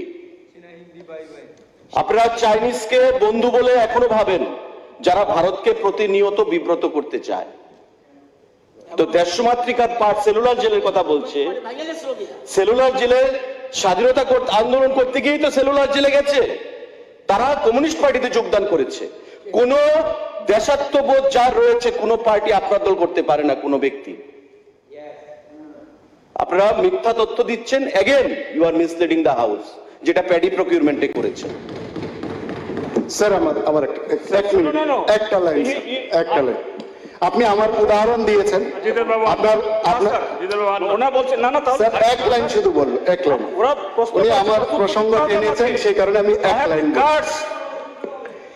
উনি আমার প্রসঙ্গ টানতে গিয়ে আমার ওইখানে আসনে বসা আর এখানে বসা নিয়ে আপত্তি জানিয়েছেন। আমি ধন্যবাদ জানাই, আপত্তি জানিয়েছেন। কতটা পাল্টেছে আমি বলছি, আমি যখন ওখানে বসেছিলাম আর এখানে যখন বসেছি আমি কতটা পাল্টেছি আর আপনারা কতটা পাল্টেছেন সেটাও আমি বলছি। আন্দামানের প্রসঙ্গ তুলেছেন, আমি আন্দামানের অর্গানাইজিং সেক্রেটারি ছিলাম, একবার নয় কয়েকবার গেছি। যে আন্দামান সম্পর্কে আপনারা বলছেন, সত্যি আমিও বলছি যান। এই আন্দামান ভারতবর্ষের প্রথম স্বাধীনতা, যে ভূমিটা সুভাষচন্দ্র বসু, তাকে আপনারা কি করেছেন? তেজুর কুকুর। তাদের আপনারা তেজুর কুকুর বলেছেন, আর এখন দেশপ্রেম শিখাচ্ছেন আর পরিবর্তনের কথা বলছেন। জিতেন বাবু, শ্রদ্ধার সাথে বলছি, আপনাদের পার্টির নাম কি? ভারতের কমিউনিস্ট পার্টি, রাইট? রাইট। আমি যখন ওই টেবিলে বসেছিলাম তখন আপনাদের পার্টির, আমি জানতাম আপনি ভারতের কমিউনিস্ট পার্টির রাজ্য সম্পাদক ত্রিপুরা রাজ্যের। আর যখন এই টেবিলে এলাম, আমাদের এই অ্যাসেম্বলিতে যে নেবা অ্যাপ ব্যবহার হচ্ছে, সেই অ্যাপ, আপনি যখন বক্তব্য রাখছিলেন আপনার বিস্তারিত বিবরণ আমি দেখছিলাম। এই অ্যাপের মধ্যে দেখছি শ্রী জিতেন্দ্র চৌধুরী সাবরুম, ভারতীয় কমিউনিস্ট পার্টি, নট ভারতের, ভারতীয় কমিউনিস্ট পার্টি। আগে ভারতের ছিলেন, আমি যখন ওখানে বসেছিলাম, এখন ভারতীয় কমিউনিস্ট পার্টি। এর মানে আমি যখন আরেকটু যাব তখন ওরা ভারতীয় জনতা পার্টি হবেন।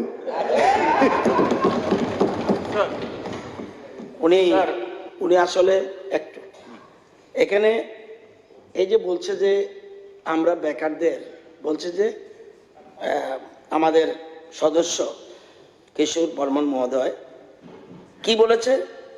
শূন্য পদ পূরণ করার চলমান প্রক্রিয়া আরো স্পিড বাড়াতে। এর আগে বলছে বেকারদের স্বাবলম্বী করো আগে। এই দুটো কোথায় কোথায় ত্রুটি দেখলেন কোথায়? আর আপনার একটা বলছে, আমরা জানেন না, আমরা কিন্তু লেফট রাইট মানি না।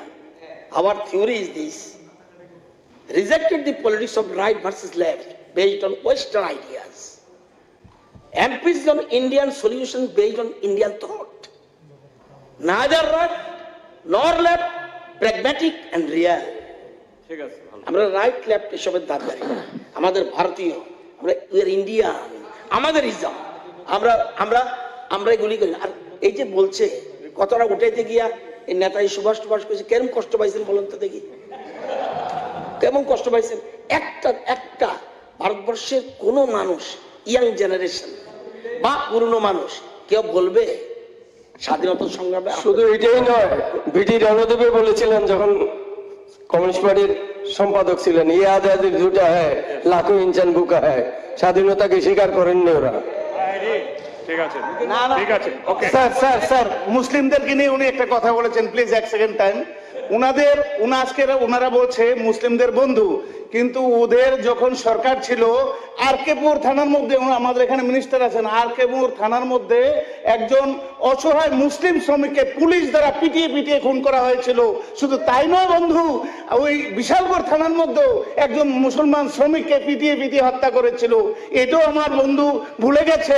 এই যে ভারতবর্ষে বিজেপি সরকার এসে একজন মুসলমানকে রাষ্ট্রপতি বানিয়েছিলেন, সেটা আবুল কালাম আজাদ, এবিজিবি আবুল কালাম। আর সেকেন্ড থিং করেছিলেন আমাদের বাজপেয়ীজি, মুসলমানকে ভালোবেসে এই ভারতবর্ষে এই মাদ্রাসাগুলো তৈরি করে দিয়েছেন মুসলমানদেরকে এডুকেশন শিক্ষার মাধ্যমে ডেভেলপমেন্ট করার জন্য। আর যারা বন্ধু চীন দেশ, ওই চীনের মধ্যে মুসলমানকে দাঁড়িয়ে রাখতে দেয় না, চীনের মধ্যে মুসলমানকে কোরআন পড়তে দেয় না। আবার ওরা বলছে কি আমরা মুসলমানের বন্ধু, 35 বছর ধরে টুপি পরিয়েছে, আরো টুপি পরাতে চায়। Thank you. ঠিক আছে স্যার, স্যার, ঠিক আছে স্যার, আমার কোনো বক্তব্য নয়। আর আমি খুব খুশি, আমি ভেতরটা জিতেন বাবু মানে চালিয়ে যেতে পেরেছি। মাননীয় জিতেন বাবু, ধন্যবাদ স্যার। মাননীয় জিতেন বাবু, মাননীয় Jiten babu, with due honour to please, with due honour to please. আপনি না না রাখেন, না না উনি না, please please let me say, আপনি যথেষ্ট পাণ্ডিত্যপূর্ণ বক্তব্য রাখেন, কিন্তু স্বাধীনতা সংগ্রাম নিয়ে কমিউনিস্টদের মুখে মানায় না। যতটুকু ইতিহাস পড়েছি জেনেছি, never, please.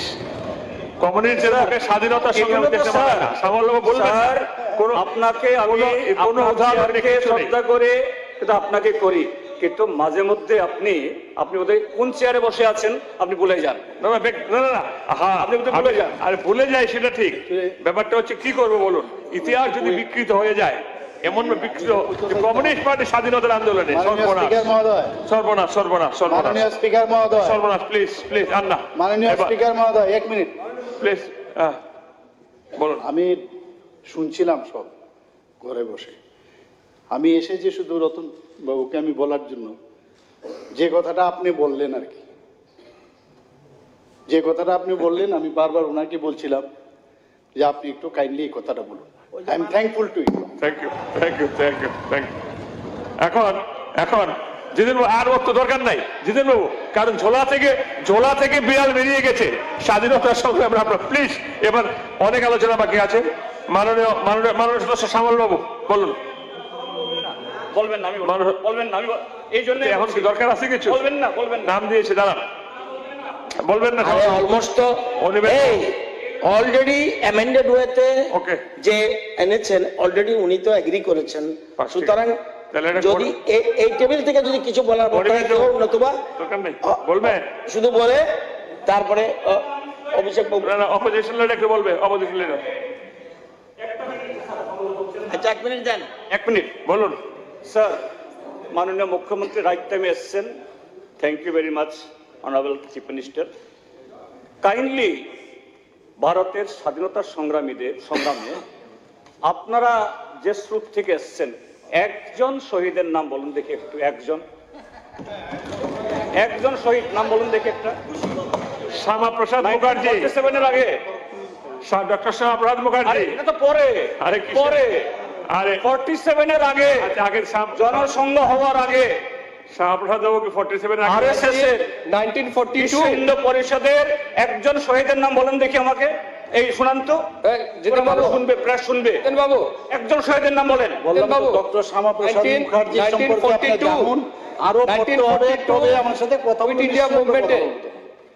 Jiten Babu 1942 quit India মুভমেন্টে প্রেমনাথ ডোগরা, যিনি ভারতীয় জনসংঘের পরবর্তী সময় সদস্য ছিলেন, আমাদের অটল বিহারী বাজপেয়ীজি, উনার ভাই, এরা সবাই কিন্তু জেলে গেছিলেন এই ইংরেজদের এটা বিরোধিতা করতে গিয়ে। So don't forget it. না ঠিক আছে।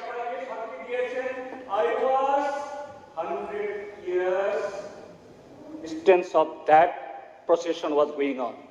আমি 100 গজ দূরে ছিলাম, আমি ভিতরে ছিলাম না। That was the statement made by honorable Bharat Ratna Atal Bihari Vajpayee. Animesh Babu please please please. আর আপনি তো জানেন এখানে যতই আপনি বলেন, ওই যে কিশোর বাবু যে বলছিল কথাটা, ওনারা ক্যারেক্টার চেঞ্জ হবে না, ক্যারেক্টার চেঞ্জ হবে না। এরা গোয়েবলসীয় কায়দা চলে, সমস্তটা অসত্যটা ঠিক না, অর্থাৎ তাদের বক্তব্য বলে বারবার মিথ্যা বলো, এটাই সত্য। এটাই সত্য। মাননীয় অনিমেষ বাবু, এবং মাননীয় অধ্যক্ষ মহোদয়, মাননীয় সদস্য শ্রী শৈলেন্দ্র চন্দ্রনাথ উনি একটা প্রাইভেট মেম্বার্স রেজলিউশন এনেছেন।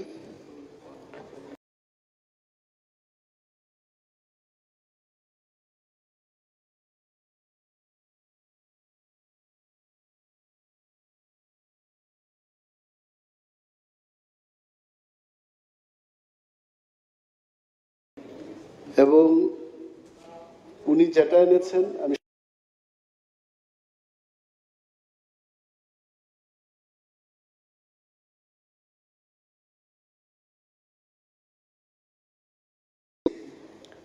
Almost same. সীতা और গীতা ফিল্মে দেখেছি সীতাও হেমা মালিনী, গীতাও Hema Malini, it is almost the same.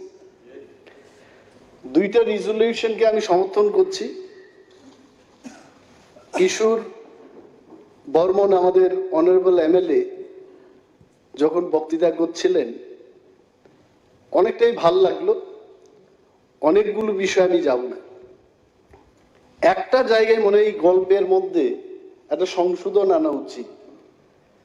আসলে পরিষদীয় মন্ত্রী বোলিং করছিলেন, কারণ উনি প্রথম বলেছেন, তারপর আমি এসে ময়দানের বাইরে সিক্সার মেরেছি সেই দিন, একদম বাইরে।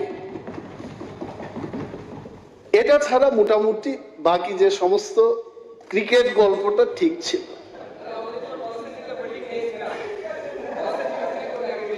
আরো একটা জিনিস হলো যে এই যে কমিউনিস্ট, বীর সাভারকার, তারপর বিজেপির আইডিওলজি, কমিউনিস্টরা কোথায় ছিল, এই আলোচনার ফাঁকে কিন্তু ত্রিপুরা রাজ্যের বেকার ফিনিশড, শেষ। আমি জানি না এই হাউসের মধ্যে ওই গ্রাম্য বাংলায় একটা কথা আছে, কি বলে এটারে, পাতা পুতা ঘষাঘষি মসজিদের কাম শেষ। এই বেকারদের অবস্থা শেষ। মাই ফোকাস ইজ অনলি বেকার। আমি আসলে বলতামই না, আমি জাস্ট দেখছিলাম যে কি হচ্ছে, কে কি বলবে, সবটাতেই বলা এটাও ঠিক। মাননীয় মুখ্যমন্ত্রী কবে আসবেন এটা অপেক্ষা করছি না, বিকজ মুখ্যমন্ত্রী ইজ মুখ্যমন্ত্রী। এখানে 1000 মন্ত্রী থাকতে পারে, that is not equivalent to one chief minister, এটা আমাদের বুঝতে হবে। সো মাননীয় মুখ্যমন্ত্রীর উপস্থিতি এই হাউসের মধ্যে, it has great importance to me. আমার কাছে, আমি জাস্ট হাইলাইটের জন্য বলছি এগুলো। মাননীয় মুখ্যমন্ত্রীর কাছে আবারও আমি এটা বলছি যে আমাদের মিউজিক কলেজ, ত্রিপুরার যে একটা মিউজিক কলেজ আছে যার নাম শচীন দেববর্মন সরকারি সঙ্গীত মহাবিদ্যালয়, উত্তর পূর্বাঞ্চলের একমাত্র সঙ্গীত মহাবিদ্যালয়, এবং এর অনেক নাম ছিল, সুনাম ছিল। বর্তমানে আমার মনে হচ্ছে এটা ধীরে ধীরে এটার যে সুনাম, এটা আমি বলছি না যে শেষ হয়ে যাচ্ছে, বাট আমাদের এখানে নজর দেওয়া উচিত। 2008 সালে 24 সালে কি হয়েছে, ফাইন্যান্স ডিপার্টমেন্টের অনুমোদনের জন্য প্রায় আমাদের মিউজিক কলেজ থেকে মোর দেন 1000 স্টুডেন্টস তারা সেখান থেকে ডিগ্রি লাভ করে, অনেকে নেট, পিএইচডি ইত্যাদি আরো বেশি ডিগ্রি লাভ করে তারা বসে আছে। আমি যতটুকু জানি, আমি খবর নিয়েছি, আরটিআই করেছি, অ্যাসিস্ট্যান্ট প্রফেসর পোস্টে 5 নাম্বারস এখনো শূন্য পদ আছে। ডাইরেক্ট রিক্রুটমেন্ট ইনস্ট্রাক্টরের শূন্য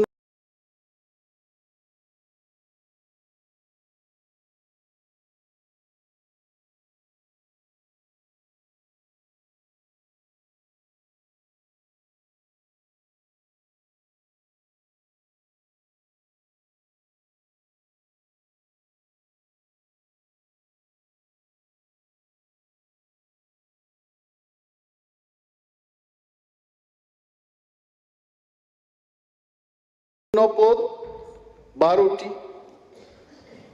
এবং রাজ্যে যা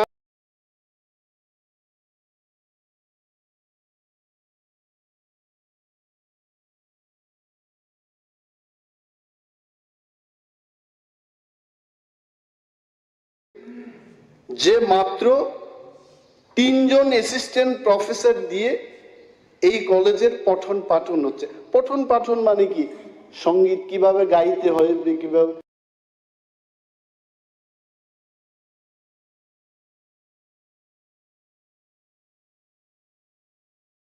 আমাদের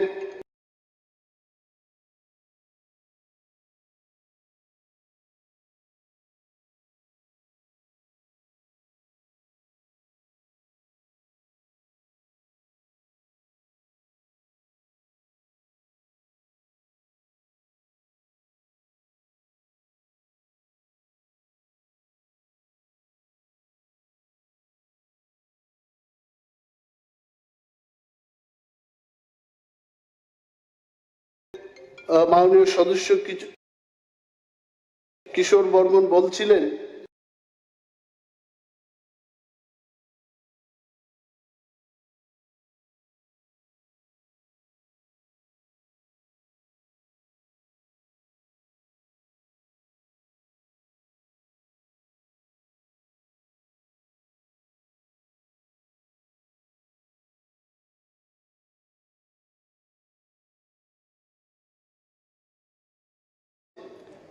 বলছে আমাদের আর কত অ্যারাউন্ড সে 12টা ক্লাস পাই আমরা এভরি মান্থ।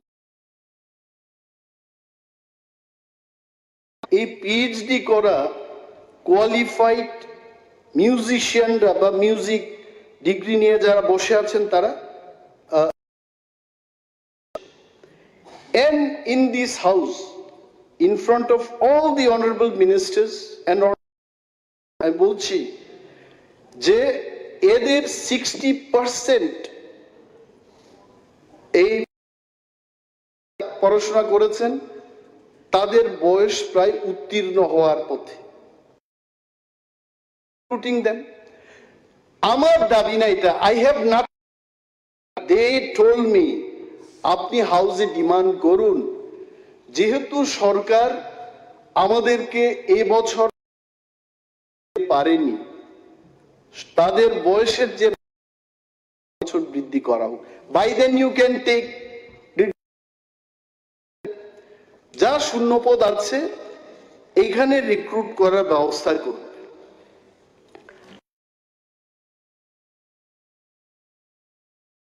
মাননীয় মুখ্যমন্ত্রীর উদ্দেশ্যে আমাদের রাজ্যের বঞ্চিত কিছু, ইটস জাস্ট টু হাইলাইট, 23 বছর ধরে family welfare and preventive medicine ডিপার্টমেন্টে কাজ করছে আমাদের কিছু সংখ্যক কর্মচারী, যদিও এটা শূন্য পদের ব্যাপার। 25 অফ দেম 23 বছর কাজ করার পর মাল্টিপারপাস ওয়ার্কার থেকে মাল্টিপারপাস সুপারভাইজার হওয়ার কথা, নান অফ দেম, তাদের একজনও সেই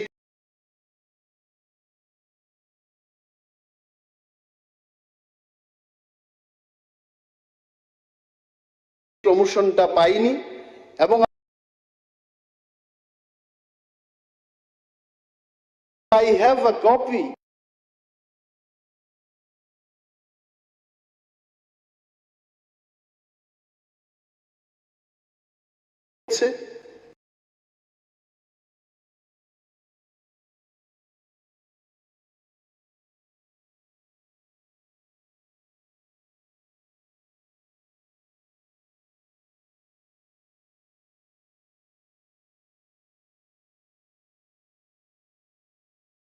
এবং তার একটা কপি আমার কাছেও আছে।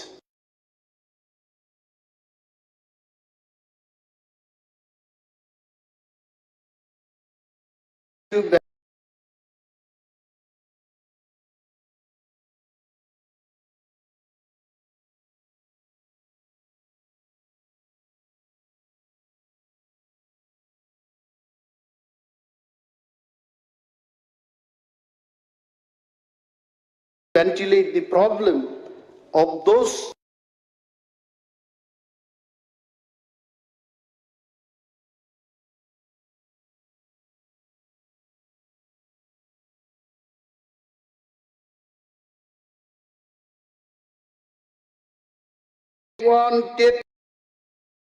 তারা কি বলছে জানেন?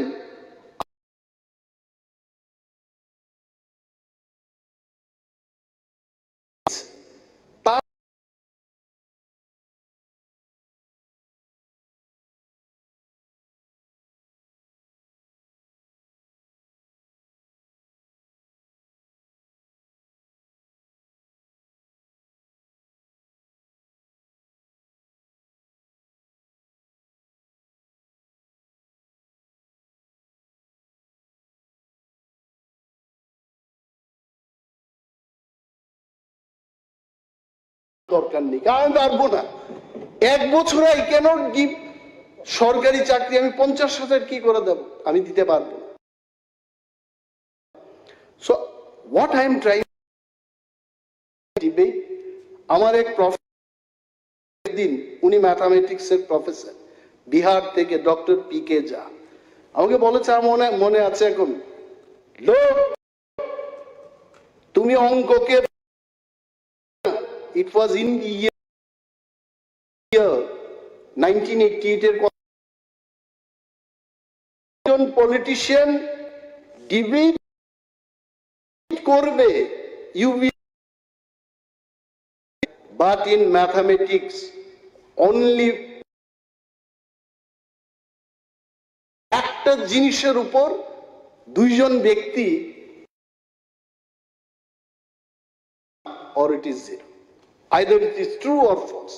তো এখানে আমরা যা তর্কযুদ্ধ করলাম, এই ফিলোসফি নিয়ে যা ব্যর্থতা আছে, এটাকে আপনারা পূরণ করবেন, রাজ্যের বেকারদের স্বপ্নকে আপনারা পূরণ করবেন, এই আশা আমারও আছে। আমাদের অল MLAs আমরা এই আশা নিয়ে বিধানসভায় আসি।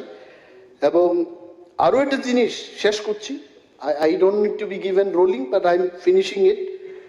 আজকে এখানে গুজরাট থেকে বাইরে লোক যাচ্ছে কাজ করে, what is the problem? Gujarat থেকে যদি doctor, engineer, I have no problem. তারা একটা মহাদেশ পেরিয়ে যদি তার পয়সা রোজগার করতে পারে, there is no problem.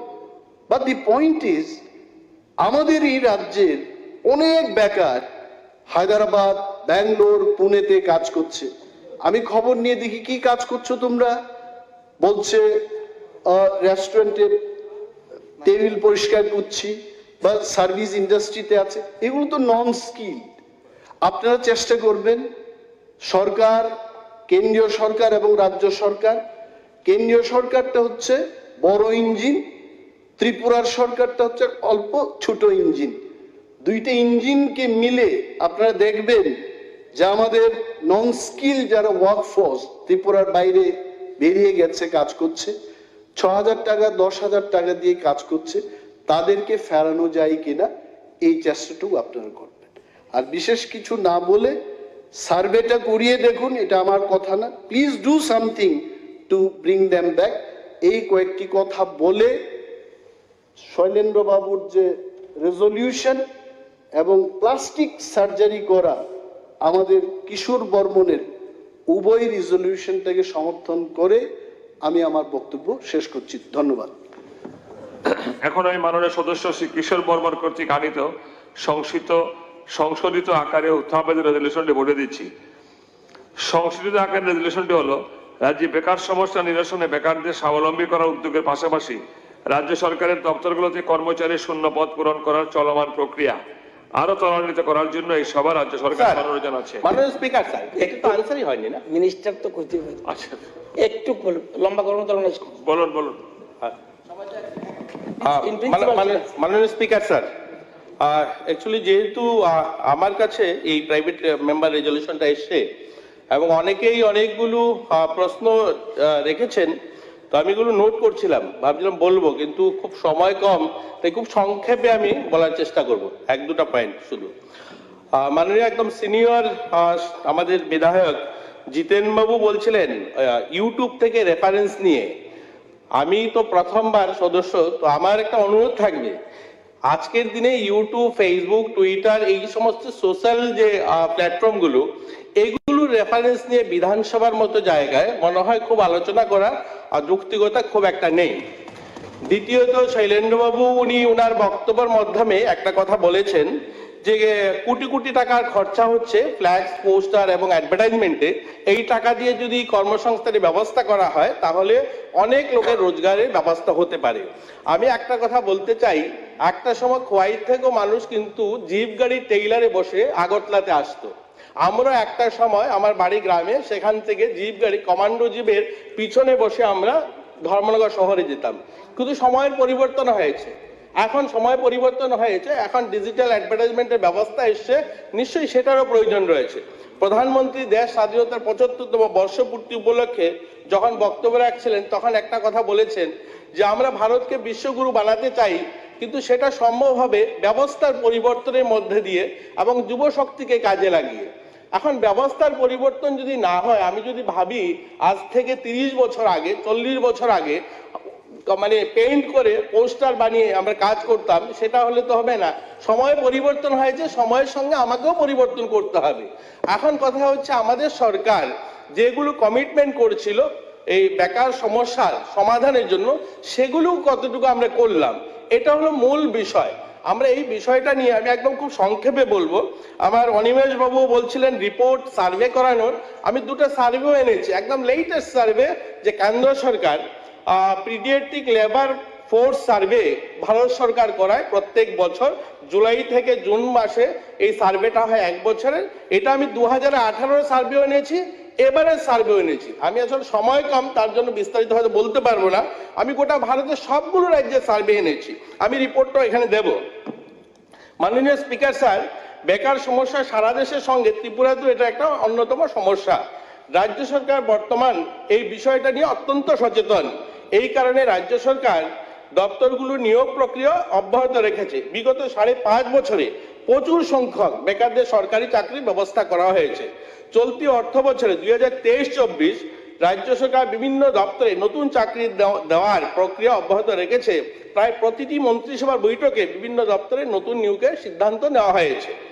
TET পরীক্ষার মাধ্যমে 2018 সালের পর থেকে এখন পর্যন্ত স্কুলে আমরা 6571 জনকে নিয়মিত চাকরি দিতে পেরেছি। আমরা স্পেশাল এডুকেটর হিসাবে 88 জনকে নিয়মিত পদে নিয়োগ করা হয়েছে।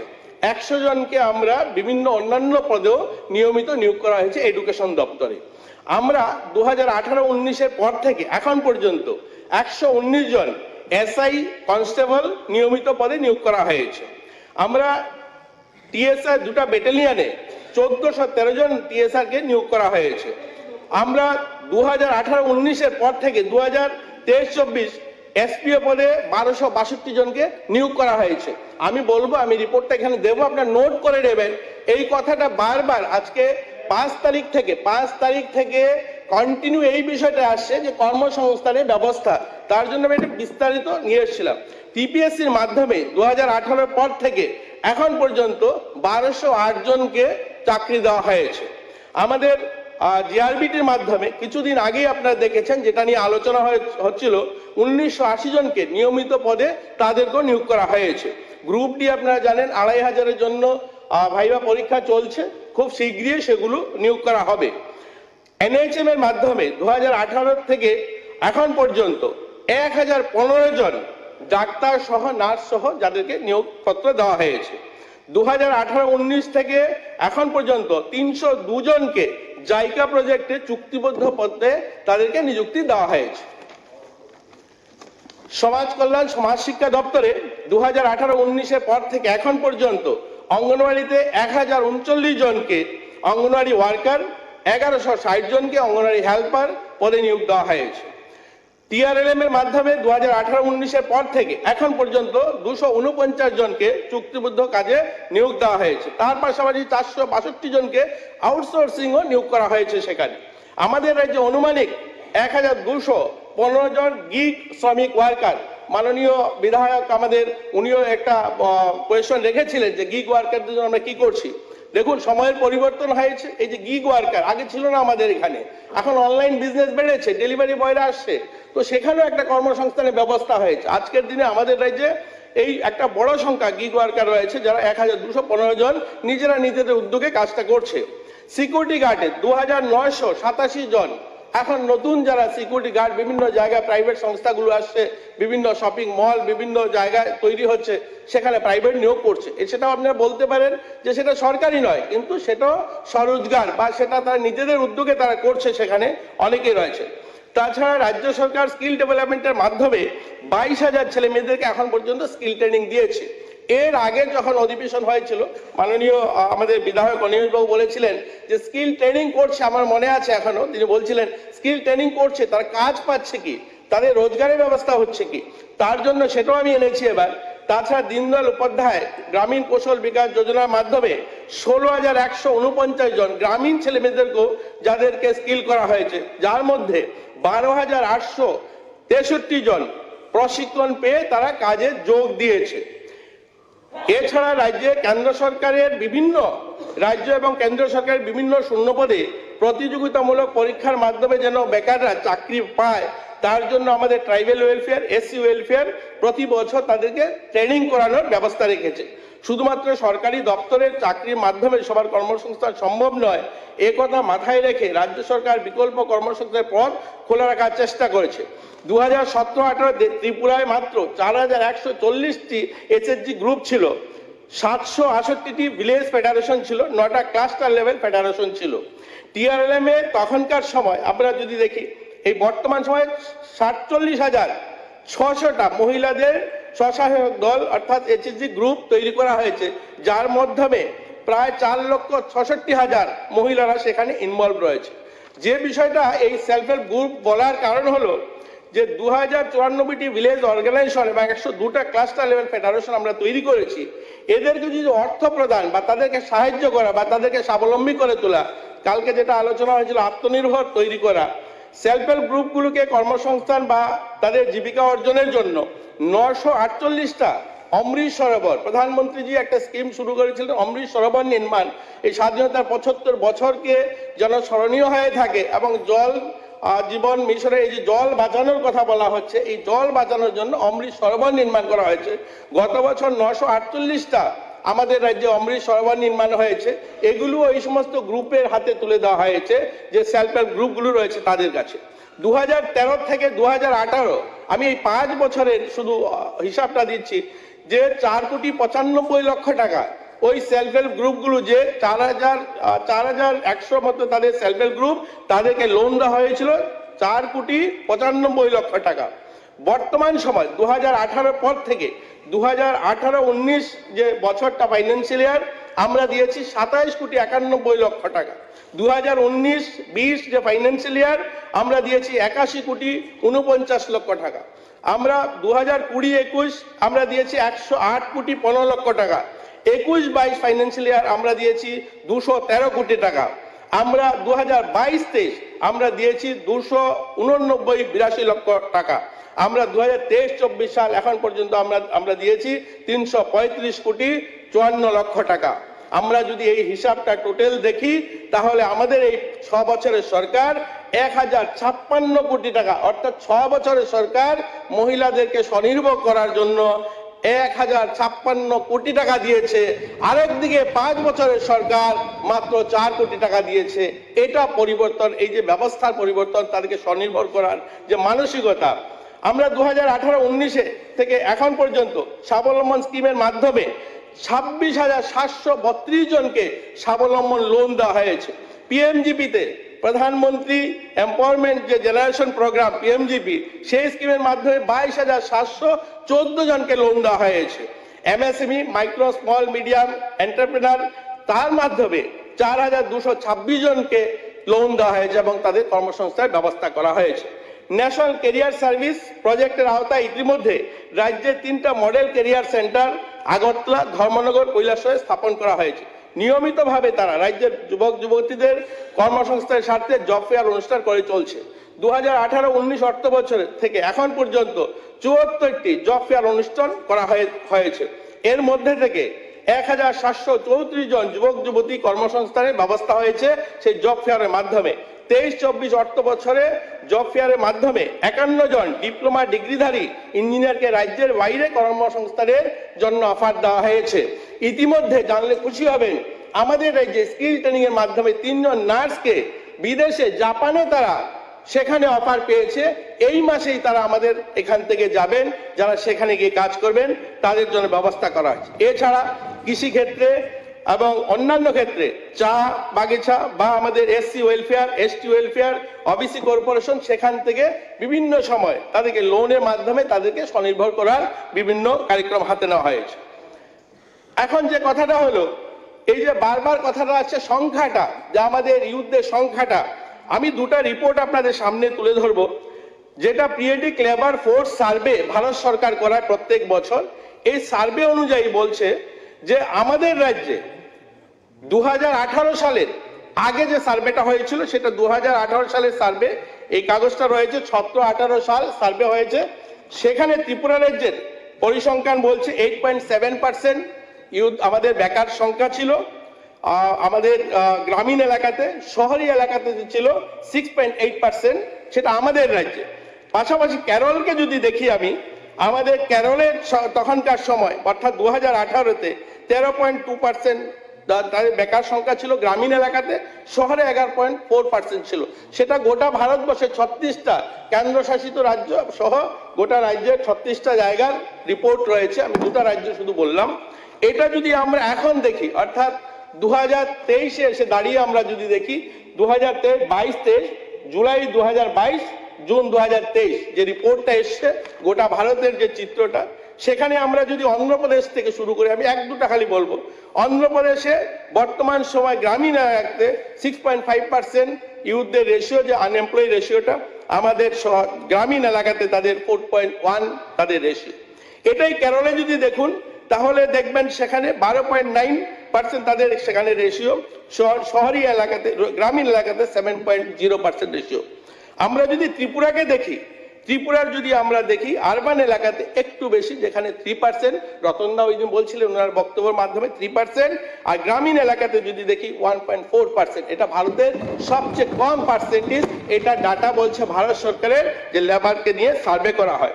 আমি সংখ্যার আধারে যদি বলি আপনাকে, শুধু তাই না, যেটা সংখ্যা দিয়ে যদি আমি আপনাদেরকে বলতে চাই, 31/3/2018 তারিখে রাজ্যের কর্ম বিনিয়োগ কেন্দ্র আমাদের ত্রিপুরাতে যে ডাটা ছিল সেখানে নথিভুক্ত, সেটা ছিল 7,41,305 জন। অন্যদিকে আজ যদি আমরা 30/11/2023 সালে যে আমাদের এখানে যে রেজিস্ট্রেশন সংখ্যাটা রয়েছে সেটা হলো 2,79,251 জন। এটা কত পার্সেন্ট, যেটা অনলাইন ডাটা, এটা কত পার্সেন্ট কমেছে সেটা আপনারা বুঝতেই পারছেন। যে এর জন্য অনেকগুলো বিষয় ছিল, যেহেতু সময় কম আরো এক দুটা বিষয় রয়েছে। এছাড়া এটা শুধু নয়, একটা ব্যবস্থা টোটাল পরিবর্তন হয়েছে, একটা কাজ করার ইচ্ছা শক্তি বেড়েছে। আর যদি খেলাধুলায় দেখুন, আমার কাছে স্পোর্টস দপ্তর রয়েছে, অনেকগুলো স্পোর্টসের বিষয় হয়তো লিখিত আকারে দিয়েছি। খেলাধুলার মাধ্যমেও কিন্তু রোজগারের ব্যবস্থা হয়েছে। যেমন রাজ্যকে প্রতিনিধিত্ব করছে, দেশের প্রতিনিধিত্ব তারা গিয়ে করছে আমাদের রাজ্যকে দেশে, তেমনি তাদের রোজগারের ব্যবস্থা হয়েছে। ইতিমধ্যে এই 6 বছর পুরো হয়নি, 28 জন ছেলেমেয়েরা বিভিন্ন জায়গায় তাদের বিভিন্ন টুর্নামেন্টে তারা গোল্ড মেডেল, সিলভার মেডেল জিতেছে এবং তাদের কর্মসংস্থানের ব্যবস্থা হয়েছে। তার মধ্যে আমি এক দুটো নাম বলছি। মধুমিতা দেব অ্যাথলেটিকে গোল্ড মেডেল পেয়েছিল, তাকে সিআইএসএফ চাকরি দিয়ে দিয়েছে। অস্মিতা দে এই কয়েকদিন আগে, আজ থেকে 2 মাস আগে, অস্মিতা দে মধ্যপ্রদেশে গিয়েছে, সেখানে জুডোতে গোল্ড মেডেল জিতেছে, ইউপি পুলিশে তাকে চাকরি দিয়ে দিয়েছে। আমাদের রাজ্যে কুসুম বেগম, ববিতা ওরাং, প্রতিমা হোসেন, অজয় জমাতিয়া, যারা ফুটবলে ত্রিপুরা সরকারি চাকরি পেয়েছে। এই কয়েকদিন আগে আপনারা জানেন প্রতিষ্ঠা সামন্ত আমাদের এখানে আগরতলা কোচিং সেন্টার প্র্যাকটিস করতো, তাকে ভারত সরকার রেল মন্ত্রকে চাকরি দিয়েছে। তো ইতিমধ্যে আমরা যদি দেখি আরো 16 জনকে আমরা স্পোর্টস কাউন্সিলে চাকরি দিয়েছি। তো এই সব মিলে 28 জন ছেলে মেয়ে যারা খেলাধুলাতেও ভালো তাদের প্রতিভা অর্জন করেছে, তাদেরকে সরকার চাকরি দিয়েছে। এরকম অনেকগুলো বিষয় রয়েছে, অন্যান্য সেক্টরও কাজ হচ্ছে। এই সরকারের একটাই প্রয়াস, যেন সবাইকে নিয়ে প্রধানমন্ত্রী যে সংকল্প নিয়েছেন ভারতকে বিশ্বগুরু বানানোর, তো সেই লক্ষ্যে আমরাও সেখানে যেন ত্রিপুরা ভাগীদারি হই, আমরাও যে আমাদের রাজ্য স্বনির্ভর হোক, আত্মনির্ভর হোক, আমরা ওই মানসিকতাতে, আমি কিশোর বর্মন যে কথাটা বলছিলেন যে আমাদের মানসিকতার পরিবর্তন হওয়া চাই, যে আমরা আত্মনির্ভর। যখন একটা মাস্টার ডিগ্রি ছেলে, একটা পিএইচডি করা ছেলে বলে পিয়নের চাকরির জন্য লাইনে দাঁড়াবে, এটার থেকে বেরিয়ে আসতে চাই। আমরা চাই আমাদের ছেলেমেয়েরা যেন স্বনির্ভর মানসিকতা এগিয়ে আসে। আমাদের এখানে অনেকগুলো রিসোর্স রয়েছে, সেগুলো আমি বলছি না। আমাদের এখানে প্রায় 80,000 মেট্রিক টন আগর হয়, রাবার রয়েছে, ব্যাম্বু রয়েছে। আমি ব্যাম্বু মিশনের কথাটা এনেছিলাম। ব্যাম্বু মিশনের মাধ্যমে, ন্যাশনাল ব্যাম্বু মিশন আমরা শুরু করিনি, কমিউনিস্ট আমলে শুরু হয়েছে। এই ন্যাশনাল ব্যাম্বু মিশন 2018 সালে 22টা ক্লাস্টার ছিল ত্রিপুরাতে, অর্থাৎ কমন ফ্যাসিলিটি সেন্টার, এক জায়গাতে অনেক লোকে গিয়ে কাজ করতে পারবে, এরকম 22টা ছিল। আজকের দিনে দাঁড়িয়ে 64টা হয়েছে। যেখানে 800 লোকে কাজ করতো সেখানে 2500 লোকে কাজ করছে।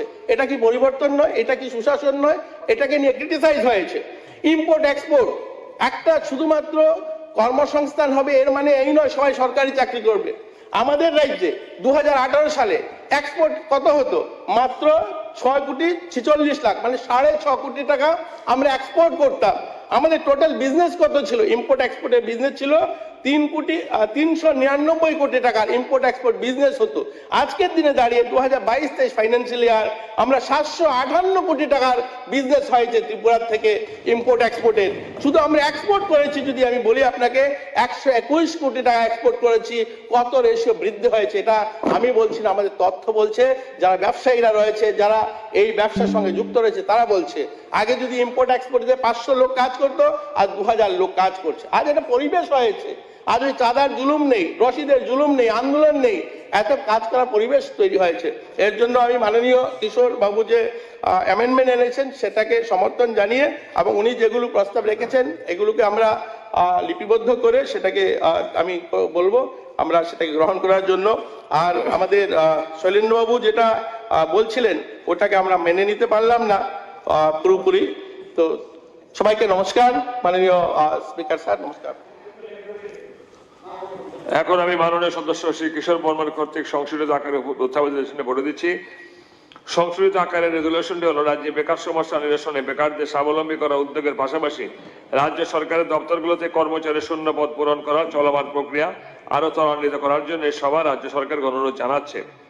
যারা প্রস্তাবের পক্ষে আছে তারা হা বলবেন, যারা বিপক্ষে আছে তারা না বলবেন।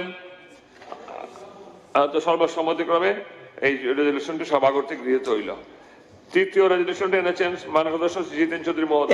একটা বিষয় আগেও বলেছে, পাবলিসিটির কথা বলেছে, যে গভর্নমেন্ট মন্ত্রীদের শুধু ফটো দিচ্ছে, মুখ্যমন্ত্রী ফটো। পাবলিসিটি ডিপার্টমেন্টের কতগুলি প্রক্রিয়া আছে। তবুও আজকের থেকে 10-12 দিন আগে আমার কাছে বুদ্ধিজীবীদের একটা টিম এসেছিল 9 জনের। বুদ্ধিজীবীরা এসে বলছে আলোচনা করছে, আচ্ছা আপনারা তো প্রচার করছেন, পাবলিসিটি দিচ্ছেন, তো কমিউনিস্ট পার্টি পাবলিসিটি ফেস দেখায় না কেন? এদের মধ্যে দুজনের প্রশ্ন হলো। 7 জন বলছে अरे कैसे करेगा, उनको पास फेस कहाँ है, उनको पास फेस कहाँ है, उन्हें जो फेस देवे कोत्ते देवे, फेस तो नहीं। যেমন ত্রিপুরা মাতার ফেস প্রদ্যুৎ কিশোর, এখানে ফেস তো নাই। যদিও আমি শুনেছি, আমি জানি না, যদিও শুনেছি জিতেন বাবু যে উনি কিন্তু একটু মডার্ন, জিতেন বাবু কিন্তু একটু মডার্ন। শুনেছি জিতেন বাবু একটা প্রস্তাব রেখেছে এরকম পাবলিসিটির জন্য। এটা আমার শোনা, বাকিটা আমার জানা। তো বলছে জিতেন বাবু বলছে এখন থেকে আমরাও কিন্তু প্রচারে যাওয়া উচিত ফেস দেখিয়ে। তো এটাই প্রবলেম, আমি জানি না। ওই বুদ্ধিজীবীরা তখন বলছে তাদের মধ্যে ডিভিশন হয়েছে। আরে ভাই कैसे এর মধ্যে 2 জন আছিল প্রফেসর আর নন বেঙ্গলি, उनको पास फेस क्या है, इनका पास तो प्रोफेसर डॉक्टर मानिक शाह है, त्रिपुरा माता के पास प्रद्युत किशोर है, अनिमेश वर्मा है, उनके पास कौन है? This is the problem. এই লোক কথাটা আর কি না স্যার, আরে এটা তো বলেছেন স্যার। না এটা তো কনভেনশন স্যার। একটা পক্ষকে যদি কেউ বলে সেই পক্ষে তো আত্মপক্ষ সমর্থন একটা আছে। আপনি ফেস দেখাচ্ছেন না? ফেস দেখাচ্ছি না আমি। মাননীয় এটা বলেছেন, খুব ভালো করেছেন। कम्युनिस्ट पार्टी को अपना शकल दिखाने के लिए ये जनता का पैसा का जरूरत नहीं है और आपका लिए ना ना जस्ट प्लीज আমি শেষ করি না आपका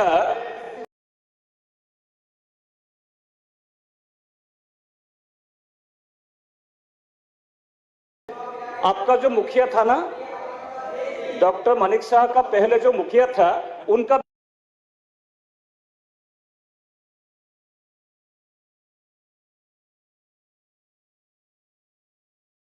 आपका पहला का जो मुखिया था उनका भी फेस हर गली में हर रास्ते में हर दौल में थे अभी कहाँ ये प्रोसेस कहाँ है इट इज प्रोसेस तो कम्युनिस्ट पार्टी का शकल हमारा का फेस जनता का दिल में होता है दिल में जनता का पैसा लगेगा বলেছেন তো এখন আমি রতন বাবু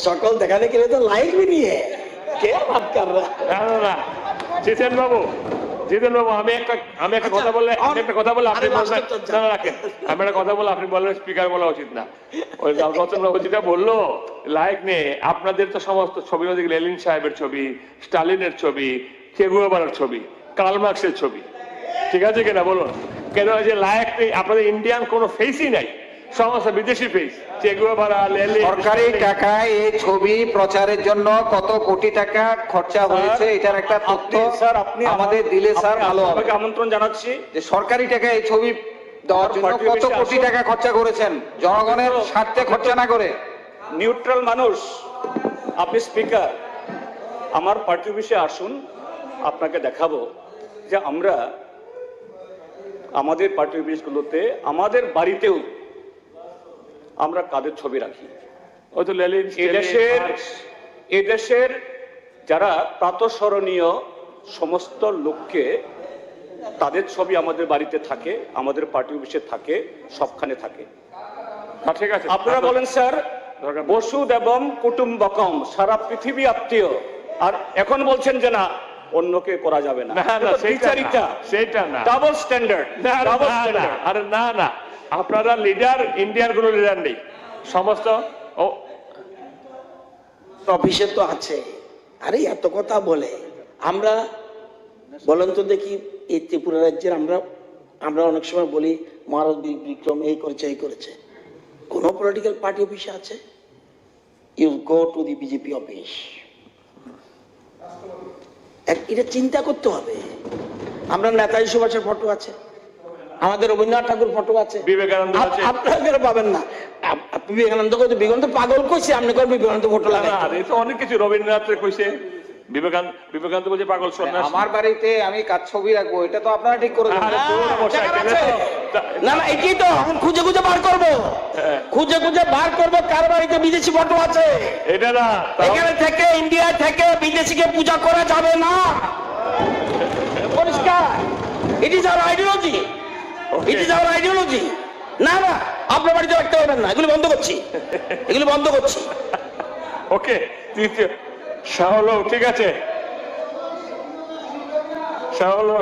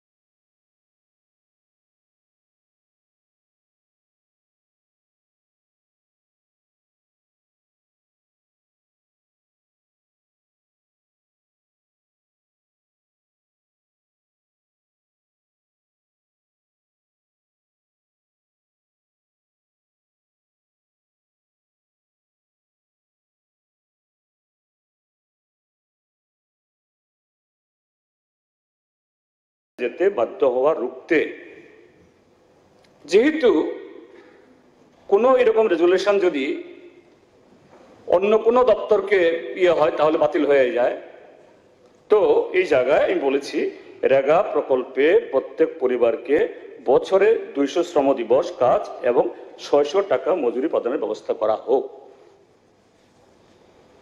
রেগা ডাজ নট মিন এভরিথিং।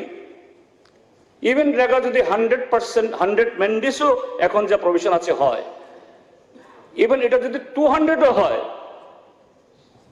দারিদ্র সম্পূর্ণ গুছে যাবে না। উই নো রেগা তার সাথে আরো অনেক কিছুই যুক্ত, proper planning, proper implementation, proper participation.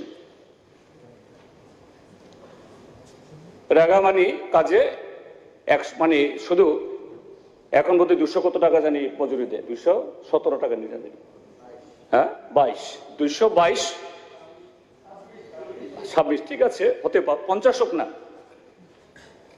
250 মনে করুন অর্থমন্ত্রী স্যাংশন করে দিল কালকে 200 দিন, 100 দিন 250 দিলেই একটা ফ্যামিলি স্বয়ংসম্পূর্ণ হয়ে যাবে না, বা আপনারা বলছেন সুন্দর আত্মনির্ভর। That rega, through proper implementation of rega, assets will be generated.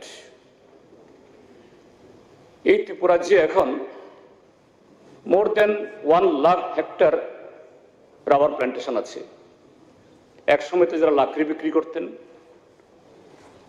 যারা দূর দূর জায়গায় গিয়ে শ্রম বিক্রি করতেন, they are also now owner of the rubber plantation. Their kids going to the English medium school became even সবাই না হলেও few doctors, engineers. গ্রামের চেহারার মধ্যে পরিবর্তন হয়েছে। এবং এই ত্রিপুরা যে যখন ইনসার্জেন্সি খুব প্রকোপ ছিল,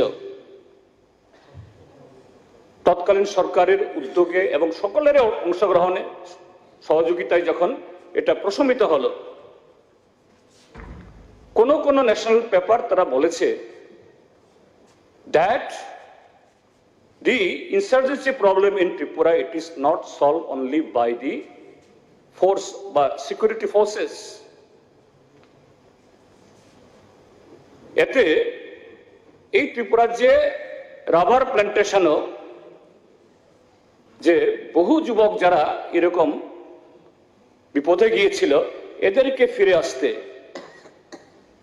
sense of owning this land of mine, একটা প্রাউড সিটিজেন হিসাবে তাকে অস্ত্র সমর্পণ করে তার ভুল রাস্তা থেকে ফিরে নর্মাল লাইফে আসছে।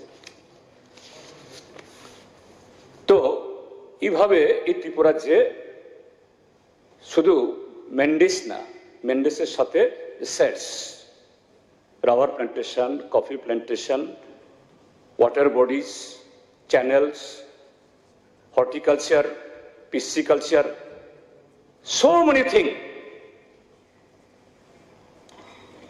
আমরা যারা ত্রিপুরার যে জন্মগ্রহণ করেছি, ত্রিপুরাকে জন্ম থেকে দেখে আসছি, হ্যাঁ আমরাও পরিবর্তন দেখছি, but our officers who comes from the outside, from other part of the country, being IAS, IPS, IFS, they realize how Tripura on their eyes it has been changed. তো এটা খুব জরুরি। পারহ্যাপস যে আজকে শাসক দলে যারা আছেন, they have also realized, আমি বলবো না, that's why in their manifesto of 2018 কি ছিল, আমাদের গভর্নমেন্ট আসলে 200-600 টাকা মজুরি বলেননি, কিন্তু বলেছেন তখন 170 টাকা মজুরি ছিল, 170 টাকা ডাবল হবে, 100 দিনের দ্বিগুণ হবে। People accepted you, they got attracted you, allured by you, কারণ দিল্লি থেকেও এসে বড় বড় নেতা এসে বলছেন, অবিশ্বাস করে কি করে? এই ত্রিপুরা রাজ্যের মানুষ আপনাদের এই আলোচনার ফাঁদে পা দিয়েছেন। They voted you and you came to the power. কিন্তু আজকে এই এরাগার চিত্র কি স্যার? 2015-16 আমি আগে যাচ্ছি না,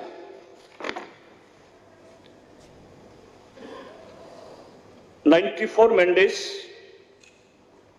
16-17, 80, কিন্তু 17-18 ইয়েস তখন লেফটেন্যান্ট গভর্নমেন্টে ছিল, প্রিভিয়াস গভর্নমেন্ট ছিল। It has come down to drastically 34। Election আছে আর অন্য কারণ আছে। আপনাদের গভর্নমেন্ট আসলো 2018-19 41, 1920 61, 2021 75, 21-22 72, 22-23 60। হয়তো রতনবাবু বলবেন এটা তো অনেক বেশি, but I collected it from the Government of India's website. If I am wrong, then Government of India website is wrong. তাহলে এর আছে, এর আগে যেভাবে এর আগা আসতো, তার কাজ হতো, শুধু তা নয়, তার বাইরে in addition to that Agriculture Department, Forest Department, I was holding Forest, RD, Tribal Welfare, এটা খুবই এই দপ্তরগুলো মিলে আরো প্রায় 40-50 ম্যান্ডেট জেনারেট করতে, অর্থাৎ একটা রুরাল ফ্যামিলি প্রায় এভারেজ 150 ম্যান্ডেট পেত। That has helped to reduce the poverty. That has helped to create the assets. That has changed the economic scenario, social scenario. But today, গতকাল মাননীয় মুখ্যমন্ত্রী অনেকগুলি স্কিমের কথা বলেছেন, কোনটা 30 কোটি, কোনটা 40 কোটি, বলছেন হবে, হচ্ছে।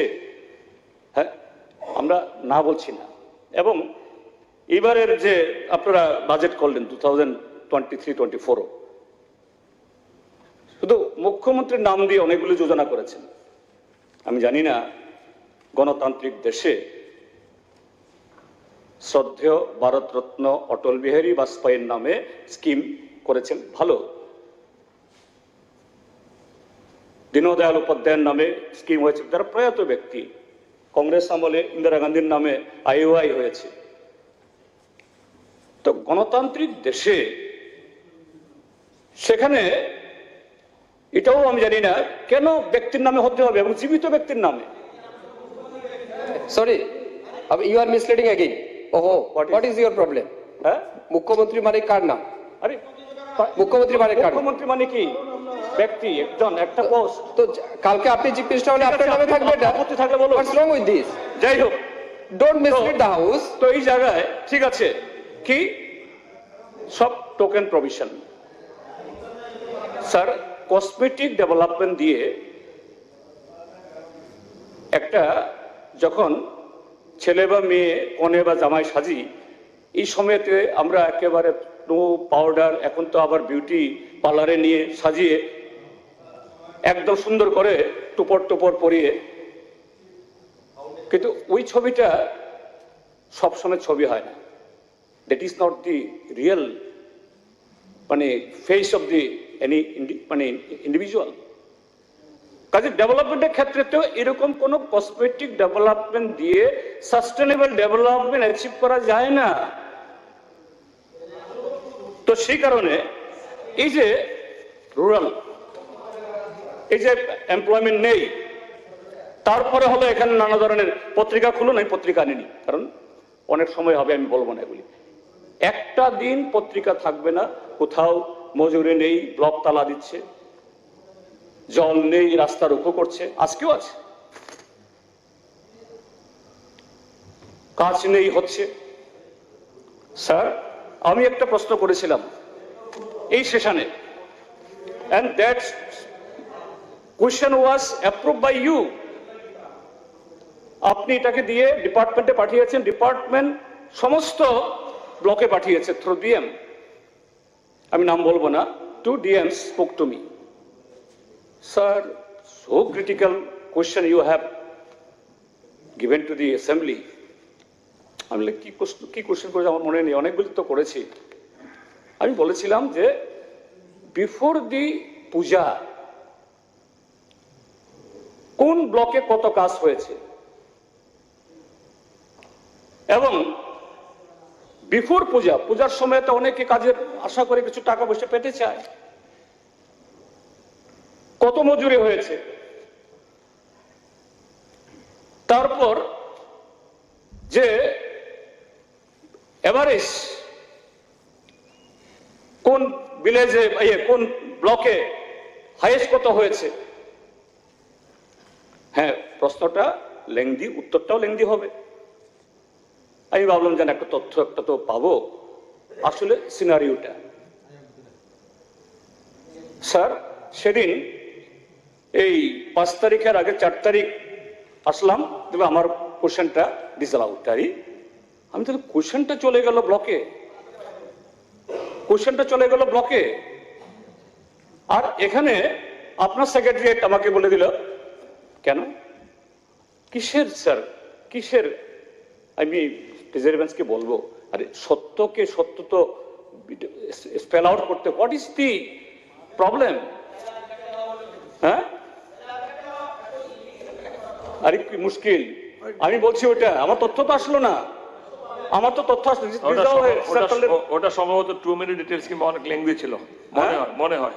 না স্যার, আপনি একবার পাঠিয়েছেন ব্লকে, পাঠানোর পরে সবকিছু সবসময় ইনস্ট্যান্ট দিয়ে বলা যায় না। ঠিক স্যার, আপনার সাথে আমি তর্ক করবো না, তর্কের ব্যাপার না স্যার। আপনি আমার শুভানুধ্যায়ী কাজে আপনার কাছ থেকে আমি চাই না। এখানে যে আজকে যে একটা ক্রিটিক্যাল জিনিস কিন্তু আপনাকে অ্যাকসেপ্ট করেছি। ঠিক আছে, না ঠিক আছে, আপনি ভালো চাইছেন, কিন্তু কি করে হয় এগুলো? একটা প্রশ্ন গেল, আমি তো ভাবলাম একটা তথ্য পাবো, না না, অনেক সময় বাকি। তারপরে আমার একটা এরকম প্রেস কনফারেন্স ছিল, একদিন দেখলাম একেবারে রণমূর্তিতে মাননীয় এই পার্লামেন্টারি অ্যাফেয়ার্স মিনিস্টার দিচ্ছেন, কি জানি খেয়ে কি হয়েছে তার ওনার। স্যার, এ কথা বললে আজকে শোনা যায় মোহনপুরের মধ্যেই এসবের চাষ বেশি হয়, কাজেই ওই এফেক্ট আমাকে হবে না, কখনো হওয়ার সুযোগ নেই। তো আজকে স্যার, হ্যাঁ স্যার, আমি শেষ করছি স্যার, আমি তো বললামই, স্যার এই কারণে আপনার ফ্লাইংটা খুব ভালো, হ্যাঁ, ল্যান্ডিংটা ঠিক হচ্ছে। হ্যাঁ স্যার, স্যার আপনিও ডিস্টার্ব করলে তো হবে না স্যার, আপনার ফ্লাইংটা দুর্দান্ত। তো স্যার এবার ল্যান্ড করুন স্যার, এই কারণে বলছি, এখানে অনেক আলোচনা হয়েছে, এই জন্য বলবো না, অনেকগুলি বলার দরকার নেই। এখানে শিশু মৃত্যু, কারণ আমি নামটাম বলে তাদেরকে এমব্রাস করতে চাই না। এই যে আপনার খোয়াইজালাতে, মানে মুঙ্গিয়াকামি ব্লকে, ওইদিকে মনু ব্লকে, জোলাইবাড়ি ব্লকে, হ্যাঁ আপনারা বিরোধিতা করুন, কিন্তু ঘটনা আমি বলছি কারণ একটু আপনাদেরকে একটু সজাগ করার জন্য। আপনি এখানে বিরোধিতা করুন, কিন্তু প্লিজ দেখুন what is the state of the affairs of the distressed people. Sir, আমি তো আবার বললাম যে ব্লাড সুগার মানে কোনো রোগ না, এটা নানা ধরনের রোগের সোর্স। তো অভাবও, এই যে বললাম, অভাবের তাড়নায় চুরি, ছিনতাই, এগুলো আলোচনা হয়েছে এখানে। কেন? কতগুলি ফিগার যে এত অ্যালার্মিং ভাবে আসছে ত্রিপুরা রাজ্যে।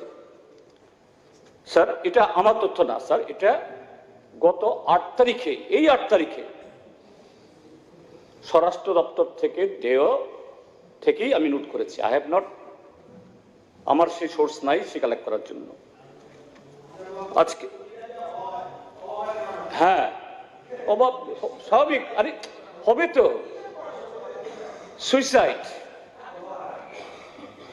1890 গত 972 দিন, আমি ওই প্রশ্ন বলছি, দ্যাট ইজ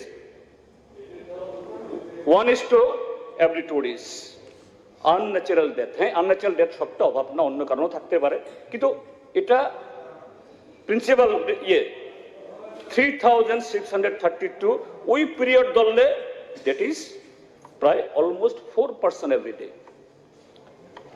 দেন আরেকটা তথ্য এসছে, এটাও হোমের কিন্তু রিলেটেড, যে ন্যাশনাল সাইবার ক্রাইম রিপোর্টিং, এবং এটা রাজ্যপালের ভাষণের মধ্যে আছে, এবং বলছে হোল কান্ট্রিতে that reporting the amount is against 14 crore 90, and out of that 14 crore 90, 1 crore 30 lakhs is in Tripura, that is 8.7.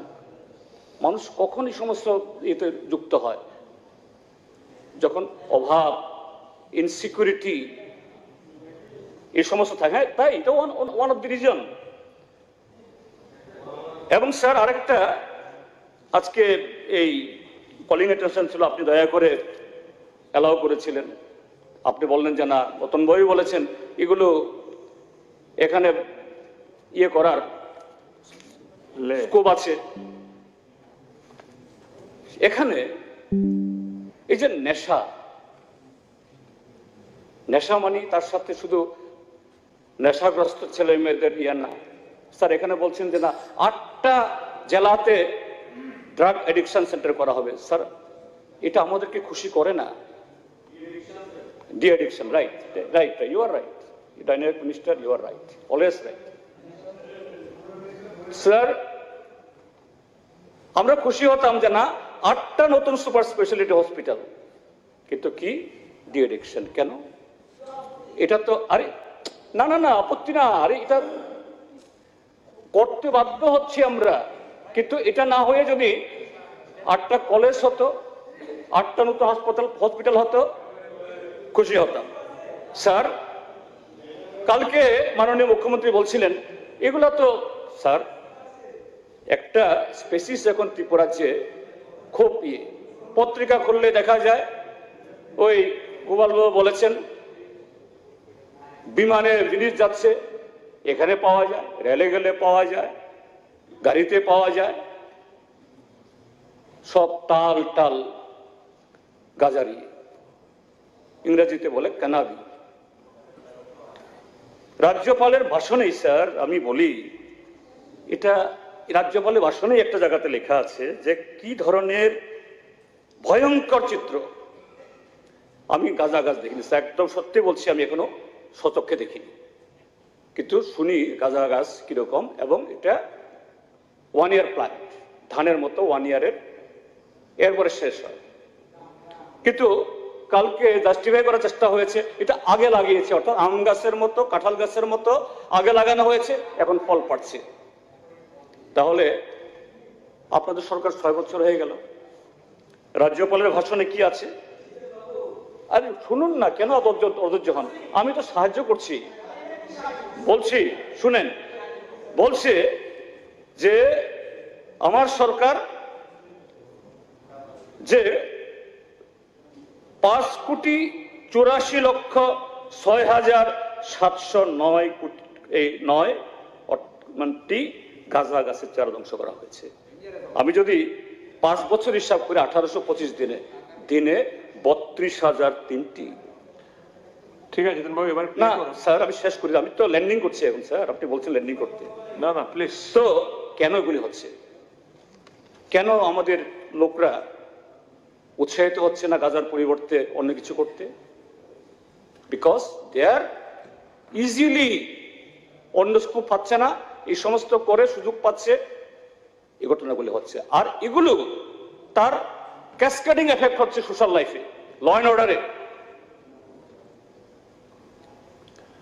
আমাদের কোন কোন থানায় এগুলি যায়, এরপরে এখানে ওই আম পাতা কাঁঠাল পাতা দিয়ে আবার রাতের অন্ধকার আসে, গাজার প্যাকেটটি চলে যায়, নিয়ে যায়, আর আম পাতা জাম পাতা এগুলো পুড়িয়ে দেখানো হয় যে এই ধ্বংস হচ্ছে। এবং এগুলোতে যখনই ধরা পড়ে, কারা ধরা পড়ছে? সাংঘাতিক পাওয়ারফুল লোকগুলো। এই সময়তে পাওয়ারফুল লোক কারা? তখনই থানাওয়ালা, পুলিশ আর তদন্ত এগোয় না, শেষ, ডিসমিসড। কিছু লোককে লোক দেখানো, গ্রেপ্তার করা হয়, দে আর রিলিজড। স্যার, এই কারণে বলছি, এই যে অভাবের তাড়নায় এইভাবে আমাদের যৌবন নষ্ট হচ্ছে, আমাদের যৌবনের ভবিষ্যৎ নষ্ট হচ্ছে, ত্রিপুরা রাজ্যের সামাজিক, রাজনৈতিক, অর্থনৈতিক যে কাঠামো এটা দুর্বলতর হচ্ছে।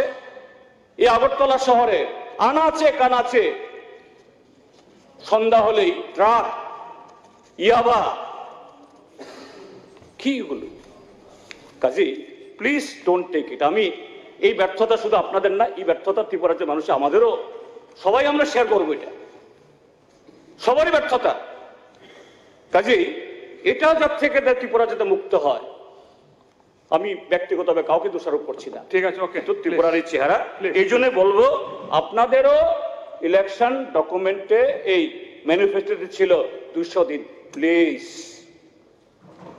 ডাবল ইঞ্জিনের সরকার সারা দেশে না হলেও ত্রিপুরা রাজ্যের জন্য 200 দিন এবং 600 টাকা মজুরি। কেননা এখন ওই 340 টাকা তো বেঁধে দিয়েছেন, এখন সে জায়গায় যেতে পারেননি।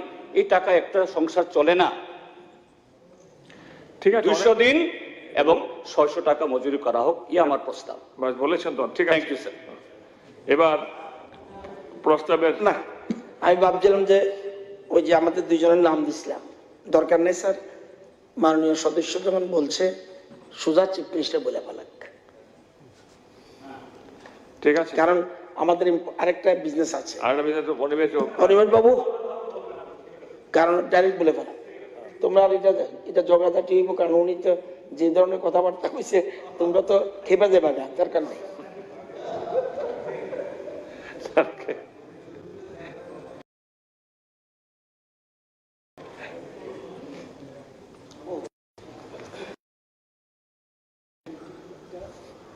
মাননীয় স্পিকার মহোদয়, এখানে আমাদের মাননীয় সদস্য জিতেন্দ্র চৌধুরী মহোদয় যে একটি বেসরকারি প্রস্তাবের বিষয়বস্তু এখানে উনি রেখেছেন। কি রেখেছেন? অভাবের তাড়নায় সন্তান বিক্রি, আত্মহত্যা, চুরি, ছিনতাই এবং কাজের সন্ধানে বহির্রাজ্যে যেতে রেখা প্রকল্পে, শুধু রেখার লোকই যায়, প্রত্যেক পরিবারকে বছরে 200 শ্রমিক দিবস কাজ এবং 600 টাকা দৈনিক মজুরি প্রদানের ব্যবস্থা করা হোক। মাননীয় স্পিকার মহোদয়, আমি মাঝে মাঝে আপনাকে ধন্যবাদ দিতে চাই যে rules of procedure and conduct of business in Tripura legislative অ্যাসেম্বলিতে মাঝে মাঝে আমার যখন প্রয়োজন হয় আমরা বলি রুলস মানু, আর যখন আমার ঠিক লাগে না তখন এটা ঠিক আছে, এটা করলে হবে। তো আশ্চর্য হই যে এখানে যে 78 নম্বরে 78 এখানে condition of admissibility of resolution কি লিখেছে? ইট shall not contain arguments, interference, ironical expressions, imputations or defamatory statement। আরো এক দুটো আছে, আমি বললামই না। আপনাকে এর জন্য আমি ধন্যবাদ দিতে চাই, আপনি যে অ্যালাউ করলেন। আর আমি সবচেয়ে খুশি আছি, আমি ভেবেছিলাম আজকে আমি চুরিটা যেমন খালি এখনই হচ্ছে, চোর শব্দটা যেন এইবারে খালি এসছে। আর জীবনে চোরের এই অভিযানটা যেন চোরের অভিযানই ছিল না, কোনো কালে কখনো হতো না। গতকাল আমি মাননীয় বিধায়ক শ্রী জিতেন্দ্র চৌধুরী মহোদয়কে, অর্থাৎ প্রাক্তন মেম্বার অফ পার্লামেন্ট, ওনার বক্তব্য শুনে আমি একটা কমেন্ট করেছিলাম। উনি বলেছেন আজকে পেপারও দেখলাম যে আমি মুখ্যমন্ত্রী ওনাকে অ্যাপ্রিশিয়েট করেছিলাম, কিন্তু আজকে যেভাবে আপনি বক্তব্য রাখলেন মানে সাবজেক্টের বাইরে, আমি এখন ডিপ্রেশনে চলে এসেছি। সরি, ডিপ্রেশনে চলে এসেছি। Sorry, please don't mind. ওই যে স্পিরিট নিয়ে বললেন না আপনি, স্পিরিট নিয়ে কথা বলার জন্য, ওই স্পিরিটে আমি কথা বলতে চাইছি। এই ডিপ্রেশনে কিন্তু আপনি আত্মহত্যা বললেন না, ডিপ্রেশনে কিন্তু আত্মহত্যা করে, মেডিকেল সায়েন্সে বলছে। আবার আপনি বললেন না খেয়ে যেহেতু বিদেশ যেতে হয়, বিভিন্ন জায়গায় যেতে হয়, এই কারণে মানে তাদের আত্মহত্যা করতে হয়। বহু লোক আছে যাদের পয়সা আছে, টাকা পয়সা আছে, মানে ওয়েল টু ডু ফ্যামিলি, সেও কিন্তু আত্মহত্যা করে। তাহলে এই যুক্তি কি দাঁড়ায় যে শুধু না,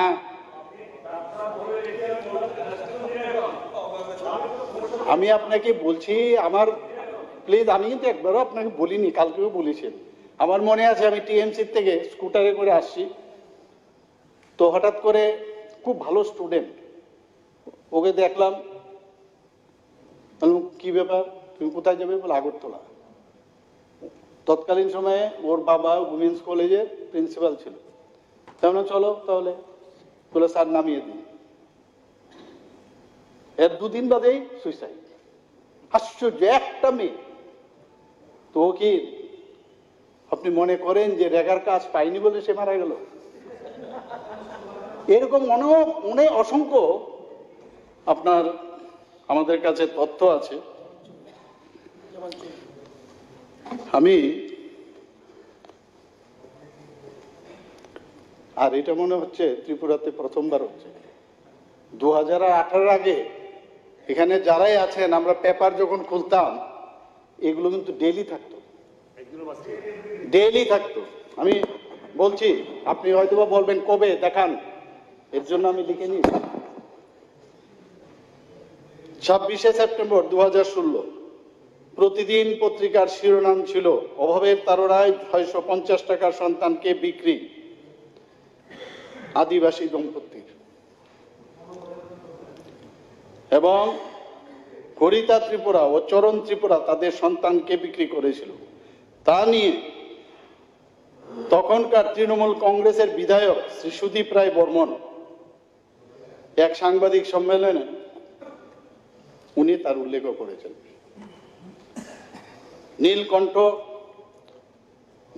নামক একই পত্রিকায় 6 ডিসেম্বর 2017-তে তেলিয়ামুড়ার কর্ণদেব বর্মা বিপিএল কার্ডের জন্য আবেদন করেও কোনো লাভ হয়নি, তাই 8 মাসের মেয়েকে নামমাত্র টাকায় বিক্রি করে বাধ্য হন। এবং এই যে রিপোর্টটা, এই রিপোর্টটা আনন্দবাজার পত্রিকায় ছাপা হয়েছে। আমি আপনাকে ধন্যবাদ দেব কালকে আমাকে ধন্যবাদ দেওয়ার জন্য, যে আমার কমিউনিকেশন স্কিল নাকি বেড়ে গেছে। আমার কমিউনিকেশন স্কিল ডাক্তারিতে ছিল, কিন্তু আপনাদের সাথে থেকে পলিটিক্যাল স্কিল যে, সেটা আমি শিখছি এখনো, দেখা যাক কি কোন জায়গায় দাঁড়ায়। আমার মনে আছে যখন আমি মানে রাজ্যসভায় যাই, তো আমাকে বললো আপনি কিন্তু 15 মিনিট সময় দিলাম ওই ডালং কমিউনিটি নিয়ে। তা আমি বললাম ঠিক আছে, তো যেভাবে ক্লাস নেই ক্লাসের মতো আমি বললাম। তো একজন এসে বললেন যে আরে 5 মিনিটের মধ্যে আপনি শেষ করে ফেললেন। বললাম কেন? বলে এইভাবে হয় না, পলিটিক্স লাগাতে হয়। আমি তো বুঝতে পারলাম না, মানে 15 মিনিট তো বলবে, কারণ স্পিকার সাহেব বলবেন থামুন থামুন। তা আমি ওই দিক থেকে শুরু করেছি, 5 মিনিটস শুরু করলাম। এখন আমিও ভাবছি কিভাবে এগুলো পলিটিক্যালও কিভাবে কথা বলা যায়। আসল মুদ্রার থেকে আপনি অনেক কিছু বলেছেন, আমি টু দা পয়েন্ট বলবো, আমি এদের বাইরে বলবো না। এখানে দেখুন, প্রতিদিন পত্রিকায় অভাবের তাড়নায় 650 টাকার সন্তানকে বিক্রি, আদিবাসী দম্পতি।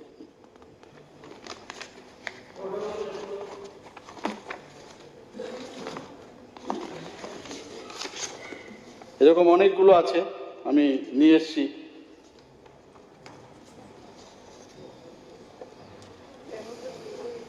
আমাদের মাননীয় বিধায়ক চলে গেছেন, উনি আপনাদের এগেনস্টে বলছিল এই বিষয়ে, তখন তৃণমূলে ছিলেন, আগে তো কংগ্রেসে, এরপরে বিজেপিতে এসে এখন কংগ্রেসে আবার চলে গেছেন, আপনাদের সাথে আবার হাত মিলিয়েছেন। আমি আসার সময় ভিডিওটা পড়ছিলাম, মানে স্ট্রংলি অপোজ করছে, আর he knows how to speak, you know. তো এগুলো আমি দেখছিলাম, এগুলো তো নতুন কিছু না, আরো অনেকগুলো আছে। আমার মনে হয় না এগুলো আননেসারি এখানে বলার প্রয়োজন আছে। তখনও বোধহয় আমার মনে হয় যারা গিয়েছে বাইরে, এই রেগার কারণেই বুঝে ওরা গেছে, রেগার কাজ না পেয়ে ওরা আত্মহত্যা করেছে আমার মনে হয় আর কি। হ্যাঁ, চুরি করেছে, বাইরে চলে গেছে। তো আমাদের যে মেইন উদ্দেশ্য সেটা হচ্ছে এই ধরনের ঘটনা যদি হয়ে থাকে সেটাকে বন্ধ করা। থানা থাকবে, পুলিশ থাকবে, চোরও থাকবে, ডাকাতও থাকবে, কিন্তু কত পার্সেন্টেজ আমরা কমাতে পারলাম, দিস ইজ ভেরি ইম্পর্টেন্ট, এটা আমাদের দেখতে হবে। আপনি বললেন 200 শ্রম দিবস, খুব বেশি বলবো না, আমি 3-4টা লাইন বলে আমি শেষ করে দেবো, টু দ্য পয়েন্ট আমি আসতে। 200 শ্রম দিবস, ম্যান্ডেট আর 600 টাকা দৈনিক মজুরি। NaiywiTongnairok আমরা জানি একটি সামাজিক কল্যাণমুখী কর্মসূচি। গ্রামীণ এলাকায় 100 দিনের যারা আনস্কিল যারা লেবার আছে তাদের জীবিকা নিরাপত্তার জন্য এটাকে করা হয়েছে। Forest right অ্যাক্টে 150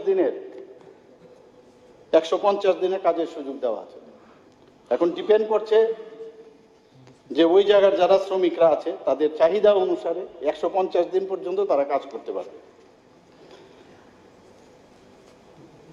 As per the provision of subsection 1 of section 6 of the NaiywiTongnairok Act 2005 (42 of 2005), the central government may by notification specify the wage rate for the purpose of this act.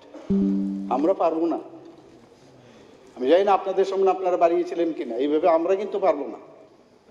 কিন্তু যদিও আমরা চিঠি দিয়েছি সরকারকে, সেটা আমি বলবো, কিন্তু এরকমটা বিভ্রান্তি করা হয় মানুষকে যে সরকার ইচ্ছা করলে পারে কিন্তু দেয় না। NaiywiTongnairok এইভাবে হয় না, দিতে পারবেন না আপনি। এবং কি লেগেছে, এটা কে করলো স্যার? 2018-এ যে ভিশন ডকুমেন্ট কি ছিল, যে আমরা সরকার আসবো, তো যারা এই ভিশন ডকুমেন্টকে যারা অ্যাপ্রুভ করেছেন এই রাজ্যে, তখন কোনো MLA ছিলেন না, সেন্ট্রাল লিডার, এখন যিনি ওনাদের সভাপতি JP নাড্ডা সাহেব, সেন্ট্রাল মিনিস্টার, তারা অ্যাপ্রুভ করেই তো এটা হয়েছে। এবং সেই ইয়ের উপরে, ম্যানিফেস্টোর উপরে এখানে সে प्राइम मिनिस्टर बक्तृता করেছেন, দিন फाइनेंस मिनिस्टर बक्तृता করেছেন, त्रिपुरा के लिए राशि का कोई कमती नहीं होगा, सब मिल जाएगा, विजन डॉक्यूमेंट हम पूरा करेंगे। तो বিভ্রান্তি কে করলো? মাননীয় মুখ্যমন্ত্রী। বিভ্রান্তি আমরা করিনি। যদি বিভ্রান্তি কেউ করে থাকে আপনারা করেছেন, আপনারা এখন এর জন্য ক্ষমা চান। ঠিক আছে, পয়েন্ট অফ ক্লিয়ার, ঠিক আছে। মাননীয় স্পিকার মহোদয়, আপনাদেরও কিন্তু অনেক সময়, আমরাও পড়েছি অনেক, আপনারাও কিন্তু ভিজন ডকুমেন্ট বানান। এগুলোর বিষয়ে আমি, কারণ এখানে বলা হয়নি যে ভিজন ডকুমেন্টসে আপনারা এগুলো বলেছেন, এখন কেন করছেন না? এখন যে স্পেসিফিক আপনি আসুন, যে বিষয়টা আপনি জানতে চাইছেন, এখানে কি বলেছে? Provided that different rates of wages may be specified for different areas. আপনি আন্দামানে একরকম হবে, ত্রিপুরাতে আরেক রকম হবে, এটা কিন্তু এক এক জায়গায় এক এক রকম, সেই এরিয়ার উপর ডিপেন্ড করে। আপনি ইউ ক্যানট চেঞ্জ।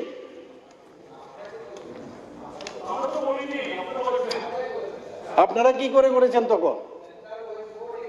না, আপনারা তখন কি করে করলে? যদি আপনারা জানেন যে এটা এইভাবে হয় না, আপনারা তাহলে দাবি করছেন কেন যে এই যে কথাটা বললেন যে 600 টাকা করতে হবে, 200 শ্রমিক ম্যান্ডেজ করতে হবে, কি করে করছেন আপনি? আমাদের ম্যান্ডেজের উপর ভিত্তি করে? আরে আপনার তো আইনটা জানতে হবে। আপনার না না ডিমান্ড করুন, কিন্তু জানতে হবে তো এটা কি আইন। প্লিজ প্লিজ আমাকে বলতে দিন। কেন্দ্রীয় সরকার আপনি জেনে নিন, আমার মনে হয় এটা বোধ হয় আপনি জানেন হয়তো বা, আমি জানি না, ইউ মাস্ট বি নোয়িং, কিন্তু এখানে বলা দরকার কারণ অনেক সময় গুমরাও হয়। মাননীয় অনিমেষ বাবু এখানে আছেন, আমাদের উনি বিষয়ে বলেছেন কেন্দ্রীয় সরকার প্রতি বছর consumer price index for agriculture labour অর্থাৎ CPIL এর উপর ভিত্তি করে প্রত্যেক রাজ্যের জন্য যারা আনস্কিল যারা লেবার আছে তাদের মজুরি নির্ধারণ করে থাকে এবং টাইম টু টাইম সরকারি বিজ্ঞপ্তি জারি করে। Consumer price index for agriculture labour CPIL যে তথ্য আমাদের কেন্দ্রীয় শ্রম মন্ত্রণালয়ের যেটা সিমলায় অবস্থিত লেবার ব্যুরোর ওয়েবসাইট থেকে এটা নেওয়া হয়। 23-24 অর্থ বছরের জন্য কেন্দ্রীয় সরকার রেগা প্রকল্পে যারা আনস্কিল লেবার আছেন তাদের মজুরি এখন আপনি জিজ্ঞেস করছিলেন কত, সেটা হচ্ছে আগে 212 টাকা থেকে এখন বৃদ্ধি করে 226 টাকা করেছে। 2006 আমি যে ইয়ার ওয়াইজ যদি ওয়েজ রেট আমরা দেখি ফাইন্যান্সিয়াল 2006-এ 60 রুপিস ছিল, 2007-8-এ 71 এবং 85 ছিল, 2008-9-এ 85 এবং 100 ছিল, 2009-10-এ 100, 2010-11 100 and 118, 2011 and 12-এ 124, 12 and 13-এ 135, আবার 2013-14-তে 135, 2014-15-তে 155, 2015-16-এ 167, 2016-17-তে 172, 2017-18-এ 177, 2018-19-এ 177, 2019-20-তে 192, 2020-21-এ 2005, 2021-22 212, 2022-23 2012, এখন সেটা 2026 হয়েছে। এখানে আমরা সবাই জানি যে রেগার যারা শ্রমিক তাদেরকে কেন কেন্দ্রীয় সরকার ডিসিশন নিয়েছে যে স্থায়ী সম্পদ সৃষ্টি করার জন্য, স্থায়ী সম্পদ সৃষ্টি করার জন্য। আপনারা বারবার বলছেন যে সন্তান বিক্রি, আত্মহত্যা, চুরি, চিন্তায়, নিউজ পেপারে। এখন দেখবেন আমাদের সম্পর্কে পেপারগুলোতে কি আসে, ডেভেলপমেন্টের বিষয় আসে। কি কি? জাতীয় সড়কের কাজ নিয়ে, মেডিকেল কলেজের উন্নয়ন নিয়ে, অমৃত সরোবর নিয়ে, অমৃত বাটিকা নিয়ে, আরো কত উন্নয়নমূলক কাজের তথ্য এখন শিরোনামে আসে। তো প্রচুর আমাদের এই সরকার আমাদের, কারণ এটা আমাদের হাতে নেই কোনো অবস্থায়। ওনাদের যেটা আপনারা বলছেন সেটা কোনো অবস্থায় কেন্দ্রীয় সরকারের যে নীতি নির্দেশিকা আসে সেই মতেই কিন্তু সেটা সম্ভব হবে সেটা বাড়ানো। আমরা দেখেছি আগে, আমি নিজেও বহু জায়গায় যখন বিভিন্ন জায়গায় যেতাম দেখতাম 4-5 জন রেগার শ্রমিক থাকতো আর তার সর্দার থাকতো, ক্যাডার, ও দাঁড়িয়ে থাকতো, 4-5 জন, বাকিরা ঘরেই থাকতো, নাম লিখে রাখত, নাম লিখে বিল করতো আগে। এগুলো হতো, আপনি অস্বীকার করার উপায় নেই, পেপারে আসতো, আমরা নিজেরা দেখতাম। আর এখন মিডলম্যানের কোনো সুবিধা নেই। মাননীয় প্রধানমন্ত্রীজি ডিবিটির মাধ্যমে টাকা দিচ্ছে। এখন ওদের তো অ্যাকচুয়ালি তারাই বেকার। এখন ওই লোকগুলো যারা আছে যে মাঝখানের মিডলম্যান, তাদের জন্য আপনারা এখন অরণ্যরোদন করছেন, তাদের জন্যই আপনারা কুম্ভীরাশ্রু করছেন। আসলে যারা এতদিন ধরে এই কাজটাতে ব্যস্ত ছিল তাদের জন্য আপনারা এখন কুম্ভীরাশ্রু করছেন।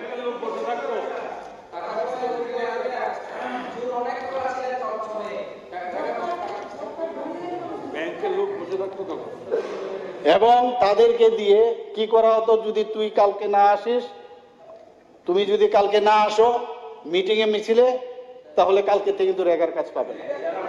এগুলি তো করতেন। সবাই জানে, এখন সম্ভব নাই তো। তুমি না আসলো, ওই প্রধানমন্ত্রী বলে দিয়েছে মিটিং মিছিলে, আমাদের এখানে মিছিলের দরকার নেই, কারণ ডিবিটির মধ্যে চলে যাবে, জিও ট্যাগিং এর মাধ্যমে হচ্ছে, সম্ভব নয়। আপনারা যে জিনিস শিখিয়েছেন সেটা আমরা করব না। আমরা নিজেরা দেখেছি রেগা শ্রমিকদের দিয়ে কি স্থায়ী সম্পদ সৃষ্টি করবে। আমরা দেখতাম দাঁড়িয়ে থাকতো, বসে থাকতো। আর এখন আমরা কি করছি? আমরা অমৃত সরোবর বানাচ্ছি, এই রেগা শ্রমিকদের দিয়েই অমৃত সরোবর বানাচ্ছি। শুধু তাই নয়, এই অমৃত সরোবরে মৎস্য চাষ, সেচ ইত্যাদি করা হচ্ছে, অমৃত বাটিকা আমরা করাচ্ছি। শুধু তাই নয়, আমরা গ্রামীণ রাস্তা তৈরি করা হচ্ছে ওদেরকে দিয়ে। আমরা পার্মানেন্ট, যেটা আমাদের মাননীয় প্রধানমন্ত্রীজি বারবার চাইছেন, যে রেগা শ্রমিকদের ইউজ করা এবং আনস্কিল থেকে স্কিল করা, তার জন্য ট্রেনিং এই গভর্নমেন্ট করছে। খালি সারা জীবন আনস্কিল থাকবে সেটা সম্ভব না, সেই ব্যবস্থাও করছে। তার জন্য এখানে উল্লেখ করা আছে তাদেরকে কিভাবে স্কিল করা যায়। সারা জীবন খালি আনস্কিল থাকবে সেটা সম্ভব নয়। আমাদের লক্ষ্য হচ্ছে স্থায়ী সম্পদ তৈরি করা, বিশেষ করে মহিলাদের সশক্তিকরণের জন্য গ্রামের এবং শহরের যারা মহিলারা আছে, TRLM এবং TULM দুটো জায়গায় আমরা কোটি কোটি টাকা লোন দিচ্ছি। আমরা সবাই জানি SHG গ্রুপ এখন কোন জায়গায় গেছে, একটা হিস্ট্রি তৈরি হয়েছে। এখন আমাদের সরকারের এইসব পদক্ষেপের জন্যই আজ গ্রামীণ যে অর্থনীতি, সেই কারণেই কিন্তু অনেক অনেক স্ট্রং আমাদের। কাজেই আমার মনে হয় মাননীয় জিতেন বাবু যে এখানে প্রস্তাবটা এখানে রেখেছেন, এই প্রস্তাবটা আপনি উইথড্র করলেই বেটার হবে। মোশন আনুন এবং তাতে সবাই উপকৃত হবে, সময়ও বাঁচবে। এর জন্য আমি বললাম, এগুলোর তো উত্তর আছে, সবকিছুই আছে আমার কাছে, আর ফটোগুলো আমি পাঠিয়ে দেবো আপনাদের। কিভাবে মানে সন্তান বিক্রি, মৃত্যু, এগুলো তো আগে দৈনন্দিন পত্রিকার মধ্যে এগুলো ছিল। আমি বলছি না যে আমাদের এখানে রিসেন্টলি আমরা দেখছি, এখন আমাদের অনুসন্ধান করতে হবে।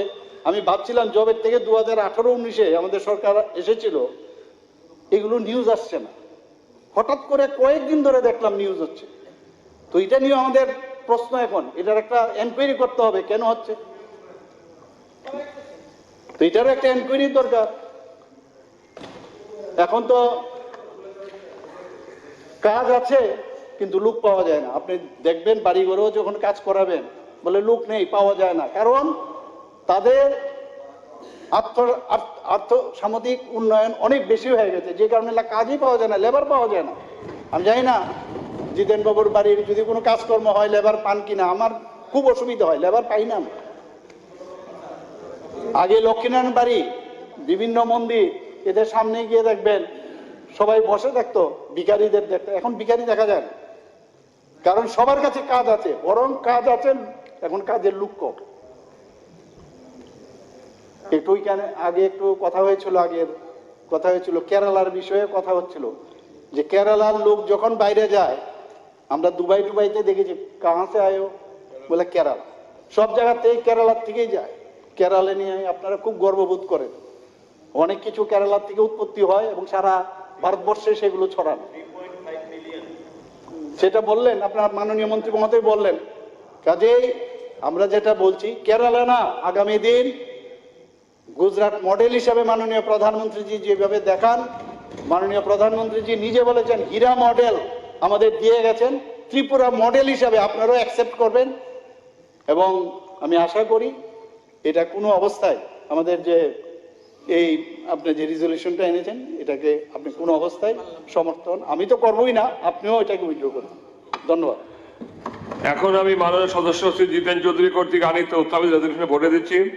রেজলিউশনটি হলো অভাবের তাড়না, সন্তান বিক্রি, আত্মহত্যা, চুরি, ছিনতাই এবং কাজের সন্ধানে বহিরাজ্য যেতে বাধ্য হওয়া রুখতে রেখা প্রকল্পে প্রত্যেক পরিবারকে বছরে 200 শ্রম দিবস কাজ এবং 600 টাকা দৈনিক মজুরি প্রদানের ব্যবস্থা করা হোক।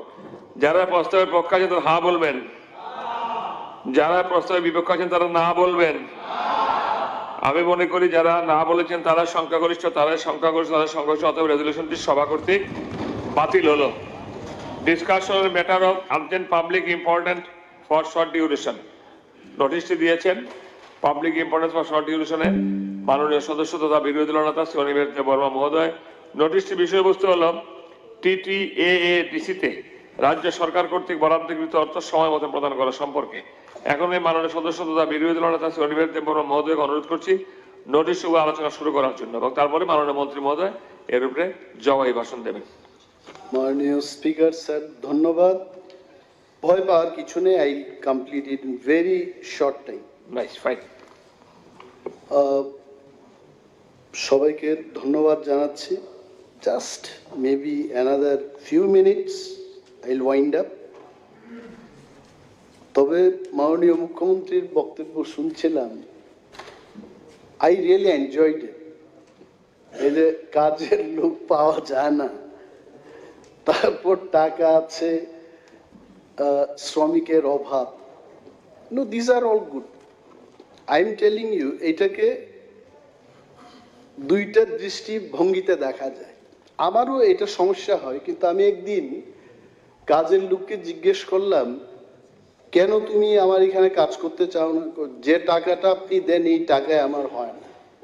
তার মানে বেশি টাকা দিলে প্রবাবলি কাজের লোক পাওয়া যেতে পারে। I don't no, in my case it has happened. এখন এই যে সন্তান, স্যার স্যার বলি না, না না, আমি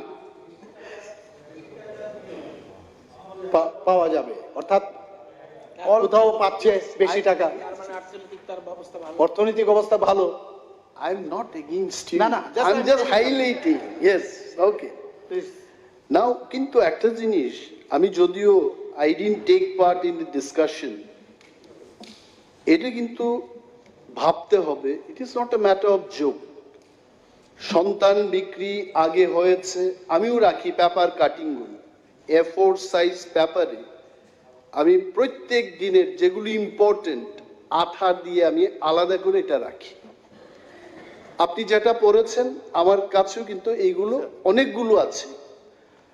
কিন্তু মাই পয়েন্ট ইজ, সিপিএম এর আমলে সন্তান বিক্রি হতো, আমি সেখানে যদি থাকি, আমার আমলে যখন বিক্রি হচ্ছে, এটাকে ছোট করে দেখি না। ইভেন এ সিঙ্গেল কেস, এটাকে আমাদের ফাইট করতে হবে। অ্যানাদার ইম্পর্টেন্ট থিং ইজ, আপনি দেখুন এই যে সন্তান বিক্রির ঘটনা, both the cases Tripura, both the cases tribal, এটাকেও কিন্তু ভাবতে হবে। এটা কেন শুধু ট্রাইবেলদের ক্ষেত্রে হচ্ছে? Only this is the submission, আপনি দেখুন এখন। But this is very important. আমার যে short notice discussion, first time in my life, আমি কিন্তু আগেও 5 বছর ছিলাম বিধানসভায়, I did not get even a single chance for short notice discussion. শুধু দেখতাম আমাদের তৎকালীন বিরোধী দলনেতা, উনি শর্ট নোটিস ডিসকাশন আনতেন, এই আনতেন, সে আনতেন। But today I am happy যে ওনার হেঁটে যাওয়ার সেই পথে কিছুটা আমিও হাঁটতে পেরেছি। Thank you so much speaker sir, আপনি আমাকে অ্যালাউ করেছেন। TTADC-তে রাজ্য সরকার কর্তৃক বরাদ্দকৃত অর্থ সময় মতো প্রদান করা সম্পর্কে আমি তথ্য দেব আপনাদের। আমার কাছে যা আছে, history of ADC, autonomous district council, কবে থেকে তার যাত্রা শুরু হয়েছে। Autonomous district council in the year 1983, সপ্তম তফসিল তার যাত্রা শুরু হয় 82। 84 সালে যখন আমাদের পরিষদীয় মন্ত্রীরা বা আমাদের স্পিকার সাহেবরা, যখন আপনারা কংগ্রেসে ছিলেন, at that time the then prime minister of the country Shrimati Indira Gandhi ষষ্ঠ তফসিল বিলটা পার্লামেন্টের উভয় হাউসে পাস করার পর কিন্তু ত্রিপুরায় ষষ্ঠ তফসিল চালু হয়েছে। and the first election এটা 1985-এ হয়, সেখান থেকে তার যাত্রা শুরু। if we calculate, I think it is already 39 years now, the ADCর ইতিহাস। এবং আমাদের রাজনৈতিকভাবে যা অভিজ্ঞতা আমার আছে, আমি একটা জিনিসই বলবো, ত্রিপুরা মানে কি? What is Tripura? ত্রিপুরাটা হচ্ছে তিপ্রা, বাঙালি, মণিপুরি, মুসলিম সমস্ত অংশের মানুষকে নিয়ে ত্রিপুরা। ত্রিপুরাটা কি? আগরতলা, অমরপুর, তুলাশিকর, বাইজালবাড়ি সমস্ত এলাকাকে নিয়েই ত্রিপুরা। মানুষ যখন বাইরের থেকে দেখবে, আমি দেখি তো দিল্লিতে ত্রিপুরা ভবনে গিয়ে আমি ভাবি, what is Tripura? Tripura is a small state, but we are all together and integrated. এই ত্রিপুরার মধ্যে বাইরে থেকে দেখলে কেউ বলবে না, কেউ আমরা এখানে যারা আছি আমাদেরকে কখনো কেউ জিজ্ঞেস করেছে, you are from Tripura, do you belong to ADC, do you belong to non ADC? কেউ জিজ্ঞেস করেছে? No one. Tripura means Tripura. We must know the total population of Tripura. 35% people are living in ADC area, and almost 68% of the land আমার ত্রিপুরা রাজ্যের এটা হচ্ছে ADC এলাকা। Now if I do not take development there, এই যে আমাদের মাননীয় অর্থমন্ত্রী কি সুন্দর, আমি যেটা ভালো আমি এটাকে ভালো বলবো, বিউটিফুলি উনি তথ্য দিয়েছেন। এগুলো খুব কমই এই ধরনের তথ্য পাওয়া যায়। এটি কিন্তু রেকর্ড। আমরা যখন থাকবো না এই দলিলটা থেকে যাবে, কিন্তু দিস উইল বি দেয়ার। এবং এটা কেউ এইভাবে অসত্য কোনো তথ্য কেউ দেবে না। I am really thankful to you. উনি যে ঋণ কিভাবে নেওয়া হচ্ছে, কোথায় এই ঋণের টাকাগুলো খরচ করা হচ্ছে, beautifully it has been given. Nice. এটার মধ্যে আমার বিরোধ করার কি ব্যাপার আছে? বাট দি ফ্যাক্ট রিমেইনস যে এই যে ডেমোগ্রাফি ত্রিপুরার 70% জায়গা, এই জায়গাতে তো অনেক অপরচুনিটি আছে, ইনভেস্টমেন্টের অনেক অপরচুনিটি আছে। মাননীয় মুখ্যমন্ত্রী বলেছেন, অনেকেই বলেছেন যে আমরা ত্রিপুরার ডেভেলপমেন্টের জন্য এই করছি সেই করছি, খবরের কাগজে বেরিয়ে আসছে, আমিও পড়ছি। and I am really happy when I see ত্রিপুরাতে এই হচ্ছে সেই হচ্ছে, টাকা আসছে, এটাকে বিরোধ করার কি আছে? দি পয়েন্ট ইজ কিছু কিছু জায়গায় আমাদের থিঙ্কিংটাকে পরিবর্তন করতে হবে। আগরতলা শহরের মধ্যে আমি অনেক জায়গায় দেখেছি বায়োডাইভার্সিটি পার্ক আপনারা করেছেন। I am not saying you have not done, you have done, কিন্তু স্মল আগরতলার মধ্যে জায়গাই নেই। আপনি বায়োডাইভার্সিটি পার্কটা যতটুকু বড় পরিসরে গিয়ে মানুষ সেখানে someone was telling লেজারলি time pass করবে। আর এই জায়গাটা যদি বড় পরিসরে করা যায় ক্ষতি কিসের? এডিসি এলাকায় অনেক জায়গা আছে ইনভেস্টমেন্ট করার, যেখানে আপনারা আপনাদের অ্যাটেনশনটাকে ওই দিকে নিয়ে যান। You will have much bigger biodiversity park, এবং সেই জায়গায় যদি আমরা করি it will be really helpful. আজকে ট্যুরিজম সম্পর্কে যখন কথা হচ্ছিল, I was really feeling so happy. None of the members in this house tourism-এর বিপক্ষে ছিল, আমি দেখি নাই। Everyone supported the resolution brought by our honorable MLA Sapna Majumdar. এবং এখানে বসে কিন্তু নীরবে, although there was no time, আমিও কিন্তু সমর্থন করছিলাম। তবে একটা জিনিস এখানে দেখতে হবে, এভরিথিং উই ডু, ধরুন এডিসি এলাকাতে বাইজাল বাড়িতে বা বড়মুড়ায় কোথাও আমরা একটা পার্ক তৈরি করলাম, এটার মধ্যে একটা জিনিস থাকে যে ওই পর্যটকরা সকালবেলায় বেরিয়ে যাবে, আবার রাত্রিবেলায় এরা আগরতলাতে থাকবে। এইভাবে কিন্তু পর্যটনের ডেভেলপমেন্ট হয় না। আই এম টেলিং ইউ, আমাদের এমনই ভাবে করা উচিত সেখানে গিয়ে যারা তারা রাত্রি যাপন করতে পারে, রাতের বেলায় যেন থাকতে পারে। সো ওনারা চান ইউ অলসো ওয়ান্ট ডেভেলপমেন্ট, আর আপনারা ডেভেলপমেন্ট না করলে you will be nowhere in the year 2028। 25 বছর ক্ষমতায় থাকার পর I can tell you, my friends in the opposition bench, they thought they will not go from power, কিন্তু মানুষ বিদায় দিয়ে দিয়েছে। So this has to be a lesson for the present government. আপনারা এমনই ব্যবস্থা করবেন যে ওই এডিসি এলাকাতে যেখানে ইনভেস্টমেন্টের সুযোগ রয়েছে সেখানে নিয়ে যাবেন। This has to be done. এবং আমি খুমলুং এর কথাই বলছি, মানুষ যখন বাইরে যায় আমাদের জিজ্ঞেস করে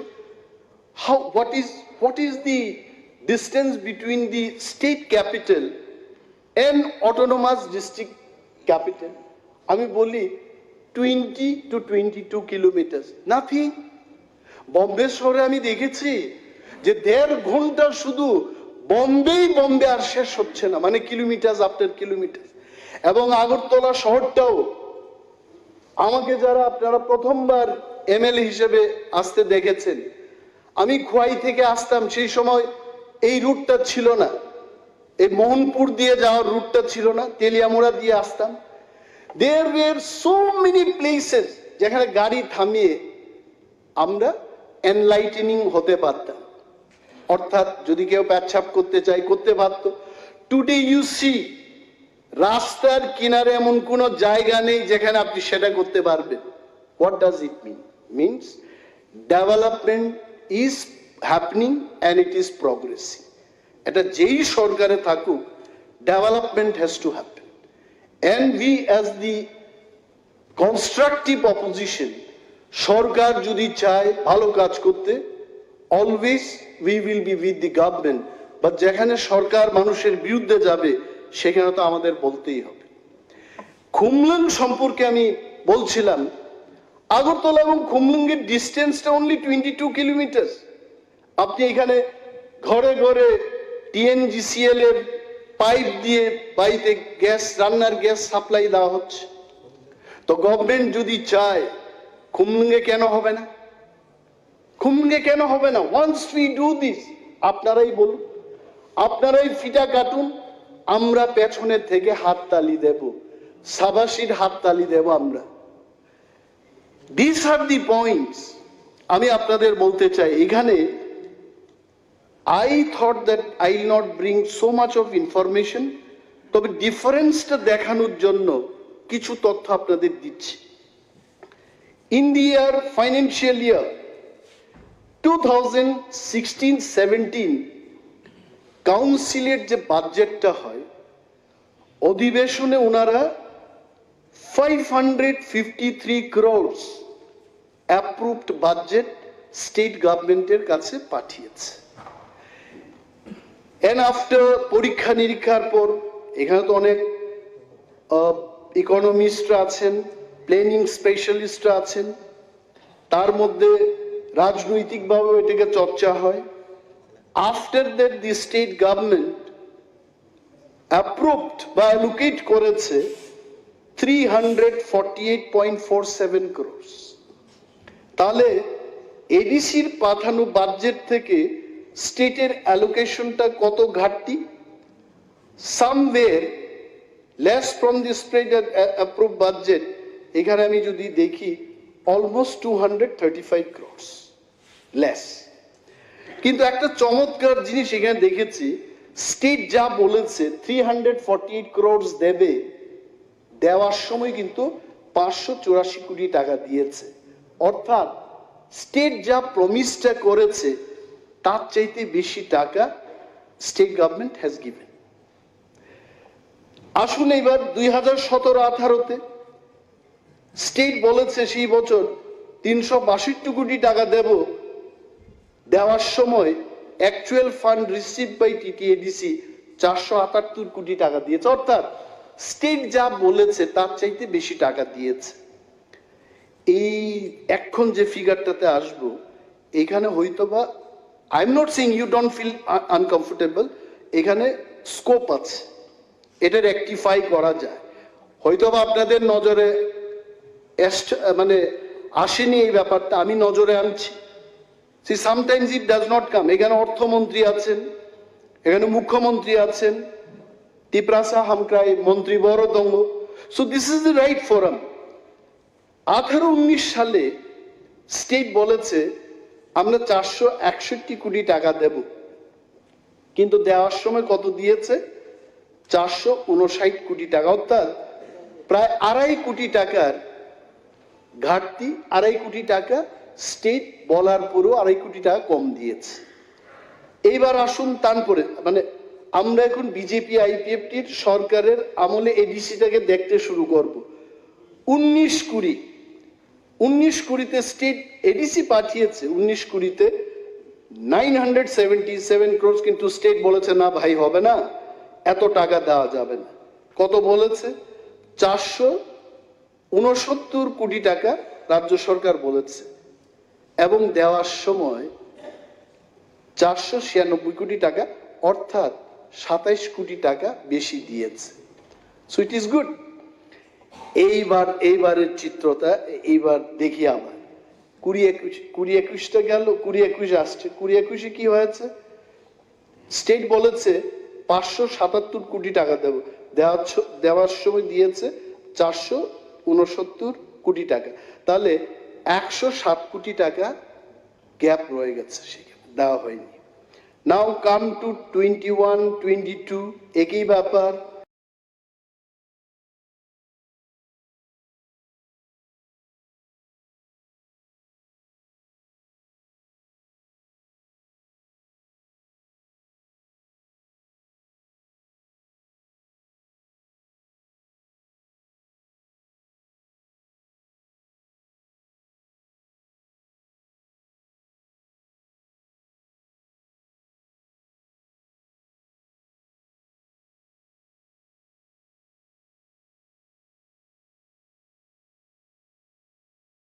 রাজ্য বলেছে 584 কোটি, আবার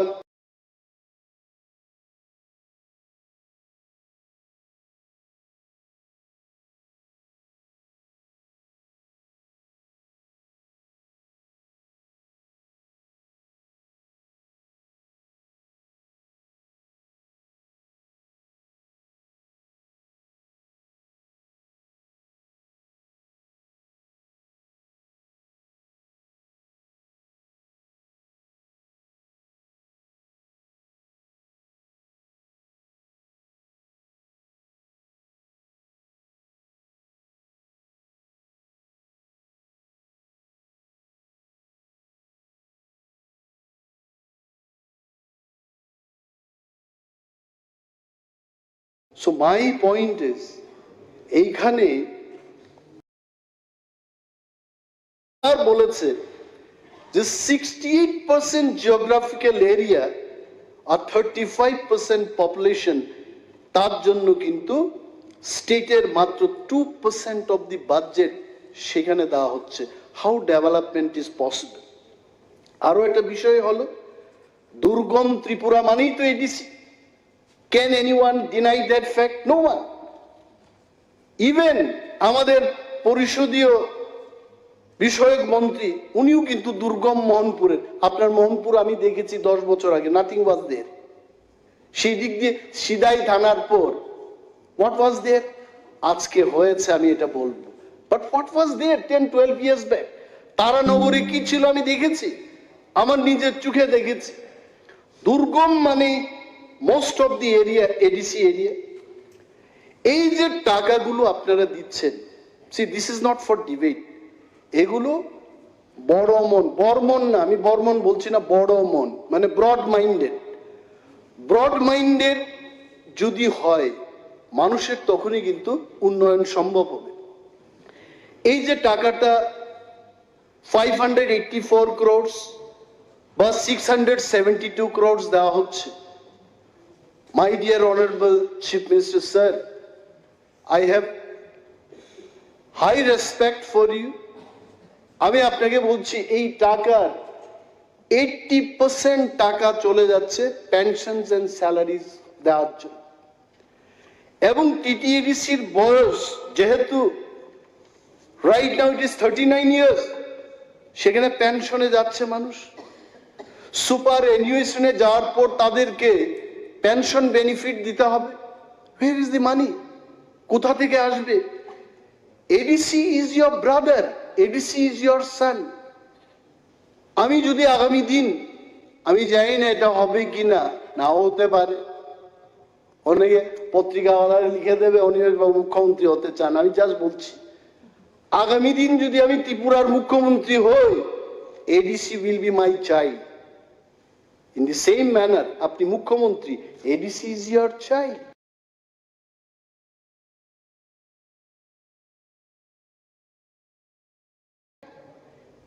ওইটাকে দেখতে হবে আমাদের। এই দেখি এই বিল্ডিংটা বাঁকা কেন, একটা বিল্ডিং এ গিয়ে তো আমি লাত মেরেছি, আমি বলছি এখানে কি বিল্ডিং তৈরি করেছে এটা। আমরা যখন 21-22 ক্ষমতায় আসলাম, তার আগে অনেকগুলো বিল্ডিং হয়েছে, আমি লাত মেরেছি গিয়ে। আই এম টেলিং ইউ, কেন বিল্ডিংটা কেন এইভাবে দাঁড়াবে, বিল্ডিংটা কেন সোজা হয়ে দাঁড়াতে পারবে। ওনাদের বক্তব্য হচ্ছে যে গভর্নমেন্ট ফ্ল্যাগশিপের যে স্কিমগুলো এটা যে সেখানে ইমপ্লিমেন্ট হয়, এই টাকাটা তো এডিসির কাছে দেওয়া হয় না। মোস্ট অফ দি মানি এটা বাইরের এজেন্সিজ বা ওরা এসে করে, তাদের কোনো আইডিয়া নেই, কিন্তু they don't have idea about TTADC. হঠাৎ করে যদি আমি তর্কের খাতিরে বলছি, সঞ্জয় মানিক ত্রিপুরাকে যদি আগরতলা শহরের মেয়র করা হয়, I am telling in the house he can't run it properly. কেন? আগরতলা শহর সম্পর্কে, আগরতলা শহরের একটা ছেলে, একজন পলিটিশিয়ান যতটুকু বুঝবে, এই করবুকের ছেলে Sanjay Manik Tripura, he will not understand. So এই দিকে নজর দেবেন। গভর্নমেন্ট ফ্ল্যাগশিপ প্রোগ্রামগুলো, if you want really to say my Tripura is the best Tripura, এই ফ্ল্যাগশিপ প্রোগ্রামগুলোকে এডিসির সাথে আলোচনা করে তাদের হাতে এগুলো ধীরে ধীরে দিয়ে দিন। 15 finance commission, very nice. 15 finance কমিশনে সেন্ট্রাল গভর্নমেন্ট শত শত কোটি টাকা দিচ্ছে। I know personally, I know যে টাকা দেওয়া হচ্ছে সেন্ট্রাল গভর্নমেন্ট থেকে, এবং এই টাকা কেন ঠিক মতো খরচ হচ্ছে না। এগেইন সেম থিং, 25% টাকা দেওয়া হচ্ছে ওই ভিলেজ কমিটির জন্য ব্লক ডেভেলপমেন্ট অফিসারের কাছে, only 5% it goes to TTADC. কি করে কাজ করবে? ইলেকশন হচ্ছে না, কি করে কাজ হবে সেখানে? এই যে এরিয়াগুলো, ভিলেজ কমিটিটাকে যদি আমরা সঠিকভাবে পরিচালন করতে হয়, the power and function should go to the subzonals and send the TCS officers there. আমি জানি এই গ্যালারিতে অনেক আইএস অফিসার আছেন, তারা দিল্লি থেকে এসছেন। রাজ্যটাকে চালানোর জন্য ইন্ডিয়ান অ্যাডমিনিস্ট্রেটিভ সার্ভিসের অফিসারদেরকে পাঠানো হয়েছে। আমাদের এই রাজ্যের এডিসিটাকে পরিচালনার জন্য কেন কোয়ালিফাইড টিসিএস অফিসারদের সেখানে দিয়ে এটা পরিচালিত হবে না? This is Y I have ব্রট this short notice discussion. আমি জানি আমার এই বক্তব্যের পর মাননীয় মুখ্যমন্ত্রী সহ বিশেষ করে সিনিয়র মিনিস্টাররা যারা আছেন, ওনারা সত্যি এটাকে নিয়ে চিন্তা ভাবনা শুরু করেছেন। আবারও আপনাদের ধন্যবাদ জানাই। এটাই হওয়া উচিত, যখন আমরা কোনো কনস্ট্রাকটিভ সাজেশন দিই, এটার পজিটিভ রিয়াকশন শুরু হওয়া উচিত। আরো একটা জায়গায় you just see department to department, I can tell you in the house, আমি 21-22 সালে দেখেছি social welfare and social education ডিপার্টমেন্টে কেমন টাকা ট্রান্সফার হতো। It is my interest. Last not 1 year, a current financial year, the present social welfare and social education minister has allocated more budget than the previous years. আমি আপনাকে সাধুবাদ জানাই, তার জন্য ধন্যবাদ জানাই। This should be the attitude. TTEDC যেটা বলছে, ডিপার্টমেন্ট টু ডিপার্টমেন্ট ফান্ড ট্রান্সফারটা একটু বৃদ্ধি করুন, you increase that. Don't do everything through your agencies, entrust them, they have the infrastructure, they understand what is ADC. আর এটা হলো শেয়ার অফ ট্যাক্সেস। আমাদের ত্রিপুরা রাজ্যের যেমন আত্মনির্ভর হওয়ার জন্য, আই এম নট এগেইনস্ট আত্মনির্ভর, আই এম নট এগেইনস্ট শ্রেষ্ঠ Tripura. Animesh Debbarma age N individual always will remain with the government, আমি পার্টির কথা বলছি না, I will remain with the government. আত্মনির্ভর হোক, শ্রেষ্ঠ ত্রিপুরা হোক, ভারতবর্ষের মধ্যে কেন পৃথিবীর অন্যতম একটা জায়গা হোক, রাজ্যের কথা বলছি না, এটা আমার এই কামনা থাকবে, আমার পার্টিসিপেশন থাকবে তাতে। শেয়ার অফ ট্যাক্সেস, টিটিএডিসির কোনো তার নিজস্ব কোনো সোর্স নেই। কুমলুং পার্কে 50,000 লোক নিউ ইয়ার এবং ক্রিসমাসে গেছে। I was so happy that সেখানে সোনামুরার একটা ইয়ে লাগিয়ে ড্যাক বাজে, যদিও ডিজের বিরুদ্ধে আমরা কথা বলেছি, ঢাই ঢাই ঢাই ঢাই করে 50,000 লোক একদিনেই লক্ষ লক্ষ টাকা কিন্তু এডিসির হাতে দিয়ে গেছে। Ticketing, this that, selling, so much of business revenue হয়েছে। এই শেয়ার অফ ট্যাক্সেস এর ক্ষেত্রে ওরা আমাকে বলেছে, যেমন professional tax you are sharing only 25%, এটাকে কেন 40% শেয়ার করা যাবে না? আমাদের পরিষদীয় বিষয়ক মন্ত্রী উনি he is giving a big smile. Agricultural income tax এটা 50% এখন শেয়ার হচ্ছে। স্যার আমি আপনাকে বলছি, আপনি তো আমার স্যার, অন্যদের স্যার কিনা জানি, you are my sir, I am telling you. I have been opposition MLA under your leadership. 50% থেকে এটাকে 60% কথা বলেছে, এরা করার ব্যবস্থা করবে। ল্যান্ড রেভিনিউ 40% থেকে আরো 10% বাড়িয়ে 50% করতে বলেছে। ফরেস্টে 75 থেকে 80% চেয়েছে, আরো 5%। মোটর ভেহিকলসে, motor vehicle, the transport minister is here, honorable CM is here, 25% share of taxes দেওয়া হচ্ছে। এটাকে 50% করা যায় কিনা একটু বিবেচনা করবেন। এইবার রিয়েল শেয়ার অফ ট্যাক্সেস, মাননীয় পরিষদীয় বিষয়ক মন্ত্রী এবং মাননীয় মুখ্যমন্ত্রী, আমি আপনাদের দুইজনকে এটা দৃষ্টি আকর্ষণ করে বলছি, আপনারা কিন্তু এটা নিয়ে আলোচনা করছেন। রয়্যালটি ন্যাচারাল গ্যাস, ন্যাচারাল গ্যাসটা আসছে এডিসি এরিয়া থেকে, আগামী দিন তেল পাবো, আর্সেনিক বিভিন্ন খনিজ পদার্থের অনুসন্ধান ইতিমধ্যেই হচ্ছে, আরো ন্যাচারাল রিসোর্সেস আমরা পাবো। এবং স্যার এইখানে আপনারা only 30% you are sharing, they requested please increase it to 70%. এটা যদি 70% নিয়ে যাওয়া যায়, I tell you state government আপনারা কিন্তু one thing I shall not forget to tell you, every time ADC's সাথে যখন মিটিং হয়েছে, the present IPFTN BJP government is always committed to enrich the per capita income বলি, the livelihood of the rural people, আপনারা commitment দিয়ে থাকেন। And আমার দৃঢ় বিশ্বাস এই কমিটমেন্ট আপনারা ফুলফিল করবেন।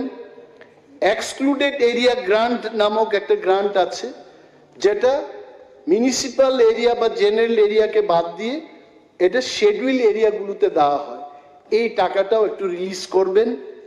এই সমস্ত কথাগুলোই আজকে আলোকপাত করার জন্য আপনাদের কাছে এই শর্ট নোটিস ডিসকাশনটা আমি এনেছি।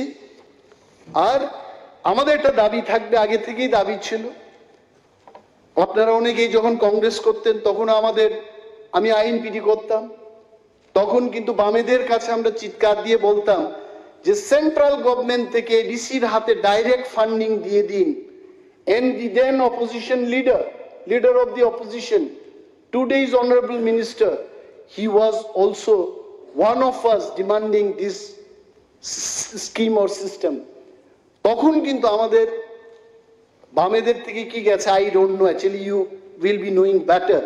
কিন্তু একটা সুসংবাদ হচ্ছে উনারাও আজকে দাবি করছে যে সেন্ট্রাল গভর্নমেন্ট থেকে ডাইরেক্টলি এডিসির হাতে ফান্ড দেওয়া হোক।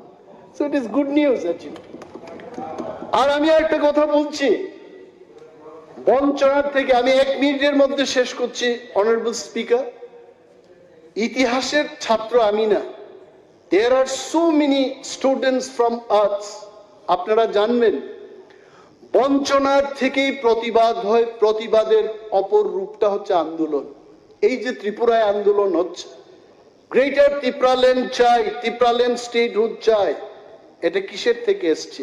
বঞ্চনা। এবং এই সমস্ত দাবি আমি যেগুলো বললাম, এইগুলো যদি পূরণ না হয়, আই এম টেলিং ইউ, আমাদের যে দাবি গ্রেটার ত্রিপুরাল্যান্ড, এই গ্রেটার ত্রিপুরাল্যান্ড আমরা পাবো যদি আপনারা এইগুলোকে সমর্থন না করেন। এন্ড গ্রেটার ত্রিপুরাল্যান্ডের ইতিহাসে প্রফেসর মানিক সাহাজি, রতনলাল নাথজি এবং সমস্ত যারা এখানে শাসক দলের বিধায়কগণ, মন্ত্রীগণ আছেন, আপনাদের নামও পরোক্ষভাবে লেখা থাকবে। ওনারা বঞ্চিত করেছে বলেই ত্রিপুরারা আন্দোলন করে গ্রেটার ত্রিপুরাল্যান্ড নিয়ে এসছে। এইটুকু কথা বলছি, ধন্যবাদ। এবং শুক্লা, এখানে একটা চিট এসছে, শুক্লাও কিন্তু ত্রিপুরাল্যান্ডের দাবি করছে এবং তার জন্য একটু টেবিল আমাদের খাবার দিতে হবে। He is also demanding that. তো এই যে ব্যাপারগুলো আমি আলোচনা করলাম, মাননীয় সরকার, মাননীয় মুখ্যমন্ত্রী, মাননীয় দপ্তরের মন্ত্রী মহোদয়গণ, আপনারা দেখবেন, let us develop Tripura, let us get united. যা হয়ে গেছে হয়ে গেছে, এখন সেখানে আমরা ফিরে যেতে পারবো না। ভগবান আমাদের শুধু বর্তমান এবং ভবিষ্যতের জন্য দিয়েছে, অতীতে কেউ যেতে পারবে না, এটা কেউর ক্ষমতা নেই। Let us develop Tripura and ADC as well. Thank you so much. আমাদের দপ্তরের মন্ত্রী বলা যায়, যেহেতু লিডার অফ দ্য অপোজিশন বলছে, ডাইরেক্ট চিফ মিনিস্টার বলবে। 1 সেকেন্ড, জিতেন বাবু 5 মিনিটের জন্য সময় চেয়েছেন। জিতেন বাবু বলো, আজকে লাস্ট ডেট, বলো বলো। না না না প্লিজ, আমি ইলাবোরেট করছি না স্যার, অনেক কিছু বলার ছিল, বলছি না। মাননীয় leader opposition, from his experience, because he was their executive member, তিনি এগুলি ভেন্টিলেট করেছেন। আমি বলবো গভর্নমেন্ট যেন পজিটিভলি, কনস্ট্রাকটিভলি এই যে ফাইন্যান্সিয়াল ফ্লো, এটা দেখে। Definitely I have support to that. Second, যেটা আমি একটু ক্লারিফিকেশন চাইব, তৎকালীন সময়েতে এই যে 15 ফাইন্যান্স কমিশনের অ্যাওয়ার্ড, তখন একটা শর্ত ছিল, এডিসিতে যদি নির্বাচিত যে ভিলেজ কমিটি না হয় তাহলে সে অ্যাওয়ার্ড পাবে না, পাইনিও। আমি জানি না এখন এই কন্ডিশন এটা উড্র হয়েছে কিনা, 15 কমিশন ফাইন্যান্স কমিশনে অ্যাওয়ার্ড বা 16 মানে পরবর্তী কমিশনে অ্যাওয়ার্ড পাচ্ছে কিনা।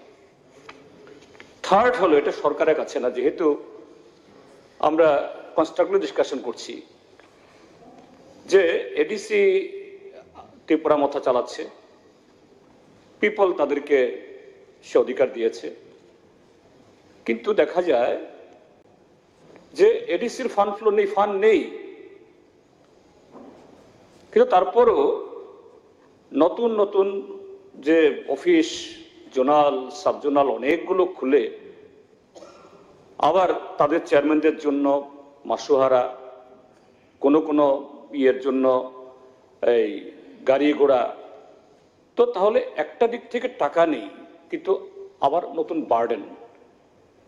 এটা পত্রপত্রে আসছে, যদি এটা ঠিক হয়, না হলে তো খুব ভালো, এটাও দেখা দরকার। ADC also must be very much কশাস that we have little কফার, and that should be optimally utilized for the welfare of the people. এটাই আমার submission. Thank you sir. Okay, মাননীয় মুখ্যমন্ত্রী মহোদয়।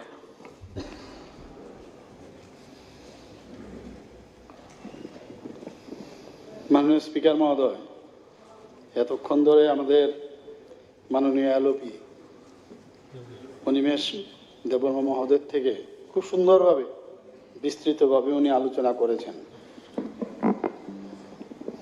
আমার মনে হয় যে আমাদের বসতে হয় অনেক বিষয়ে একটু। যাই হোক, আমি যে বিষয়টা আপনি এনেছেন তার আগে এর আগে একটা কোশ্চেন আপনি করেছিলেন মিউজিক কলেজ সম্পর্কে। নেট পিএইচডি প্রাপ্ত সঙ্গীত বিষয়ক উচ্চশিক্ষিত বেকারদের নিয়োগের ক্ষেত্রে রাজ্য সরকারের পরিকল্পনা আছে। ইতিমধ্যে অ্যাসিস্ট্যান্ট প্রফেসর এবং ইনস্ট্রাক্টরে যে শূন্য পদে নিয়োগের জন্য রিক্রুটমেন্ট রুলস তার সংশোধনের প্রক্রিয়া শুরু হয়েছে।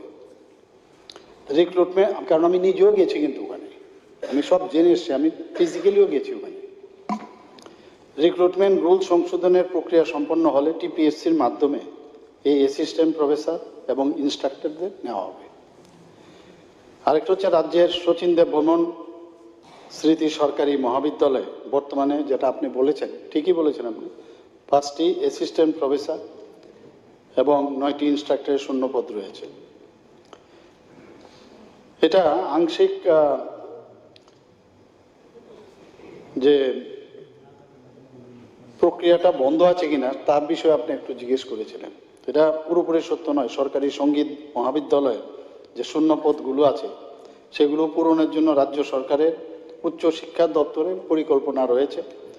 ইতিমধ্যে অ্যাসিস্ট্যান্ট প্রফেসর যেটা আমি বললাম এবং ইনস্ট্রাক্টর, সেগুলো রিক্রুটমেন্ট রুল যখন হয়ে যাবে তো অ্যাসিস্ট্যান্ট প্রফেসর এবং বাকি যারা ইনস্ট্রাক্টররা আছেন সব পদেই আমরা মানে টিপিএসসির মাধ্যমে এগুলো নেব।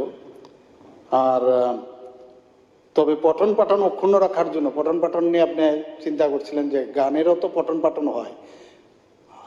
আমি বিশ্বাস করুন, আমিও কিন্তু আইডিয়া ছিল না। আমার একজন রিলেটিভকে আমি নিয়ে গেছিলাম ওখানে, তাই বললাম গানই তো গাবে, সা রে গা মা, বা আমরা যেটা জানি সা রে গা মা পা দা নি সা, উল্টাটা আবার হবে, তো এগুলোই ভাবতাম। কিন্তু পরে দেখলাম এরকম মোটামোটা বই পড়তে হয়, জিওগ্রাফি অনেক কিছু পড়তে হয়। 11 মাসের জন্য সঙ্গীত মহাবিদ্যালয়ে 12 থেকে 13 জন উপযুক্ত গেস্ট টিচার কিন্তু আমরা ওখানে রেখেছি, মানে কাজটা এটা হওয়ার সাপেক্ষে সেটা আমরা রেখেছি। এবং আশা করি আপনি যেটা চিন্তায় আছেন সেটা আমরা নিশ্চয়ই করবো। এটা আমি যে বিষয়টা বলছিলাম খুব গম্ভীর বিষয়, আমি বারবার এটা নিয়ে আমিও বুঝছি না, এটা আমাদের মধ্যে এই অঙ্কের যে বিষয়টা এখানে ডিফারেন্স হচ্ছে। কিন্তু আপনি নিজেও বলেছেন যে 1,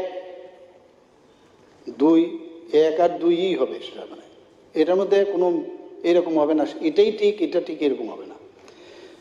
এখানে যে আমি দেখলাম, আমার কাছে যা রিপোর্ট, আমার মনে হয় এর জন্য বললাম আমাদের বসতে হবে, কারণ what is real we should everybody should know. না, আমি বলছি আপনাকে, আমার কাছে যে কাগজটা আমি দেখছিলাম, আপনার এটা 2018-19 অর্থ বছরে আপনি সর্বমোট কত বললেন পেয়েছেন? ফান্ড ফ্লো কি আছে? ফান্ড ফ্লো আমরা বলে দেব।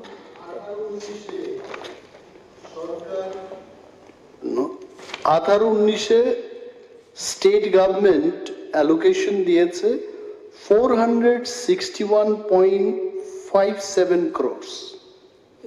এটা এই যে জায়গাটা দেখুন, এর জন্যই বলছি আমাদের বসতে হবে, কারণ আমার কাছে যে কাগজটা আছে এখানে লেখা আছে যে সর্বমোট রাশি 537.35 crore।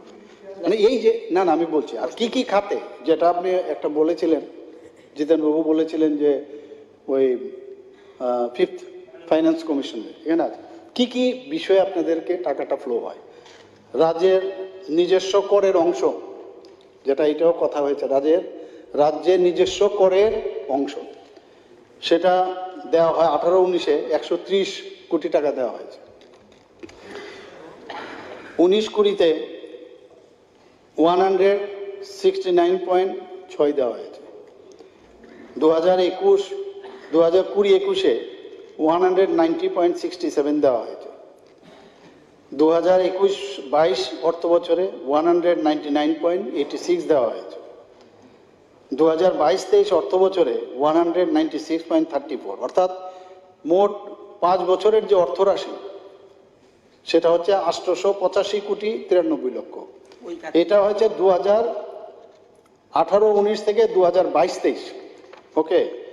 আর 2013-14 থেকে যদি আমরা দেখি 2017-18-তে সেটা দেওয়া হয়েছে মাত্র 343.25, ওকে।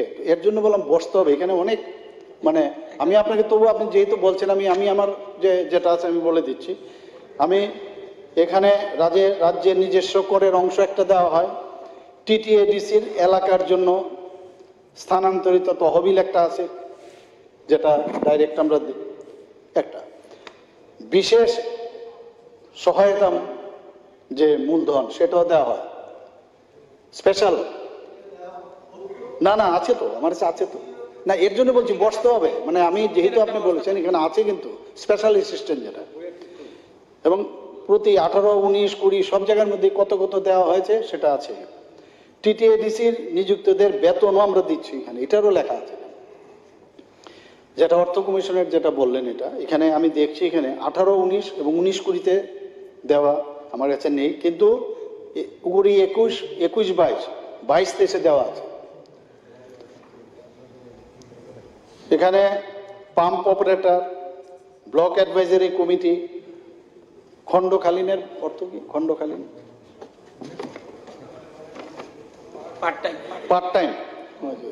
পার্ট টাইম পাম্প অপারেটর এবং ব্লক অ্যাডভাইজারি কমিটি, এদেরকেও কিন্তু আলাদাভাবে আপনাদের এখানে দেওয়া হয়।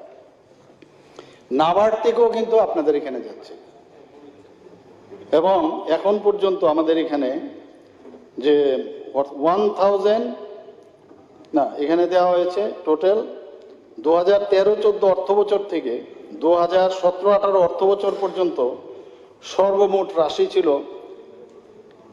1854 crore 74 লাখ, কিন্তু 2018-19 অর্থ বছর থেকে 2022-23 অর্থ বছর পর্যন্ত সর্বমোট রাশি ছিল 3,180.27 কোটি টাকা, 3,180.27 কোটি টাকা।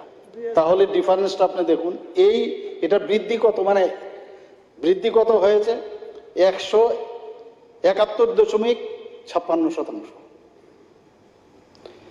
তাছাড়া 2023-24 অর্থ বছরে এখন পর্যন্ত যেটা আপনি বলছিলেন যে রিলিজ করার জন্য এখন পর্যন্ত দেওয়া হয়েছে 468.11 কোটি টাকা। তাছাড়া রাজ্য সরকার উন্নয়নমূলক বরাদ্দ তার ন্যূনতম 31% জনজাতি কল্যাণ দপ্তর সহ ট্রাইবেল মিনিস্টার মহাশয় এখানে আছেন, সাবপ্লেন এলাকার জন্য বরাদ্দ করার কথা, সাবপ্লেনেরও আলাদা করে দেওয়া হয় বরাদ্দ কথা, কিন্তু বর্তমান সরকার জনজাতিদের উন্নয়নের কথা বিবেচনা করে 2023-24 মোট উন্নয়নমূলক বরাদ্দে যেখানে 31% বরাদ্দের কথা সেখানে 39.84%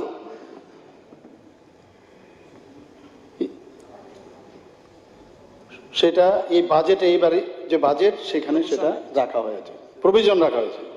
এর মধ্যে জনজাতি উন্নয়নের জন্য 5,608.72 কোটি টাকা বরাদ্দ রাখা হয়েছে। এই বরাদ্দের বেশিরভাগ টাকাই উপজাতি অধ্যুষিত স্বশাসিত এলাকার উন্নয়নে ব্যবহৃত হবে। কাজে মানে আমার মনে একটা ডিফারেন্স হচ্ছে আর কি, মানে কিন্তু আমাদের এখানে তো ধরুন ফিনান্স সেক্রেটারি, কারণ টাকাটা তো এখান থেকেই যাচ্ছে, এখান থেকে তো গেলে তো এরা তো পুরো আমার মনে হয় আমরা বসতে হবে এটা।